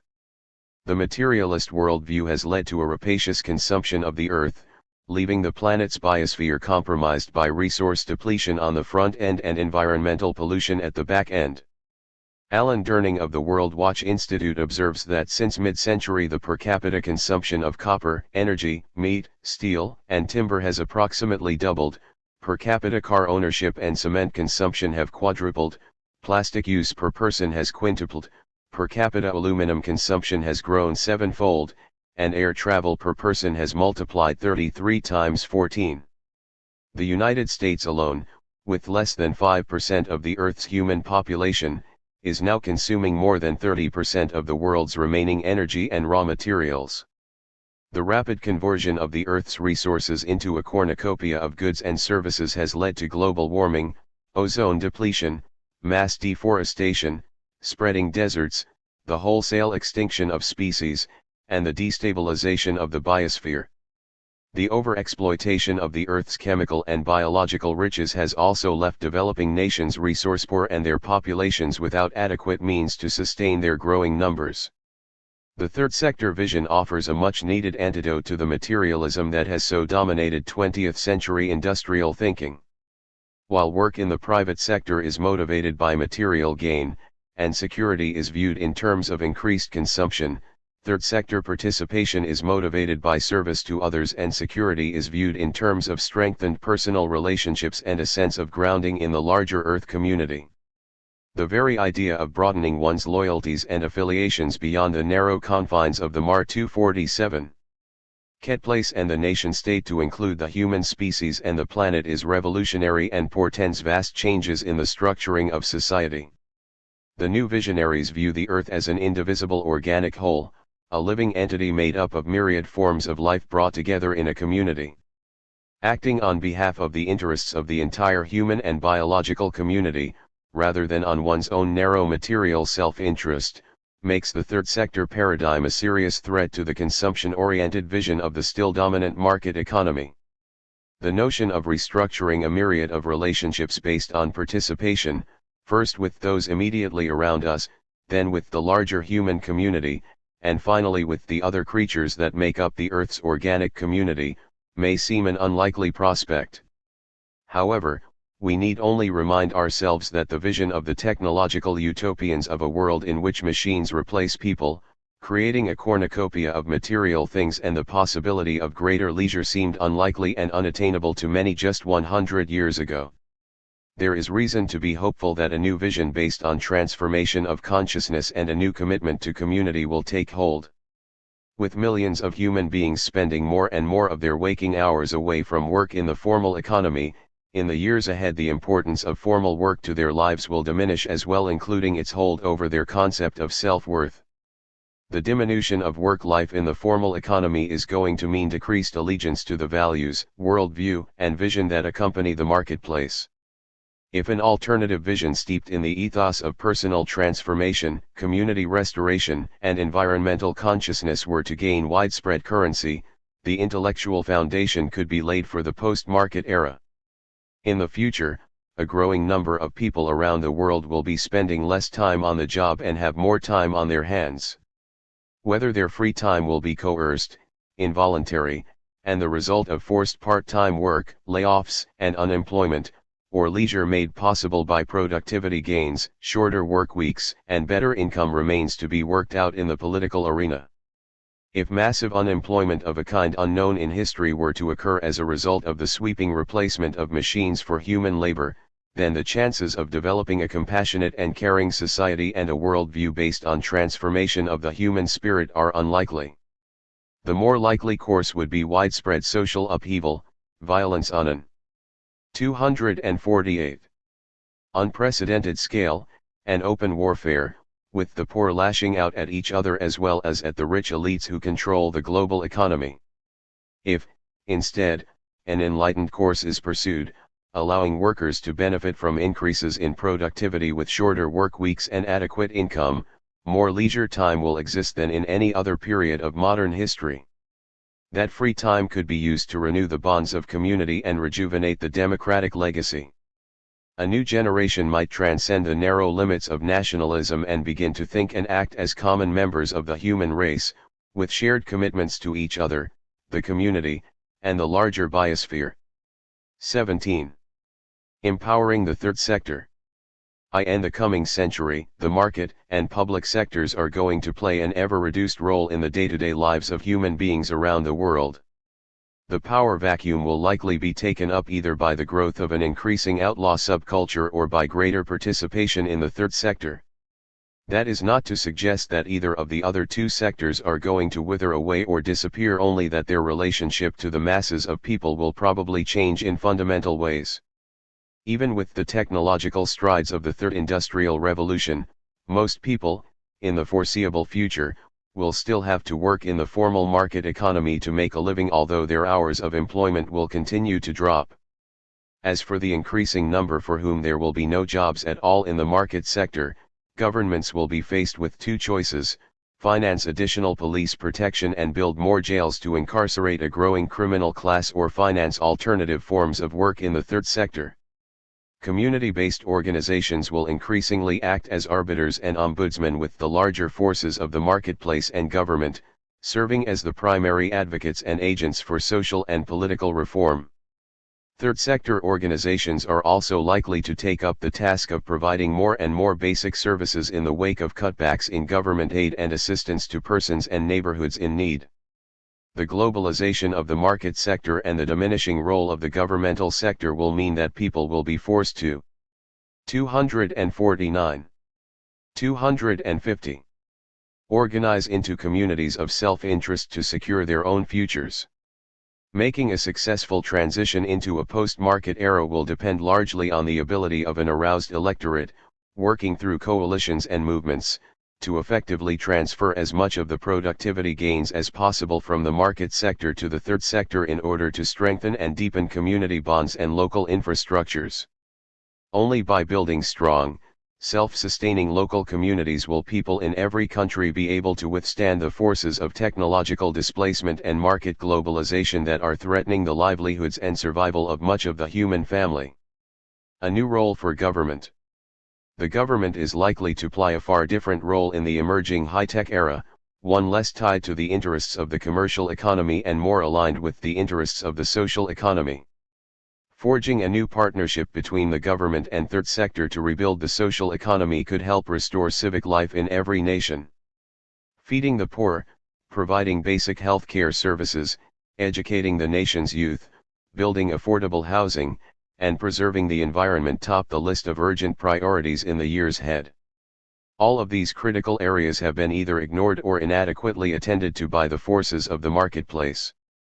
Today, with the formal economy receding from the social life of the nation and the government retreating from its traditional role of provider of last resort, only a concerted effort spearheaded by the third sector and adequately supported by the public sector will be able to deliver basic social services and begin the process of revitalizing the social economy in every country. The downsizing of government's direct role in the formal economy and its shift to activities that enhance the welfare and well-being of the independent sector is likely to change the nature of politics. The Clinton administration has already taken a first tentative step in the direction of creating a new partnership between the public and third sector by announcing on April 12, 1994, the creation of the Nonprofit Liaison Network, to be made up of 25 administration officials who will work with the nonprofit sector on common goals.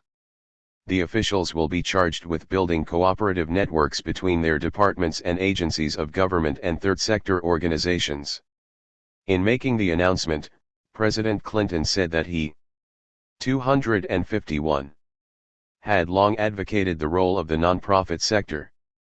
He reminded the public that throughout our history, the nonprofit community has helped our nation adapt to a changing world by strengthening the core values that shape American life.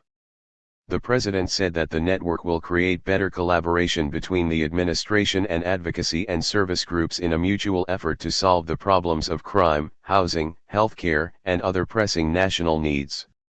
Although the president's action is likely to be viewed more as a symbolic gesture than a change in political paradigms, it suggests both a growing awareness of the potential role of the third sector in American life and the need to create new working relationships between the government and the nonprofit community. The Clinton administration is not the first to appreciate the importance of the third sector.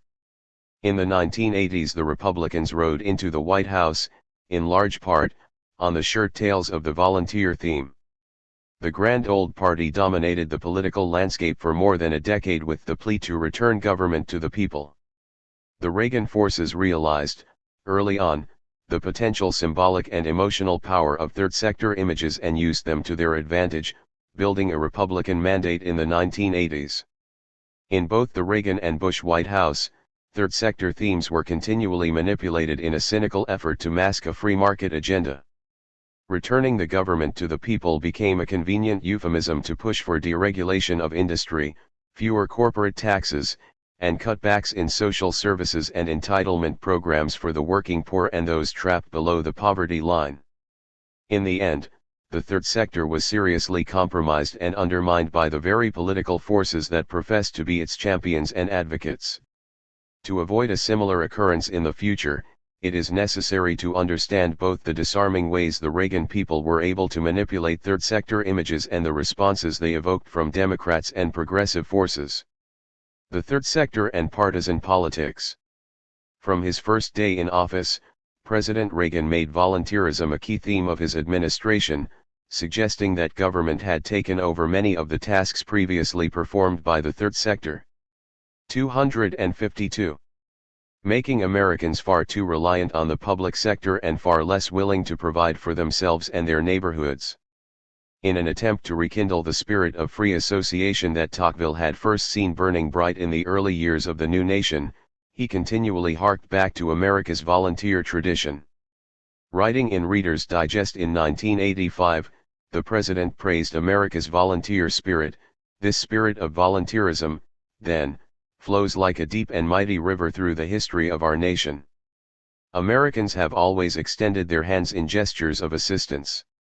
The president went on to criticize what he regarded as the increasing usurpation of the volunteer sector by big government programs in the post-war era, but after World War II, the levels of that river of volunteerism receded. As government expanded, we abdicated to it tasks that used to be done by the community and the neighborhood. Why should I get involved? People asked. Let the government handle it. The president lamented the change in public attitudes that had let government take away many things we once considered were really ours to do voluntarily, out of the goodness of our hearts and a sense of neighborliness. He said, I believe many of you want to do those things again. 3. President Reagan's appeal to homespun values and old-fashioned good works touched a responsive chord. Although the liberal establishment was quick to ridicule the president, charging him with being naive, even disingenuous, millions of Americans, many of whom were themselves volunteers and committed to the principles of voluntary association, saw in his message a call to renew the American spirit, and they threw their support behind the White House's call to action. In 1983, volunteerism became the theme of the annual Rose Bowl parade and was made into a national advertising campaign by the Ad Council. A commemorative stamp was issued by the Postal Service. President Bush later picked up on the volunteerism theme during his inaugural. In his now famous Points of Light speech, the new president reminded the country that the volunteer sector was the spiritual backbone of the American democratic spirit. It is individuals doing their part to make America a better place in which to live. It is the student who stays after school to tutor a classmate. It's a community leader who raises the money to build a daycare center for underprivileged children. It is the busy 253 Ness man who adopts a school and pays the college tuition of every student who has made the grade. It's the volunteer who delivers meals to the homes of the elderly. And there are 1,000 points of light for everyone who pitches in and builds up. This is America's greatness. It is the ambition of my presidency to make these 1,000 points of light shine brighter than ever before. 5. Bush subsequently introduced his Points of Light initiative, a $50 million program to be financed jointly by the federal government and private funds. The program's mission, according to the White House, was to find innovative and inspiring examples of volunteer efforts and help publicize them so that other communities could begin duplicating them. No funds were to be used to extend grants to efforts in the volunteer sector. The president's Points of Light initiative was savaged by the national press and even by many progressive volunteer groups and associations. John Buchanan, Jr., chairman of the liberal political group People for the American Way, chided the White House initiative, saying, "This is little more than a nationwide pep rally." 6. Criticism of the Reagan-Bush theme of renewed volunteerism was heard from many quarters. The American left charged that volunteerism was a cynical attempt by Republican administrations to abdicate government responsibility to aid the poor and working people of the country. Many liberal critics pointed to the power and influence giant foundations exert over nonprofit organizations by reason of their control over the flow of funds to the volunteer sector. Controlling the purse strings, they contended, ensured that grassroots organizations would remain docile and afraid to engage in direct political confrontation or advocacy, traditional roles of the volunteer sector. Others argued that volunteer efforts by their very nature fragmented attempts to mount effective political movements for fundamental change. The notion of service, they said, prevented people from understanding the institutional roots of class oppression and kept them mired in futile attempts at band-aid reforms. In the 1980s, the volunteer theme became so associated in the public mind with Republican politics that it was, like so many important issues in American life, reduced to a partisan cause. The Democrats and most liberal thinkers and constituent groups either openly opposed the volunteer theme or steadfastly ignored it. The National Organization for Women, NOW, passed a resolution against Volun. 254. Tourism in the 1970s, saying that it was traditionally used as a means to deny women who make up the majority of the volunteer force pay for their services. Volunteerism, they contended, was looked down on as less professional, less serious, and of less importance than professional, paid work, and for that reason ought to be discouraged among women. Typical is the response of one woman when asked if she would volunteer her services. She replied, "I think it's terrible. I want to get paid for what I do. I want people to value it. And money is the only way anybody will think it's important." 7.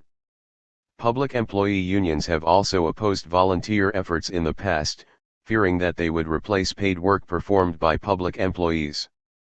Kathleen Kennedy Townsend, a progressive liberal who worked for the governor's office on human resources for the state of Massachusetts in the early 1980s, cites several examples of public employee unions actively opposing volunteer efforts.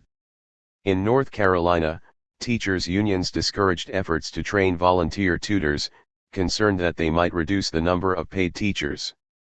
In New York City, she recalls the story of volunteers attempting to scrub a filthy subway station. The Transport Workers Union ordered the group to stop their efforts, saying that if the unions didn't do the work, then it couldn't be done by anyone else. Townsend says that the liberals' failure to embrace volunteerism can also be explained by their preference for professionals with academic credentials. The notion of the caring professional has become a popular part of the progressive lexicon in recent years, and many liberal thinkers have come to believe that better, more effective service can be given to those in need by paid professionals than by well-meaning, but uncredentialed amateurs. 8. Finally, many liberal critics of volunteerism associate the third sector with a patronizing form of elitism. Charity, they contend, disparages the victims, making them objects of pity rather than persons of inherent worth and inalienable rights who deserve a helping hand. Government programs, by contrast, start with the assumption that needy citizens have a right to services, not out of an act of charity but because of the responsibility of government to provide for the general welfare. It is, they remind us, a constitutional guarantee. The liberal community, to be sure, has not all spoken with a common voice on the matter of volunteerism. Betty Friedan, the founder of NOW, argues for a new passionate volunteerism. She 255 contends that the polarization between feminism and volunteerism is as false as the feminist seeming repudiation of family.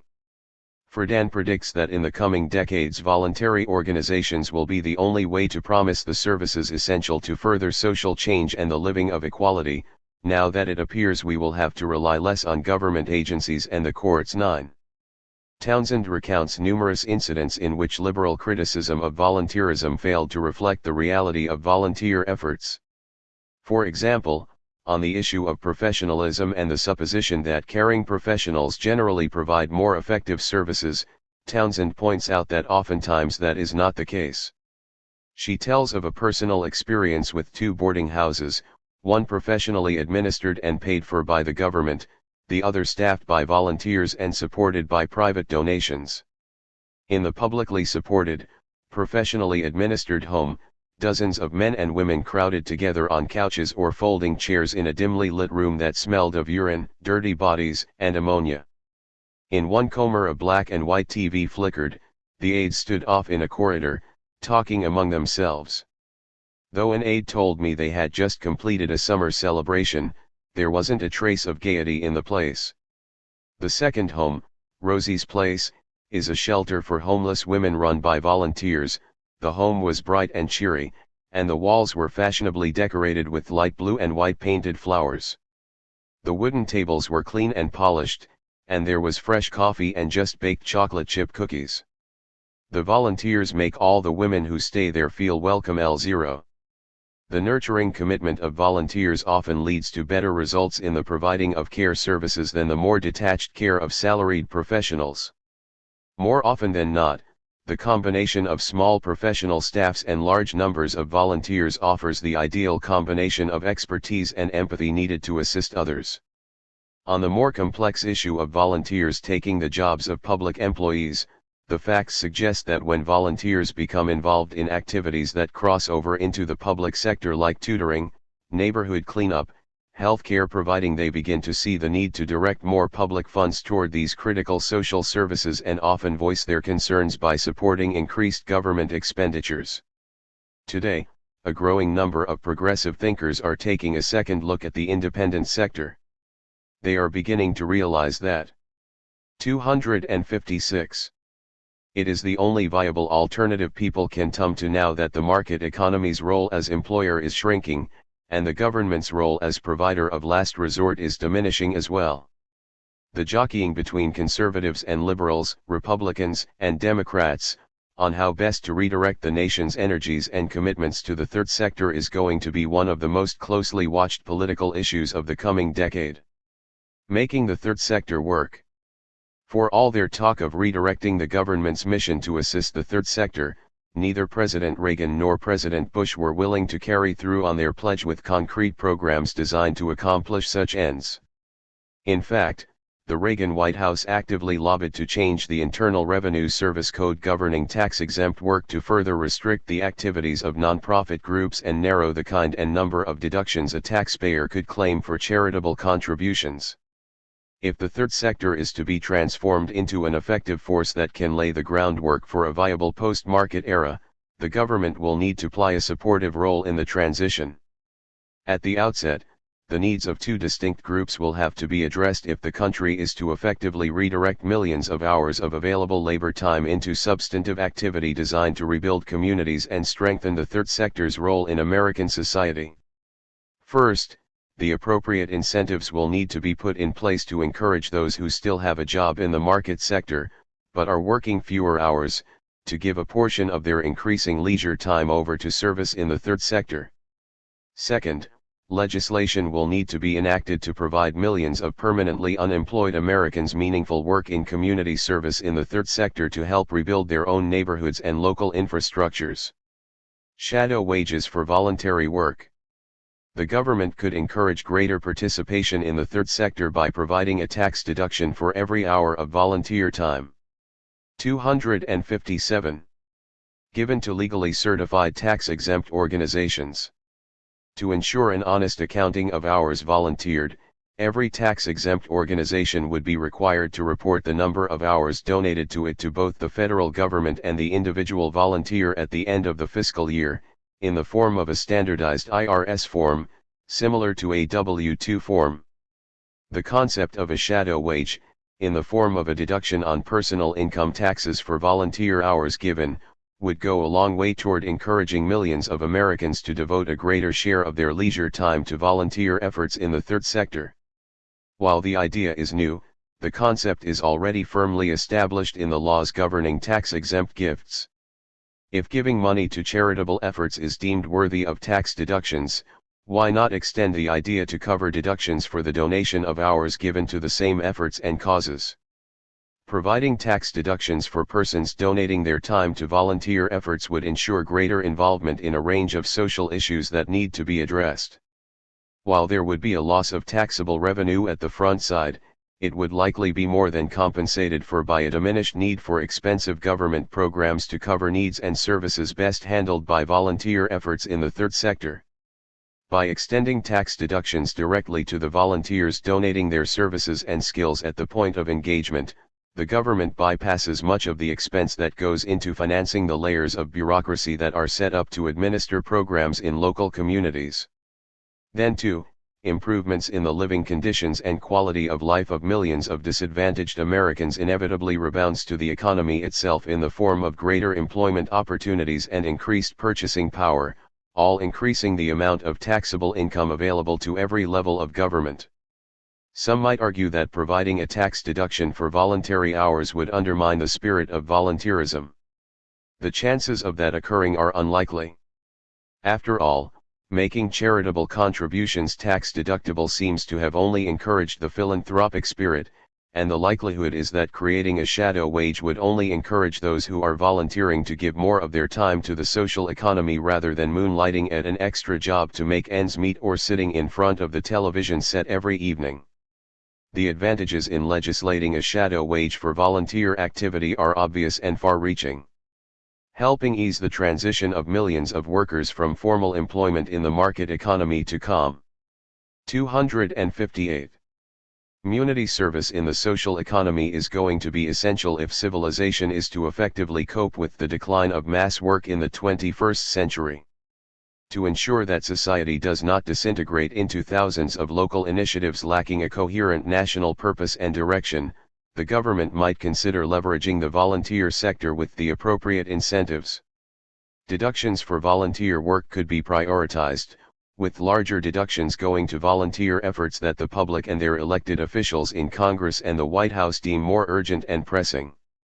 In addition, Congress should consider prioritizing deductions for charitable contributions as well, granting larger write-offs for contributions earmarked to activities considered critical to the national interest. By prioritizing deductions for charitable contributions and the donation of volunteer time, the government could play an important role in helping guide the social economy.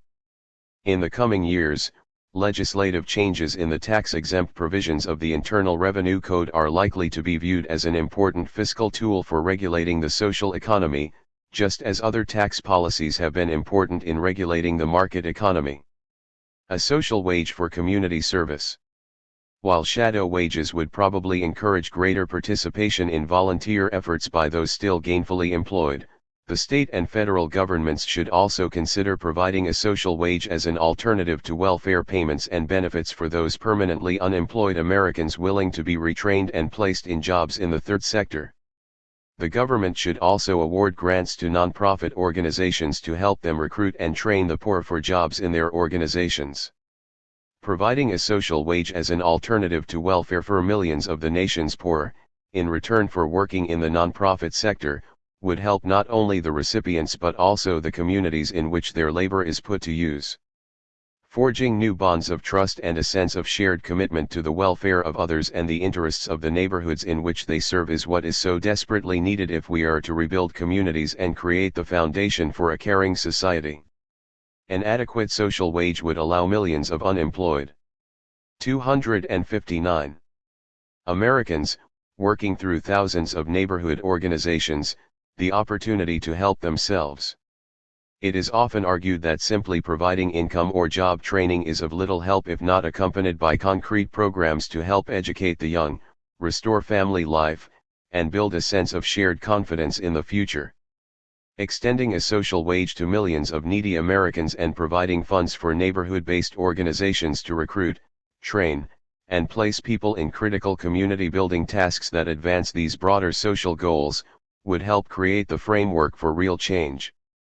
Public works projects and menial work in the formal economy, even if they were available, would do little in the way of restoring local communities. In addition to providing a social wage for the nation's poorest citizens, serious consideration should be given to an expanded concept of social income that would include social wages for skilled workers and even management and professional workers whose labor is no longer valued or needed in the marketplace. A viable third sector requires a full range of skills, from minimum entry-level competence to sophisticated managerial experience.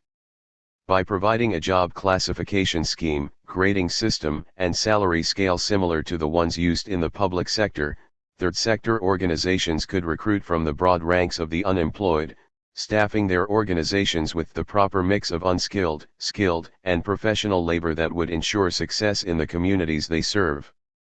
The idea of providing a social income first received widespread national attention back in 1963 when the Ad Hoc Committee on the Triple Revolution advocated the scheme as a way to deal with the dual threat of technological unemployment and growing poverty. It should be emphasized that at the time there was no thought of tying a social income to a reciprocal agreement to perform community service. Proponents of the social income theory, also known as the guaranteed annual income, included W. H. Ferry of the Center for the Study of Democratic Institutions, liberal economists Robert Theobald and Robert Heilbronner, and J. Robert Oppenheimer, the director of the Institute for Advanced Study at Princeton. As discussed in Chapter 6, they disagreed with the prevailing economic orthodoxy that technical innovation and rising productivity would guarantee a full employment economy. On the contrary, the computer revolution, they contended, would increase productivity, but at the expense of replacing more and more workers with machines, leaving millions unemployed and under 260 employed, and without sufficient purchasing power to buy the increased output of goods and services being produced by the new automated production technologies. Stimulating demand through sophisticated advertising and marketing schemes, lower interest rates, increased tax credits and deductions, and more generous consumer credit terms would do little to increase employment, as companies would continue to substitute machines for workers because machines are more efficient and cheaper and guarantee a greater return on investment. Robert Theobald argued that since automation would continue to boost productivity and replace workers, it was necessary to break the traditional relationship between income and work. With machines doing more and more of the work, human beings would need to be guaranteed an income, independent of employment in the formal economy, if they were to survive and the economy were to generate adequate purchasing power for the public to buy the goods and services being produced. Theobald, among others, perceived the guaranteed annual income as a turning point in the history of economic relationships, and hoped that its eventual acceptance would transform the very idea of economic thinking from the traditional notion of scarcity to the new ideal of abundance. He wrote, "For me, therefore, the guaranteed income represents the possibility of putting into effect the fundamental philosophical belief which has recurred consistently in human history, that each individual has a right to a minimal share in the production of society." The perennial shortage of almost all the necessities of life prevented the application of this belief until recent years. The coming of relative abundance in the rich countries gives man the power to achieve the goal of providing a minimum standard of living for all.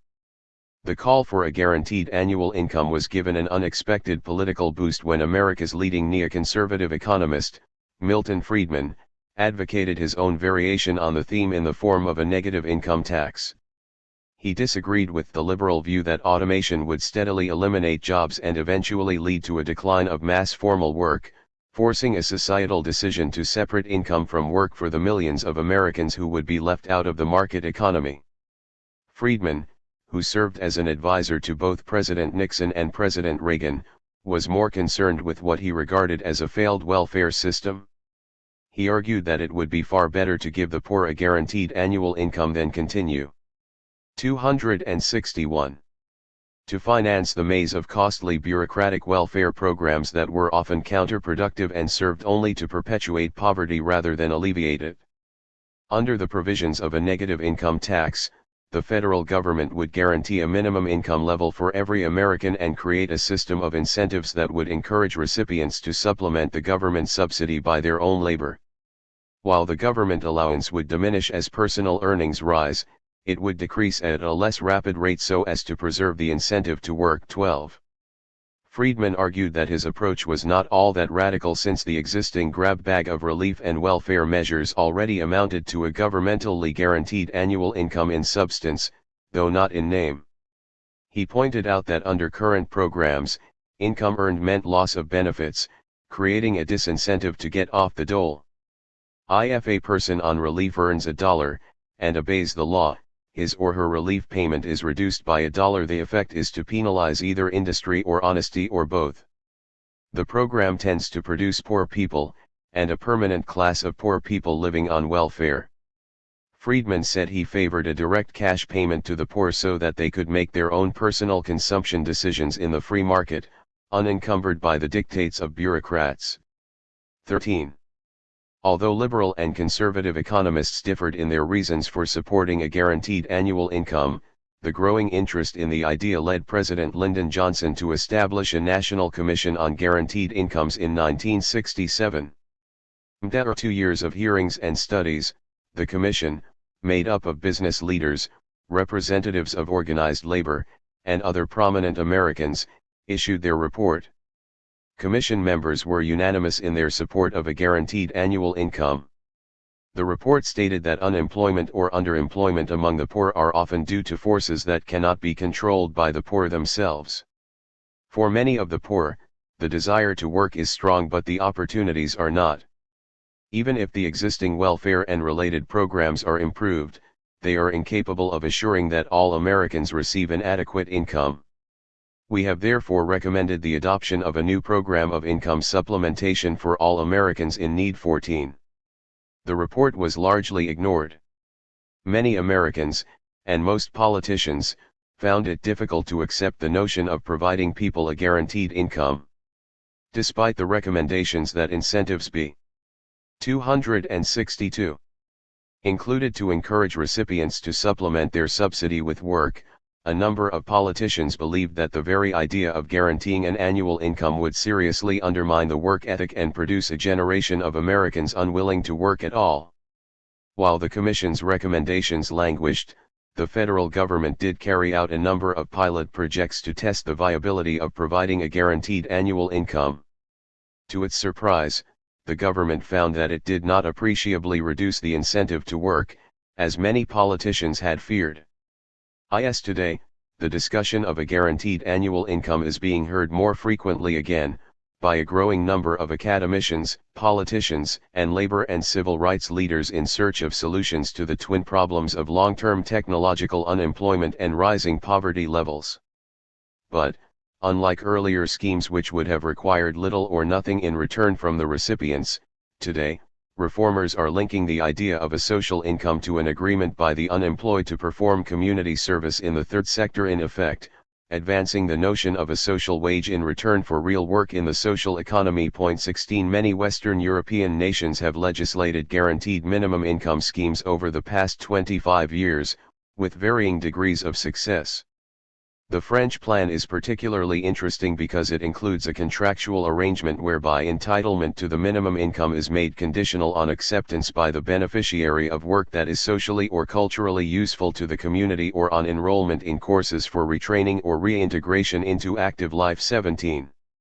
With fewer and fewer jobs available in the increasingly automated market economy, the French plan to provide a guaranteed income in return for an agreement to perform community service will likely be taken up by other countries anxious to address the issue of providing both income and worthwhile work in the absence of formal employment.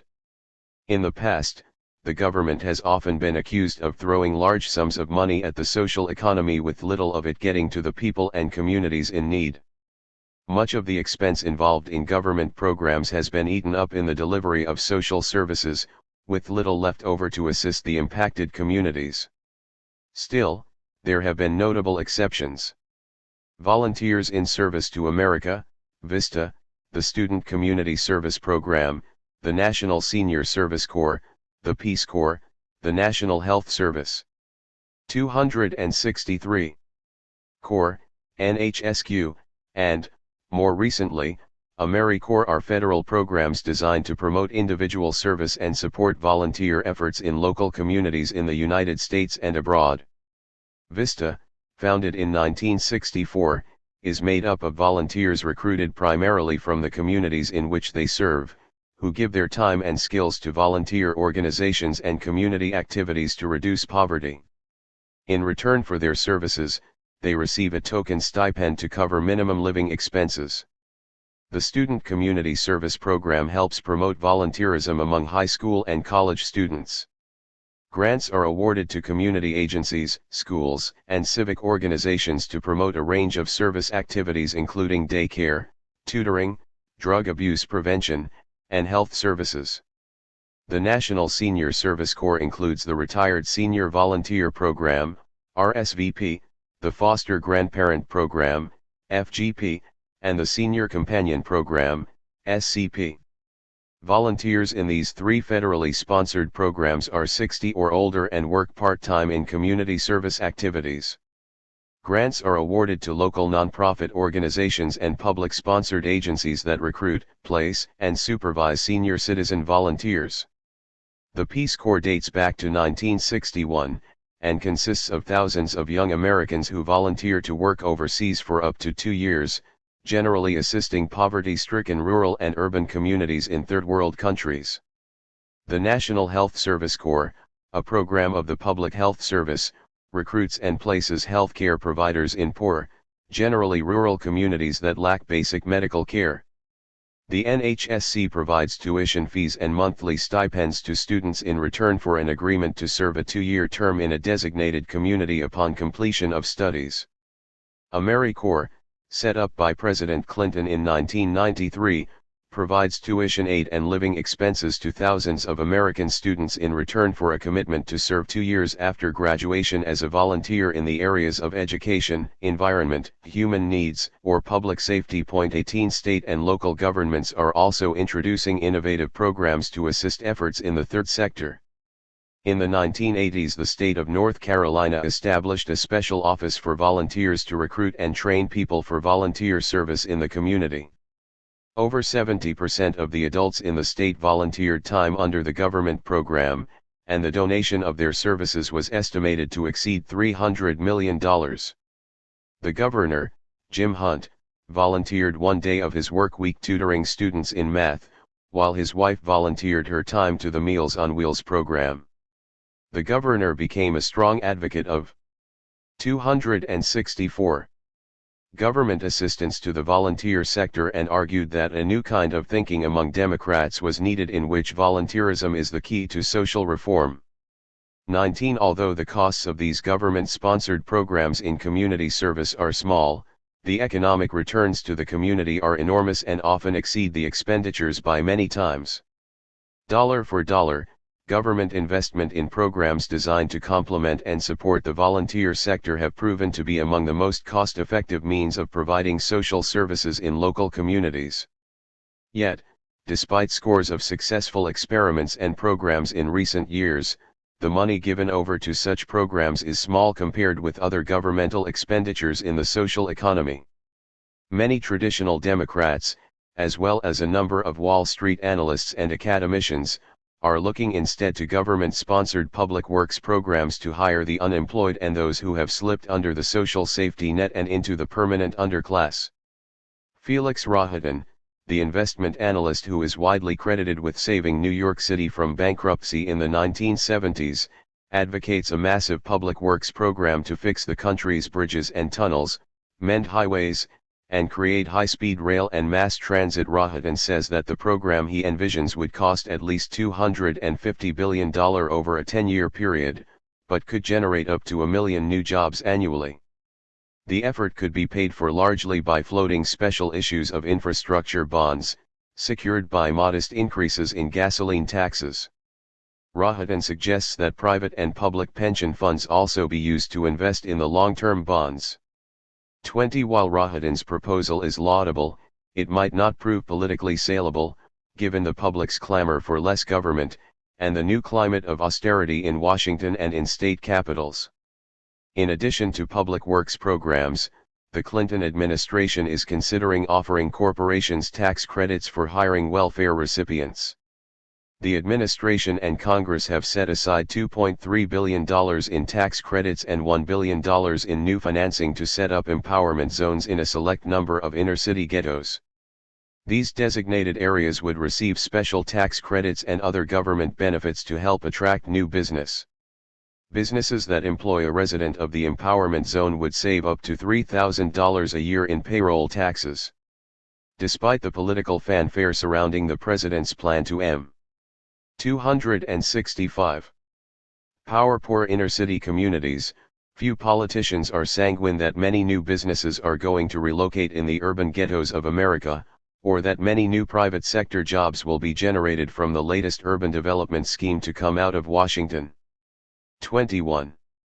By focusing too much attention on financing public works projects and providing incentives to the private sector to hire the poor, the government is working against a historical curve that is steadily moving society away from public and private sector employment and toward work in the third sector. Talk of massive public works programs makes little sense right now when the public will is not sufficient to create such programs on the scale required to meet the current crisis. Similarly, continued efforts to find non-existent jobs in the formal economy, or jobs that will likely be eliminated by re-engineering and automation a few years down the line, seem equally misdirected. The federal government might do better to redirect its efforts away from costly public works projects and quixotic attempts to create model economies inside poor inner-city core areas and, instead, greatly expand existing community service programs in impoverished communities. Recruiting, training, and placing millions of unemployed and poverty-stricken Americans in jobs in nonprofit organizations in their own neighborhoods and communities is likely to have a far greater impact, per dollar spent, than more traditional public works-oriented programs and market-directed initiatives. Sarah Melendez, the president of the Independent Sector, a national umbrella organization representing third sector groups, argues that the nonprofit community is often better able to address issues more quickly and effectively at the local level than government agencies. She advocates creative new partnerships between the two sectors and says that at least in some cases the federal government can best accomplish social goals by funding nonprofits through contracts and grants, tailoring the services to different population groups according to their language, cultural background, and local needs. 22. The federal government has begun to move tentatively in the direction of guaranteeing income and encouraging some form of community service in current welfare reform proposals. It already provides a tax credit of up to $3,033 a year per family to supplement the wages of the nation's working poor, essentially guaranteeing a 266 portion of their income. Both Republicans and Democrats have supported the plan, arguing that the additional guaranteed income provides a necessary incentive to keep people working and off the welfare rolls. Moreover, in December 1993, the administration announced that it would seek an overhaul of the current welfare system and would include among its proposals a plan to encourage work by supplementing earned income when the job performed paid less than the welfare one is entitled to. The White House also said that it would consider imposing a 2-year term limit on welfare benefits, after which a recipient would be forced to find a job or perform community service work. 23.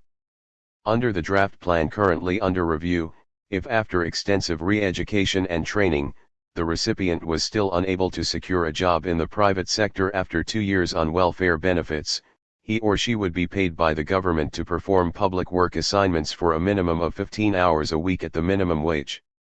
Or, alternately, the recipient would have to enroll in a community work experience program in order to continue to receive benefits. An even more ambitious welfare reform program was announced by the Governor of Massachusetts, William F. Weld, in January 1994.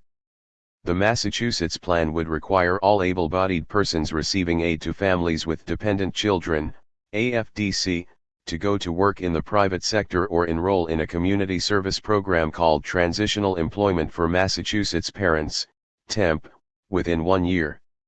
The state government, in turn, would replace their welfare grants with daycare, child support, and medical care to make sure parents could provide for their families while working. Since those working in community service programs as part of TEMPs would receive less than the minimum wage, the government would continue to provide a partial AFDC grant to supplement their income. Governor Weld said he was launching the new reforms to change the welfare paradigm so that we have a public assistance program based on paychecks, not on cash grants. 24. Not unexpectedly, the nation's public employee unions have already weighed in on the new welfare reform proposals, expressing concern that hundreds of thousands of their members could be displaced by poor people forced off the relief rolls to perform community service.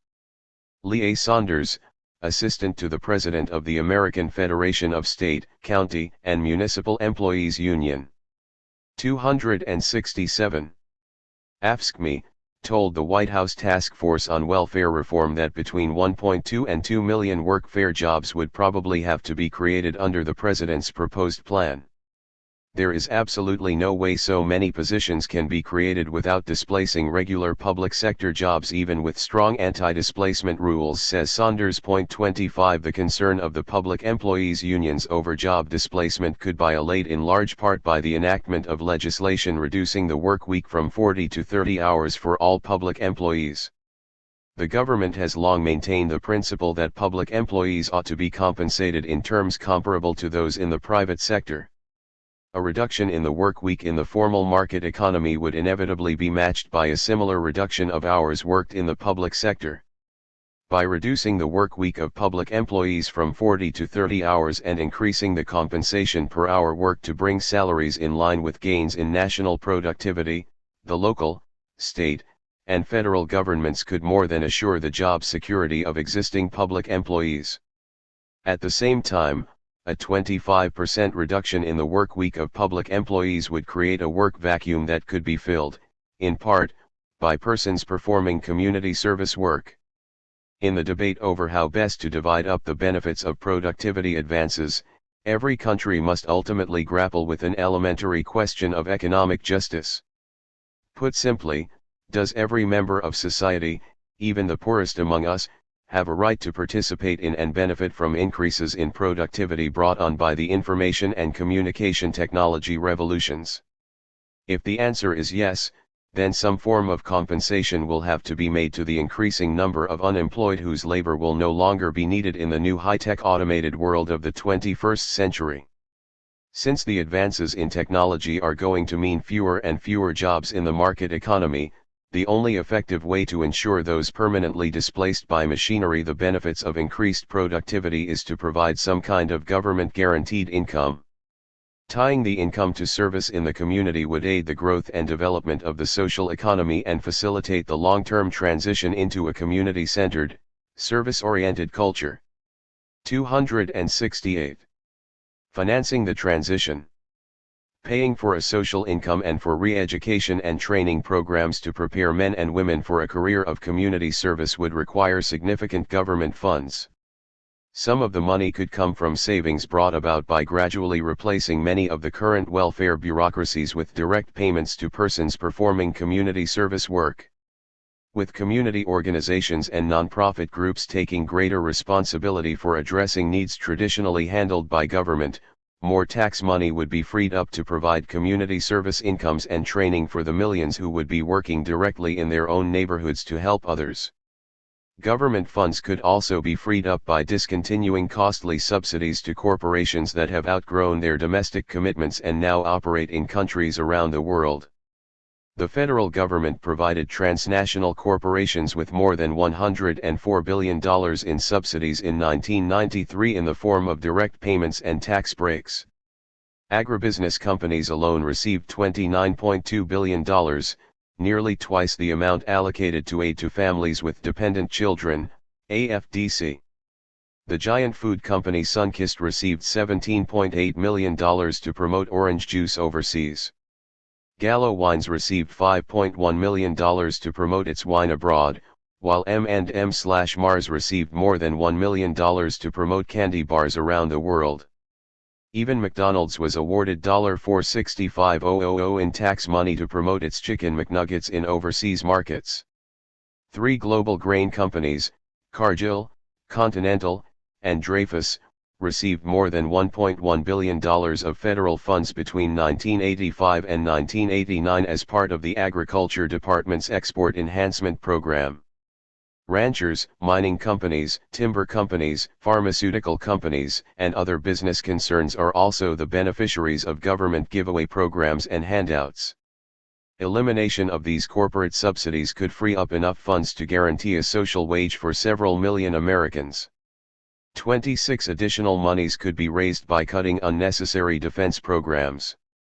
Despite the fact that the Cold War is over, the federal government continues to maintain a bloated defense budget. While Congress has scaled down defense appropriations in recent years, military expenditures are expected to run at about 89% of Cold War spending between 1994 and 1998.27 in a 1992 report, the Con. 269. Congressional Budget Office, CBO, concluded that defense spending could be cut by a rate of 7% a year over a 5-year period without compromising the nation's military preparedness or undermining national security. If the CBO recommendations were to be taken up by Congress and the White House, the country could save upwards of $63 billion a year by 199B, enough to make a substantial difference if transferred to the building up of the third sector and the providing of a social wage for millions of displaced workers willing to perform service in the social economy. 28 Even though some jobs would be lost in military-related industries as a result of the cost-cutting, far more are likely to be generated if the savings are used directly to finance third sector employment. The reason is fairly obvious.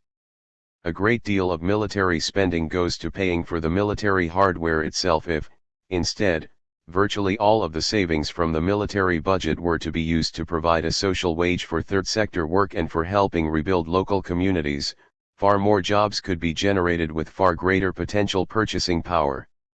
Cuts in defense, the elimination of unnecessary subsidies to transnational companies, and the paring down of the welfare bureaucracy, while essential, would still not be sufficient in the long run to raise the money necessary to provide income for millions of displaced workers and rebuild the third sector of American society.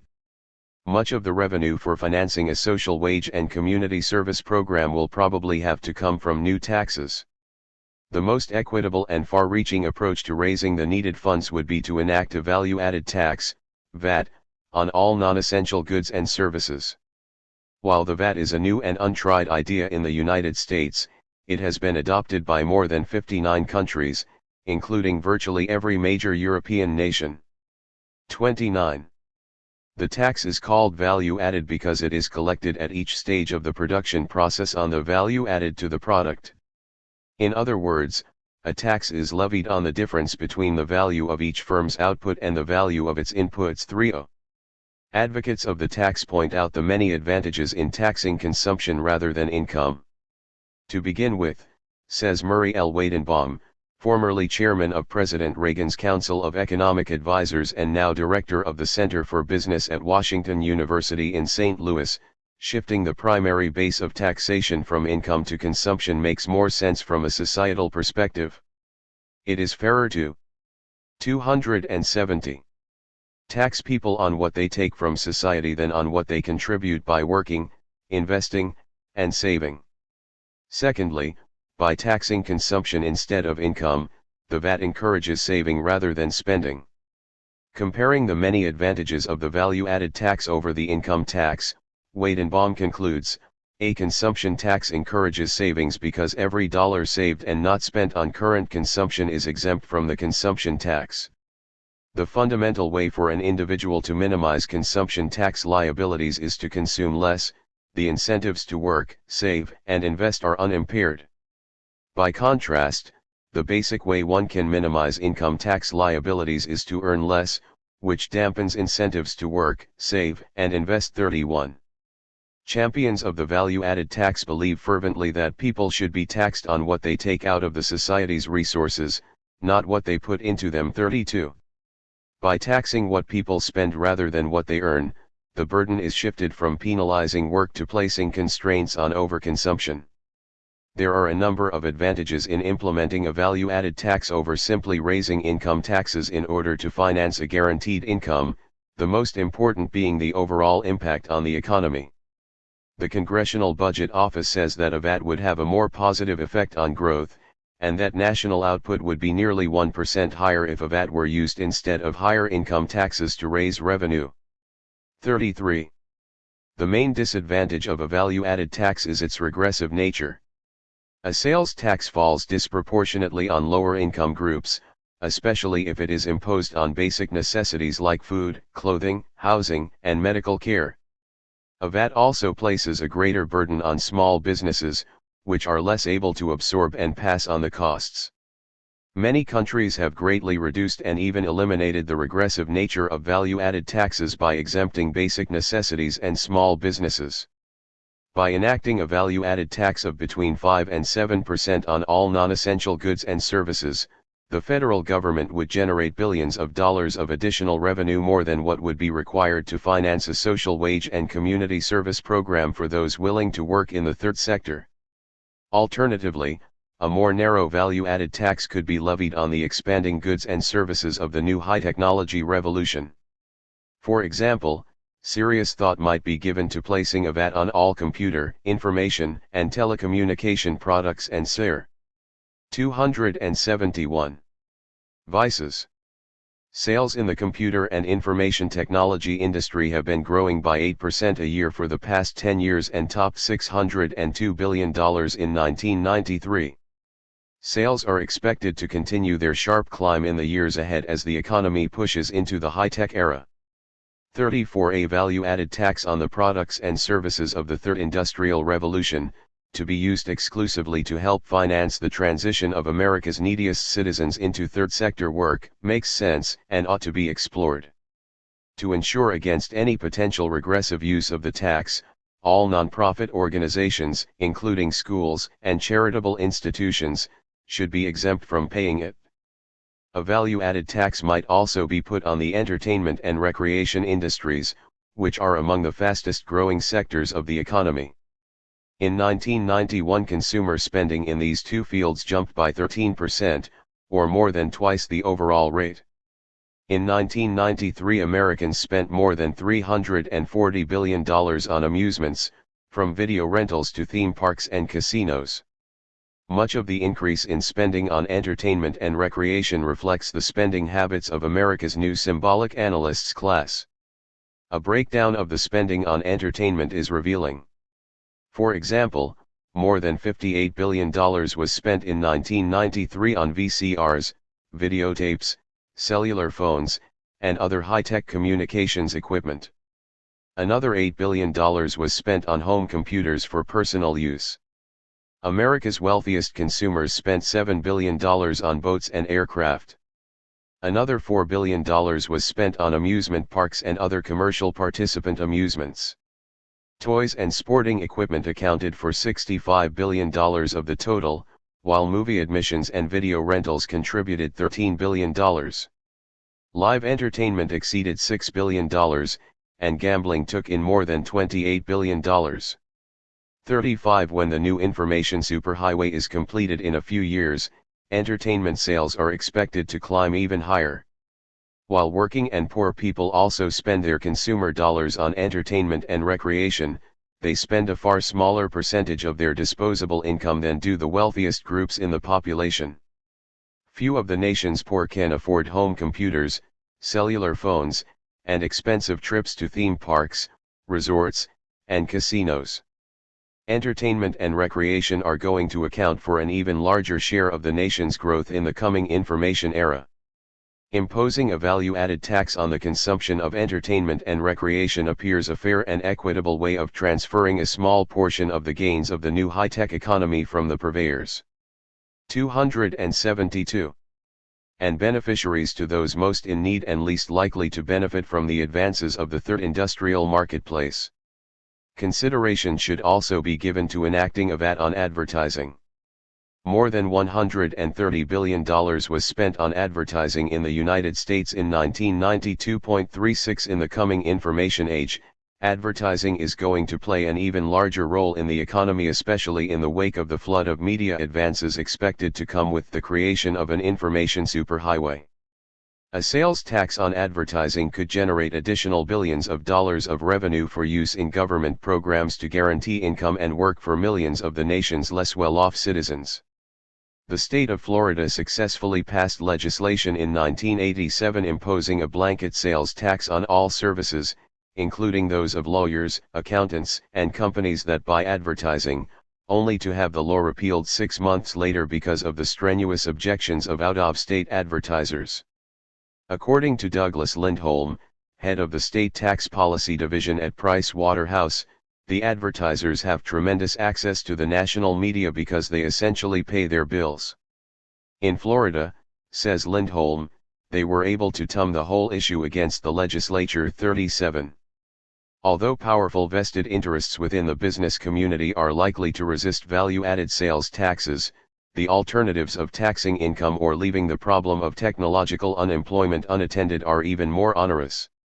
By imposing a targeted value-added tax, and then using the revenue exclusively to build up the third sector and ease the transition into the social economy for the millions of workers displaced by the new technologies, a closed loop is created between the market, public, and third sectors.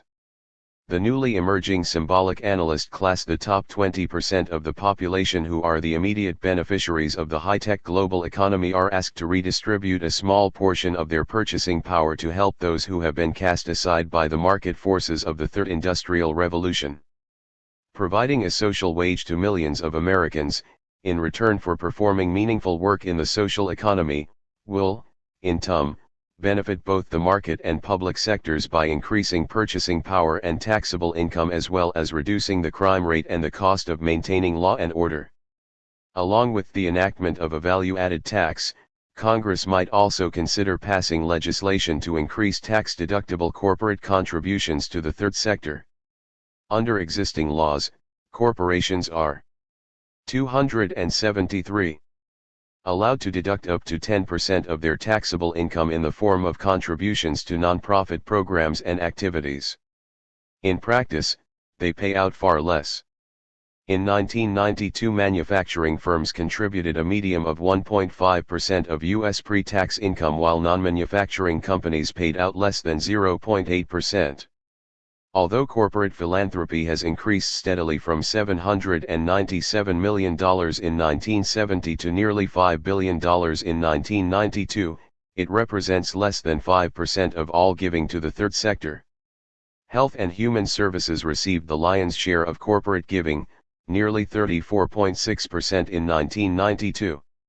Education received 30.4% of corporate donations in the same year, while culture and art received 9.6%, and civic and community programs were given 10.4%.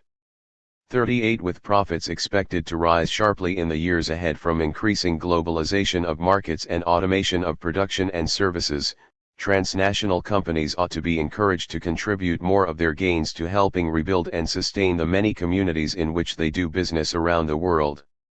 Legislation should be introduced and enacted to provide more favorable deductions for companies willing to expand their corporate giving to the third sector. To assure a fair and equitable sharing of the productivity gains coming out of the third industrial revolution, corporate contributions could include a sliding charitable index geared to increases in productivity by industry and sector. If, for example, productivity for a particular industry were to rise by 2% for the year, the government could provide an additional tax deduction for those companies willing to increase their contribution by a like percentage. By sharing their gains with the third sector, businesses enjoy the advantage of being able to participate more directly in the rebuilding of the social economy, rather than simply handing over tax monies to the government to dispense. Preparing for the decline of mass formal work in the market economy will require a fundamental restructuring of the nature of human participation in society. By providing shadow wages for millions of working Americans who are devoting more of their time to volunteer activity in the social economy, as well as providing a social wage to millions of the nation's unemployed and poor who are willing to work in the third sector, we can begin to lay the groundwork for a long-term transition out of formal work in the market economy and into service work in the social economy. As the various levels of government begin to shift their focus away from activities and 274 grams designed to benefit the marketplace and toward activities and programs that promote the social economy, proposals of the kind mentioned above are likely to gain support. Forging new working alliances between government bodies and the third sector will help build self-sufficient and sustainable communities across the country. 18. Globalizing the social economy. The independent sector is playing an increasingly important social role in nations around the world. People are creating new institutions at both the local and national levels to provide for needs that are not being met by either the marketplace or public sector. Jim Joseph, president of the Council on Foundations, notes that in virtually every country people are reserving for themselves an intermediary space between business and government where private energy can be deployed for the public good. The third sector has grown dramatically in recent years and is quickly becoming an effective force in the lives of hundreds of millions of persons in scores of countries. England's experience is closest to that of the United States. It has thousands of volunteer associations, and in recent years has engaged in a similar political debate over the role of the third sector. There are currently more than 350,000 voluntary organizations in the United Kingdom, with a total income in excess of £17 billion, or 4% of the gross national product. As in the United States, the volunteer spirit is highly developed in England.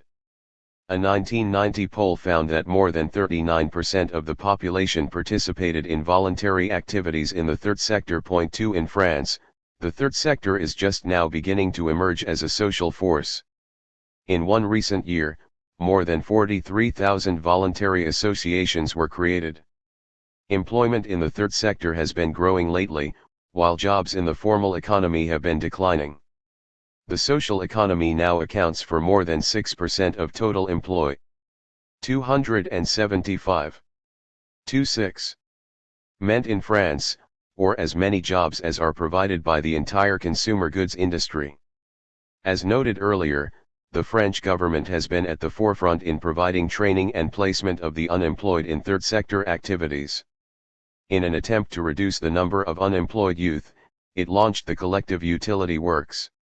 Under the program, more than 350,000 young French men and women are paid a monthly salary by the government in return for performing work in either the non-profit third sector or in the public sector.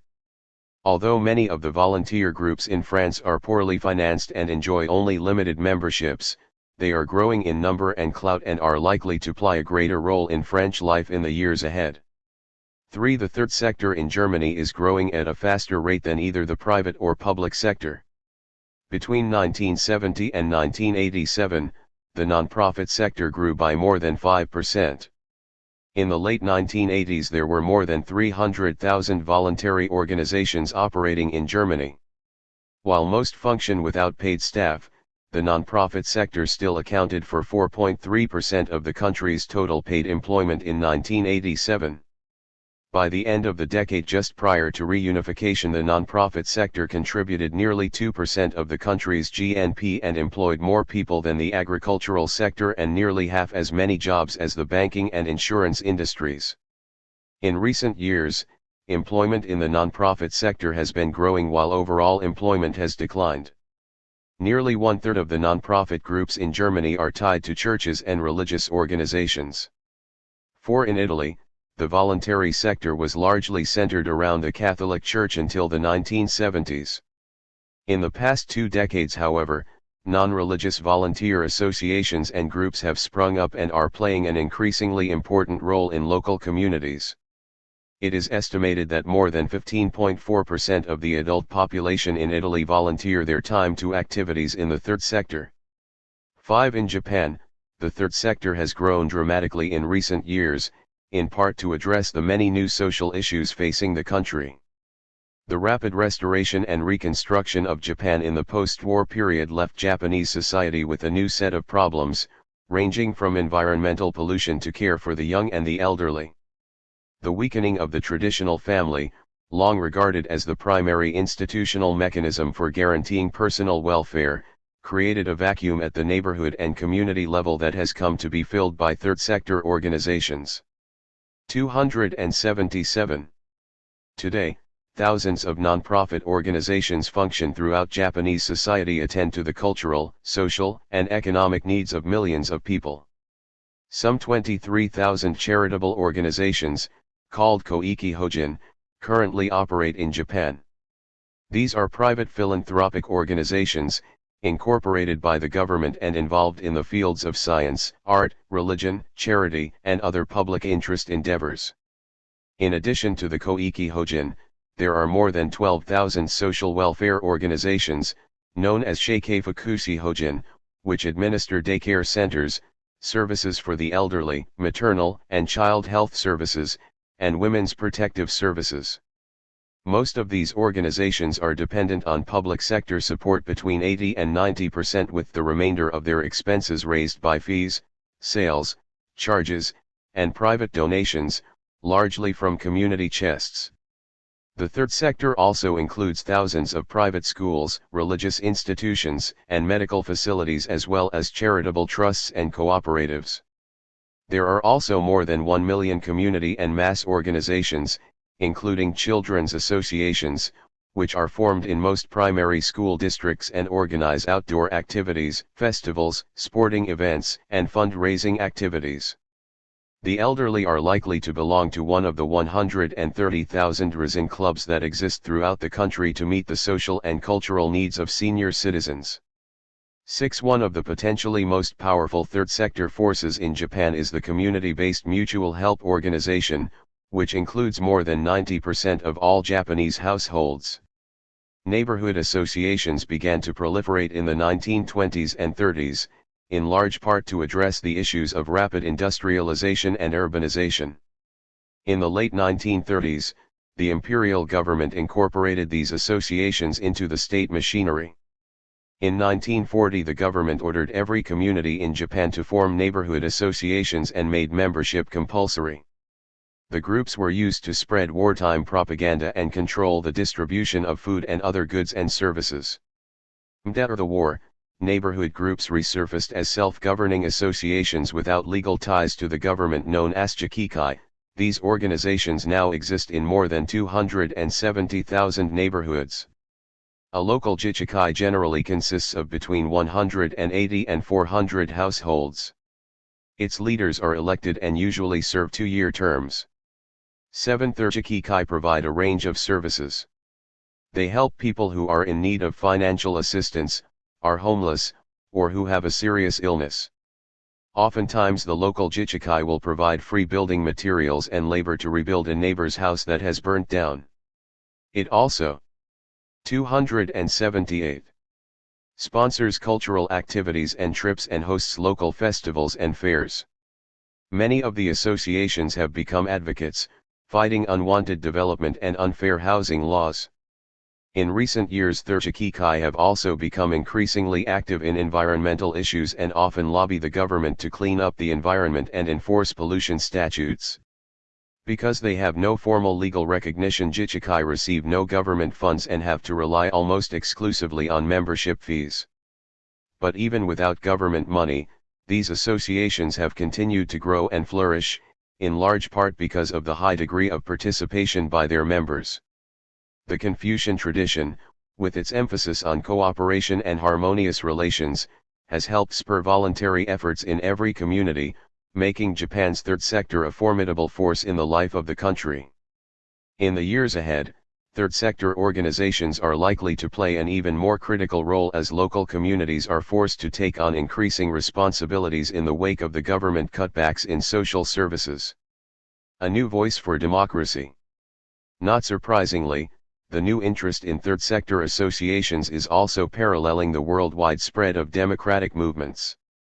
In December 1993, representatives from dozens of countries announced the formation of a new international organization, called Civicus, whose mission is to help cultivate volunteerism and community service, especially in regions where the third sector is just beginning to flourish.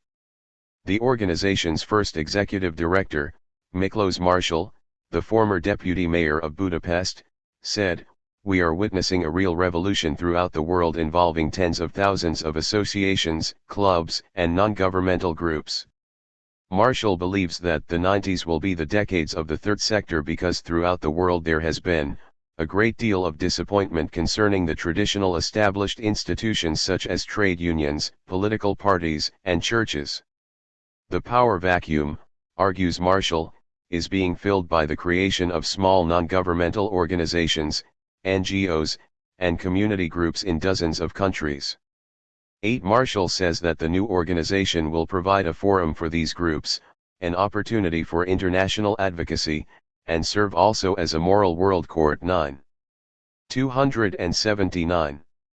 The growing influence of the third sector has been most noticeable in the former communist nations of the Soviet bloc.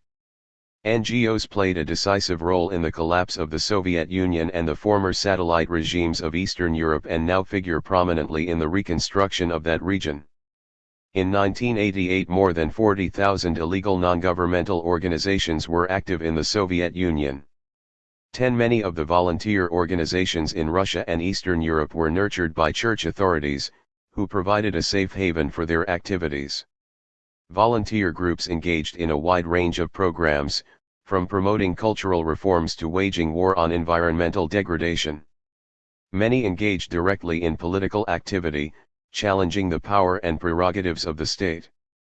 These nascent democratic groups proved a far more effective force in toppling the authoritarian regimes in Eastern Europe and the Soviet Union than traditional resistance groups steeped in political ideology and buttressed by paramilitary campaigns. Reflecting on the developments that led to the fall of communism in Central and Eastern Europe, Soviet historian Frederick Starr argues that the rapid growth of third sector activity placed enormous pressure on the already weakened party apparatus. The extraordinary effervescence of NGOs of all types, says Starr, is the single most distinctive aspect of the revolutions of 1989-1L. In the wake of the collapse of the Communist Party in Central and Eastern Europe, the third sector has become the wellspring for new ideas and reforms as well as for political leadership. It is estimated that there are upwards of 70,000 NGOs in Central Europe and the former Soviet Union, offering a grassroots training ground in the exercise of participatory democracy. 12 With the private sector struggling to be born, and the newly reformed public sector still in its infancy, the third sector is playing a unique role in the politics of the region. Its ability to respond quickly and effectively to local concerns and at the same time instill the democratic spirit throughout society should, to a large measure, determine the success of reform efforts in the former communist countries.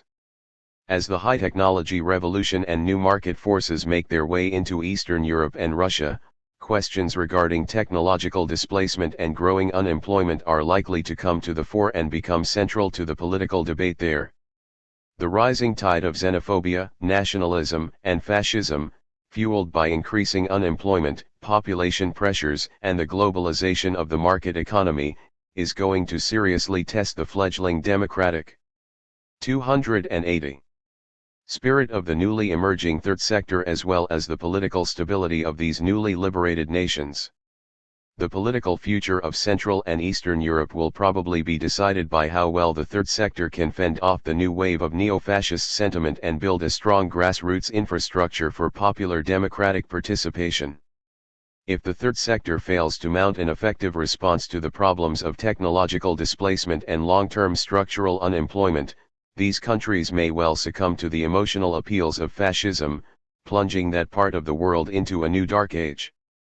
While the third sector is playing a pivotal role in the reconstruction of Central and Eastern Europe, its emergent role in the developing nations of Asia and the Southern Hemisphere is no less significant.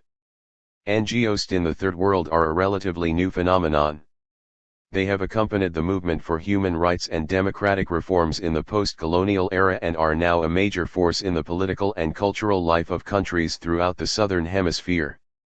Today there are more than 35,000 voluntary organizations in the developing nations. I3 Third World NGOs are involved in rural development and land reform, food relief, preventive health care and family planning, early childhood education and literacy campaigns, economic development, housing, and political advocacy, and are often the only voice of the people in countries where the governments are weak and corrupt and the market economy small or non-existent. In many developing nations, the third sector is becoming a more effective force for dealing with local needs than either the private or public sectors. This is especially true where the formal market economy plays little role in the economic life of the community. It is estimated that volunteer organizations already impact the lives of more than 250 million people in developing nations, and their outreach and effectiveness will continue to grow in the coming years. 14. The third sector has experienced its greatest growth in Asia, where there are more than 20,000 volunteer organizations. I5 in Orangi, a suburb of Karachi, Pakistan, the Orangi pilot project has enlisted the voluntary help of 28,000 families to construct 430,000 feet of underground sewers and build more than 28,000 latrines for local residents.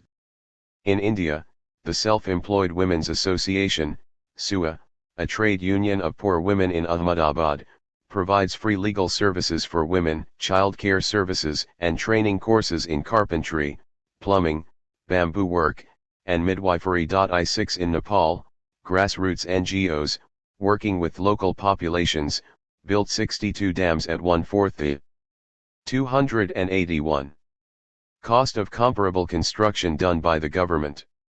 17 in Sri Lanka, the Sarvodaya Sharanadana movement, SSM, claims 7,700 on its staff and works in more than 8,000 villages, helping local populations mobilize resources and create self-sufficient communities.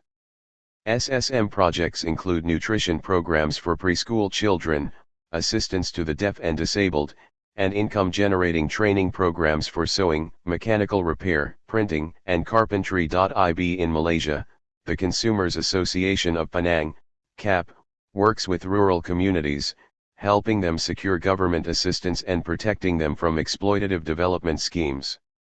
19 in Senegal, the Committee to Fight for the End of Hunger, Kalififa, with its 20,000 members, helps farmers promote food crops rather than exports. The group also provides training assistance for farmers in better cultivation and storage techniques as well as programs to raise literacy standards and improve the health of rural villagers. 20 in the Philippines, Pamalakaya, an NGO representing 50,000 fishermen, lobbies the government to preserve communal fish ponds and provides ongoing training and education for its members. 2L Much of the NGO effort in Asia has centered around ecological concerns.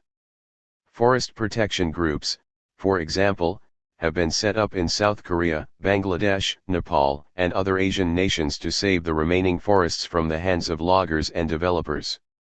There are currently more than 500 environmental organizations in India alone, helping save the soil, plant trees, conserve water, and fight agricultural and industrial pollution.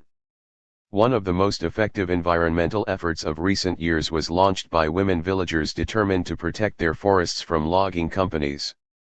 The Chipko movement gained worldwide attention when peasant women lay down in front of advancing bulldozers and hugged trees to save their forests from being uprooted. 22. Women's organizations have also proliferated in Asia in the past decade.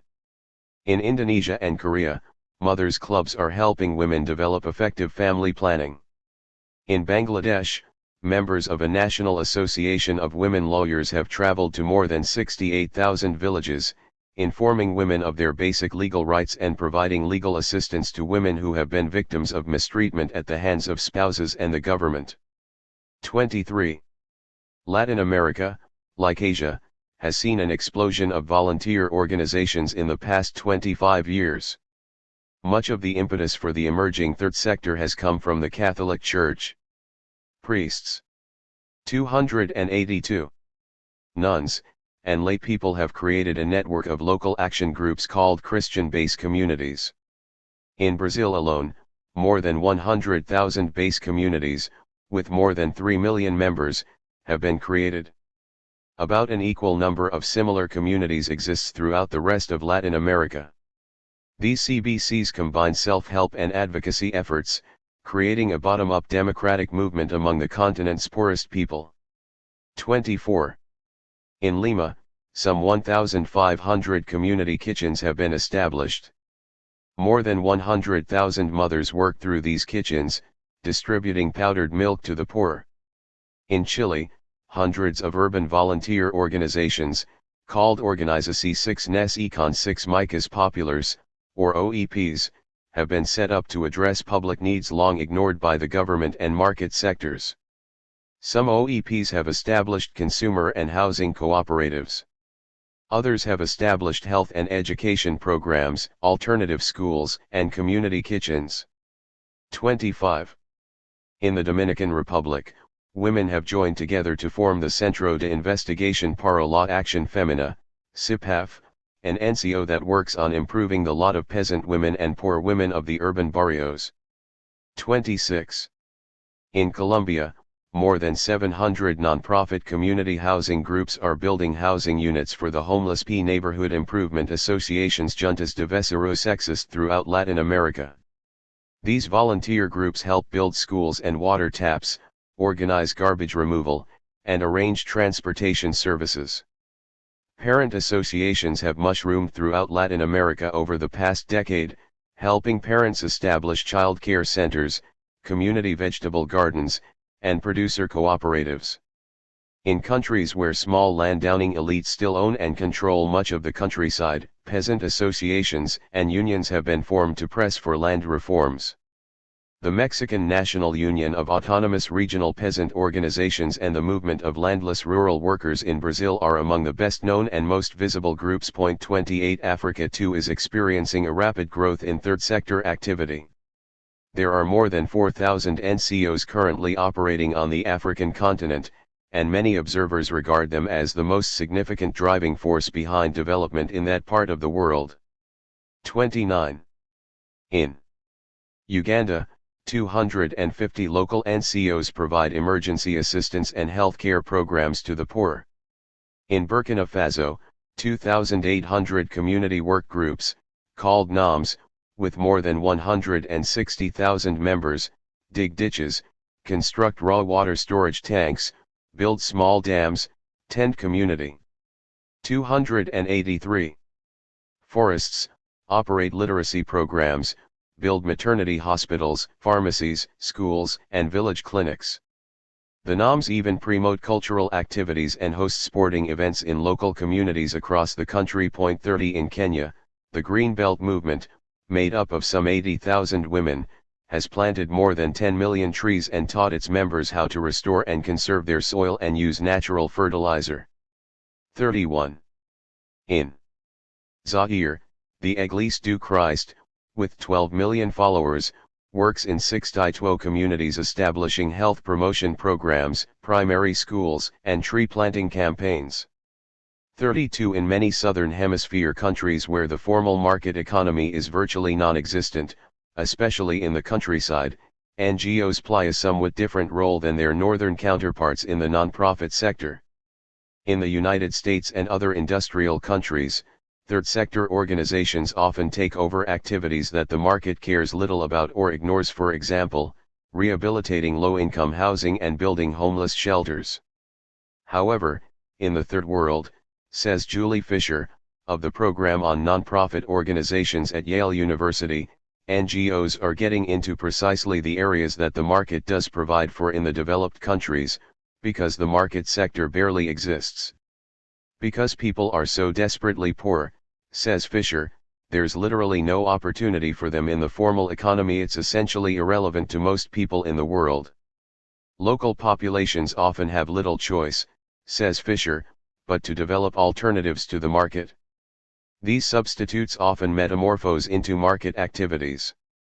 The setting up of micro-enterprises, cooperatives, and intervillage trading networks is often a precursor to establishing a rudimentary market in a region or an entire country.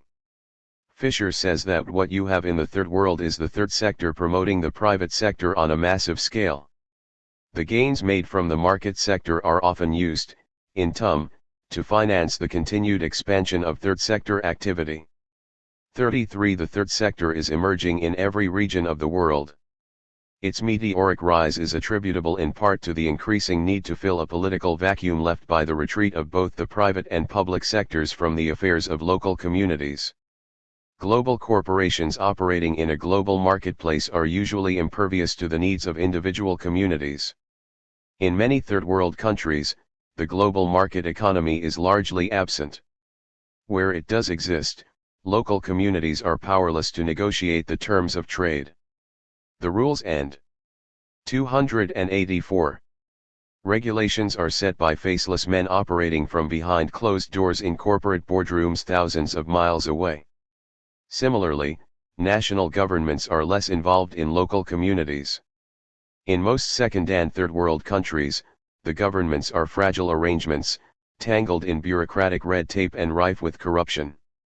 Plagued by slow growth, stubborn unemployment, and mounting debt, and trapped by a global marketplace that forces each nation to compete on the lowest plane of international commerce and trade, governments are losing their hold over local populations. Unable to deliver basic services and unresponsive to demands from below for greater participation, they are becoming increasingly tangential to the lives of their citizens. This is especially true in the developing world, and is reflected by the subtle change in the way international aid and development funds are channeled. Although most foreign assistance aid still flows from government to government, an increasing number of public assistance grants are being funneled from northern governments directly to NGOs in second and third world countries.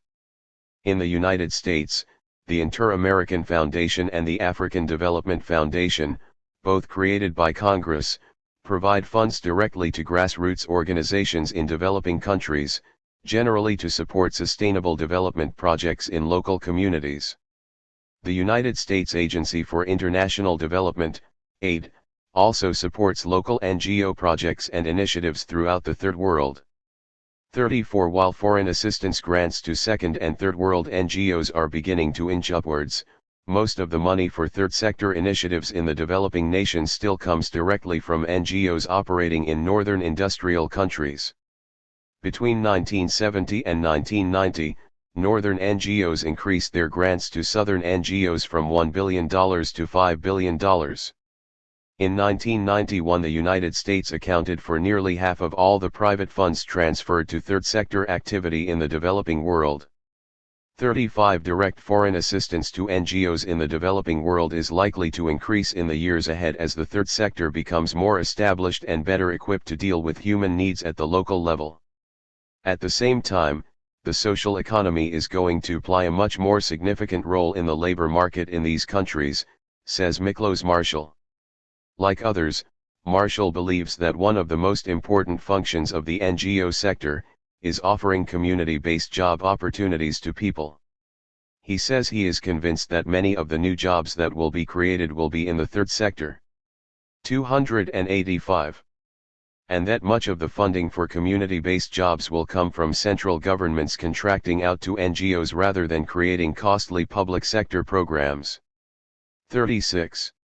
Martin Keir, director of the Third World Network, worries about how central governments in the Third World are going to finance social incomes for those persons who are willing and able to work in the third sector. While direct foreign assistance to community-based NGOs will help provide some of the necessary funding, inevitably the governments in the Third World will have to come up with additional monies through taxation. Keir argues that if a value-added tax is imposed, it should be on the technologies, products, and services purchased by the wealthiest members of society. The Third World activist says that governments can play a key role in offsetting the gross inequalities that exist in developing countries by taxing the rich, as a means to employ the poor. Keir cautions that the redistribution of income is the key to advancing the social economy in developing countries. If you haven't solved the problem of the social distribution of income, warns Keir, then you can't solve the issue of the development of the third sector, because how else are you going to finance it? 37. The extraordinary growth in third sector activity is beginning to foster new international networks. NGOs in northern and southern nations are exchanging information, organizing around common objectives, and banding together to make their voices heard in the international community. If there is a shared aphorism that unites their individual pursuits, it is the oft-heard phrase, think globally and act locally. NGOs in most nations share a new vision that transcends both the conventional wisdom of the marketplace and the narrow ideology of geopolitics and nationalism. Theirs is a biospheric perspective. The new activists of the third sector are wedded to democratic participation at the local level, the re-establishment of community, service to their fellow human beings, and stewardship of the larger biotic community that makes up the Earth's common biosphere. Although united in a shared vision of the future, NGOs of the northern and southern hemispheres are confronted with a variety of challenges and priorities on the eve of the third industrial revolution. While urban NGOs, in both the North and South, will need to address the issue of rising unemployment brought on by dramatic gains in productivity and technological displacement, Southern NGOs are going to be confronted with a second, equally profound problem: the 286. Introduction of agricultural biotechnology and the possible elimination of outdoor farming on the planet. The specter of hundreds of millions of peasant farmers being made redundant by the genetic engineering revolution is mind-boggling. The loss of international agricultural commodity markets could plunge the southern hemisphere nations into an economic tailspin and force an international banking crisis of unprecedented proportions. Civilization would likely descend into a long-term decline that could last for centuries. For that reason alone, Southern Hemisphere NGOs are going to feel increasing pressure to resist the biotechnology revolution in agriculture while at the same time working for land reform and more ecologically sustainable approaches to farming their land. Dr. Vandana Shiva, director of the Research Foundation for Science, Technology, and National Resource Policy, in India, worries that in her own country, upwards of 95% of the farm population could be displaced in the coming century by the biotechnology revolution in agriculture. If that were to happen, warns Shiva, we will have Yugoslavia multiplied 1,000 times, with separatist movements, open warfare, and the fragmentation of the Indian subcontinent. The only viable alternative to mass social upheaval and the potential collapse of the Indian state, argues Shiva, is the building up of a new freedom movement rooted in land reform and the practice of ecologically sound, sustainable agriculture. 38 NGOs throughout the Third World are beginning to band together to fight the incursion of agricultural biotechnology. In the years ahead, opposition to both the patenting of native seeds by transnational companies and the wholesale takeover of agriculture by the global biotech industry is likely to intensify in virtually every Southern Hemisphere nation, as millions of farmers fight for their survival against the new labor-displacing gene splicing technologies. The last, best hope. Northern and Southern Hemisphere countries alike face the threats and opportunities brought on by powerful market forces and new technological realities. Transnational corporations are blazing a path across national boundaries, transforming and disrupting the lives of billions of people in their search for global markets. The casualties of the Third Industrial Revolution are beginning to mount as millions of 287 workers are ripped to make room for more efficient and profitable machine surrogates. Unemployment is rising and tempers are flaring in country after country caught up in the corporate crossfire to improve production performance at all costs. Third sector service and advocacy groups are lightning rods for rechanneling the growing frustration of large numbers of unemployed people. Their efforts to both kindle the spirit of democratic participation and forge a renewed sense of community will, to a large extent, determine the success of the independent sector as a transformative agent for the post-market era. Whether the third sector can grow and diversify fast enough to keep up with the increasing demands placed on it by a disinherited workforce is an open question. Still, with the shrinking of work in the formal market and the diminution of the role of central governments in the day-to-day affairs of the people, the social economy becomes the last best hope for re-establishing an alternative institutional framework for a civilization in transition. The high-tech savants remain unconvinced of the crisis at hand. From deep inside the gleaming new global village, surrounded by sophisticated technological hardware capable of performing stupendous feats, the future looks hopeful. Many in the emerging knowledge class envision a world of near-utopian grandeur, a place of overflowing abundance. In recent years, scores of futurists have written breathless tracts prophesying the end of history and our final deliverance into a techno-paradise mediated by free market forces and ruled over by detached scientific expertise. Our politicians tell us to begin preparing ourselves for the grand exodus into the postmodern era. They hold out visions of a new world of glass and silicon, global communication networks and information superhighways, cyberspace and virtual realities, soaring productivity and unlimited material riches, automated factories and electronic offices. They tell us that the price of admission to this new and wondrous world is re-education and retraining, acquiring new skills for the many job opportunities opening up along the spanking new commercial corridors of the third industrial marketplace. Their predictions are not without merit. We are, indeed, experiencing a great historic transformation into a third industrial revolution and heading inexorably toward a nearly workerless world. The hardware and software already exist to speed our passage into a new silicon-based civilization. The yet unresolved question is how many human beings will be left behind on this final leg of the industrial 288 journey, and what kind of world ultimately awaits the rest of us on the other side. The apostles and evangelists of the information age entertain few if any doubts about the ultimate success of the experiment at hand. They are convinced that the third industrial revolution will succeed in opening up more new job opportunities than it forecloses and that dramatic increases in productivity will be matched by elevated levels of consumer demand and the opening up of new global markets to absorb the flood of new goods and services that will become available. Their faith, and for that matter their entire worldview, hinges on the correctness of these two central propositions. Plus the critics, on the other hand, as well as a growing number of people already left at the wayside of the third industrial revolution, are beginning to question where the new jobs are going to come from. In a world where sophisticated information and communication technologies will be able to replace more and more of the global workforce, it is unlikely that more than a fortunate few will be retrained for the relatively scarce high-tech scientific, professional, and managerial jobs made available in the emerging knowledge sector.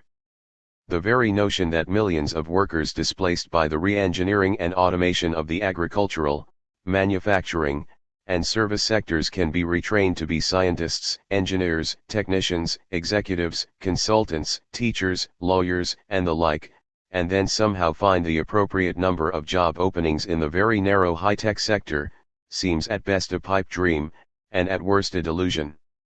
Then there is the oft-heard argument that new technologies, products, and services not yet even imaginable will come along, providing new business opportunities and jobs for millions. Critics, however, point out that any new product lines introduced in the future will probably require far fewer workers to assemble, produce, and deliver, and thus not add significant numbers to the employment roles. Even if a product with a universal market potential were to emerge similar to radio or television, its production would likely be highly automated and require few online workers. Similarly, many observers wonder how an increasingly underemployed and unemployed global workforce, displaced by the technologies of the Third Industrial Revolution, is going to be able to afford all of the products and services being turned out by the new highly automated production systems. While the advocates contend that the loosening up of trade barriers and the opening up of new global 289 markets will stimulate pent-up consumer demand, the naysayers argue that soaring productivity will face increasingly ineffective and weak consumer demand throughout the world as growing numbers of workers are displaced by technology and lose their purchasing power. The skeptics are probably right in their concern over technological displacement, job loss, and reduced purchasing power. However, there is little reason to believe that the technological and market forces already set in motion are going to be effectively slowed or stopped by any kind of organized resistance movement in the years ahead. Short of a long-term global depression, chances are that the Third Industrial Revolution will continue to run its course, elevating productivity and displacing growing numbers of workers, all the while providing some new job opportunities but not nearly enough to absorb the millions made redundant by the new technologies. Global markets are also likely to continue to expand, but not nearly fast enough to absorb the overproduction of goods and services. Rising technological unemployment and declining purchasing power will continue to plague the global economy, undermining the capacity of governments to effectively manage their own domestic affairs. Already, central governments are straining under the weight of a technological revolution that is leaving millions jobless and destitute. The globalization of the market economy and the automation of the agricultural, manufacturing, and service sectors is fast changing the political landscape in every country. World leaders and governments are at a loss on how to soften the blow of a third industrial revolution that is ripping through whole industries, flattening corporate hierarchies, and substituting machines for workers in hundreds of job categories. The middle class, long the voice of reason and moderation in the political life of industrialized nations, finds itself buffeted on every side by technological change. Squeezed by reduced wages and rising unemployment, growing numbers of the middle class are beginning to search for quick solutions and dramatic rescue from the market forces and technological changes that are destroying their former way of life. In virtually every industrial nation, fear of an uncertain future is driving more and more people from the mainstream to the margins of society, where they seek refuge in extremist political and religious movements that promise to restore public order and put people back to work. 290. Rising levels of worldwide unemployment and the increasing polarization between rich and poor are creating the conditions for social upheaval and open class warfare on a scale never before experienced in the modern age. Crime, random violence, and low-intensity warfare are on the rise and show every sign of increasing dramatically in the years immediately ahead. A new form of barbarism waits just outside the walls of the modern world. Beyond the quiet suburbs, exurbs, and urban enclaves of the rich and near-rich lie millions upon millions of destitute and desperate human beings. Anguished, angry, and harboring little hope for an escape from their circumstances, they are the potential levelers, the masses whose cries for justice and inclusion have gone unheard and unaddressed. Their ranks continue to swell as millions of workers find themselves pink-slipped and suddenly and irrevocably locked outside the gates of the new high-tech global village. Still our leaders talk of jobs and crime, the two great issues of our time, as if they were only marginally related, refusing to acknowledge the growing nexus between technological displacement, job loss, and the rise of an outlaw class for whom crime is the last means to secure a piece of a shrinking economic pie. This, then, is the situation the world finds itself in during the early years of the transition into a third industrial revolution. In industrial countries, concern over the jobs issue has led to growing ideological battles between warring groups. The free marketers accuse the trade unionists of obstructing the process of globalization of trade and of inciting the public with xenophobic appeals to protectionism. The labor movement counters that the transnationals are pushing wages down by forcing its workers to compete with cheap labor from the Third World. The technological optimists accuse the critics of high technology of trying to hold back progress and of harboring naive neo-Luddite fantasies. The technology critics charge that the technophiles care more about profits than people, and that in their pursuit of quick productivity gains, they are unmindful of the terrible toll that automation takes on the lives of millions of workers. In the United States, some liberal politicians are calling for a New Deal and massive expenditures on public works programs, aid to cities, and welfare reform. Most political observers, however, as well as a majority of the electorate, are reluctant to cast the government back into the role of employer of last resort, for fear of greatly increasing. 291. Budget deficits and the national debt. The conservative forces are rallying around the theme of laissez-faire, arguing that less government interference with the market will help speed the process of globalization and automation, ultimately providing a larger economic pie for everyone to share. Bogged down by so many conflicting and contradictory ideas of what should be done, our leaders continue to muddle along with few constructive suggestions on how to reduce unemployment, create jobs, cut the crime rate, and ease the transition into the high-tech era. This much we know for sure: we are entering into a new period in history where machines will increasingly replace human labor in the production of goods and services. Although timetables are difficult to predict, we are set on a firm course to an automated future and will likely approach a near workerless era, at least in manufacturing, by the early decades of the coming century. The service sector, while slower to automate, will probably approach a nearly automated state by the mid-decades of the next century. The emerging knowledge sector will be able to absorb a small percentage of the displaced labor, but not nearly enough to make a substantial difference in the rising unemployment figures. Hundreds of millions of workers will be permanently idled by the twin forces of globalization and automation. Others, still employed, will work far fewer hours in order to more equitably distribute the remaining work and provide adequate purchasing power to absorb the increases in production. As machines increasingly replace workers in the coming decades, the labor of millions will be freed from the economic process and the pull of the marketplace. Unused human labor is the central overriding reality of the coming era and the issue that will need to be confronted and addressed head-on by every nation if civilization is to survive the impact of the Third Industrial Revolution. If the talent, energy, and resourcefulness of hundreds of millions of men and women are not redirected to constructive ends, civilization will probably continue to disintegrate into a state of increasing destitution and lawlessness from which there may be no easy return. For this reason, finding an alternative to formal work in the marketplace is the critical task ahead for every nation on earth. Preparing for a post-market era will require far greater attention to the building up of the third sector and the renewal of community life.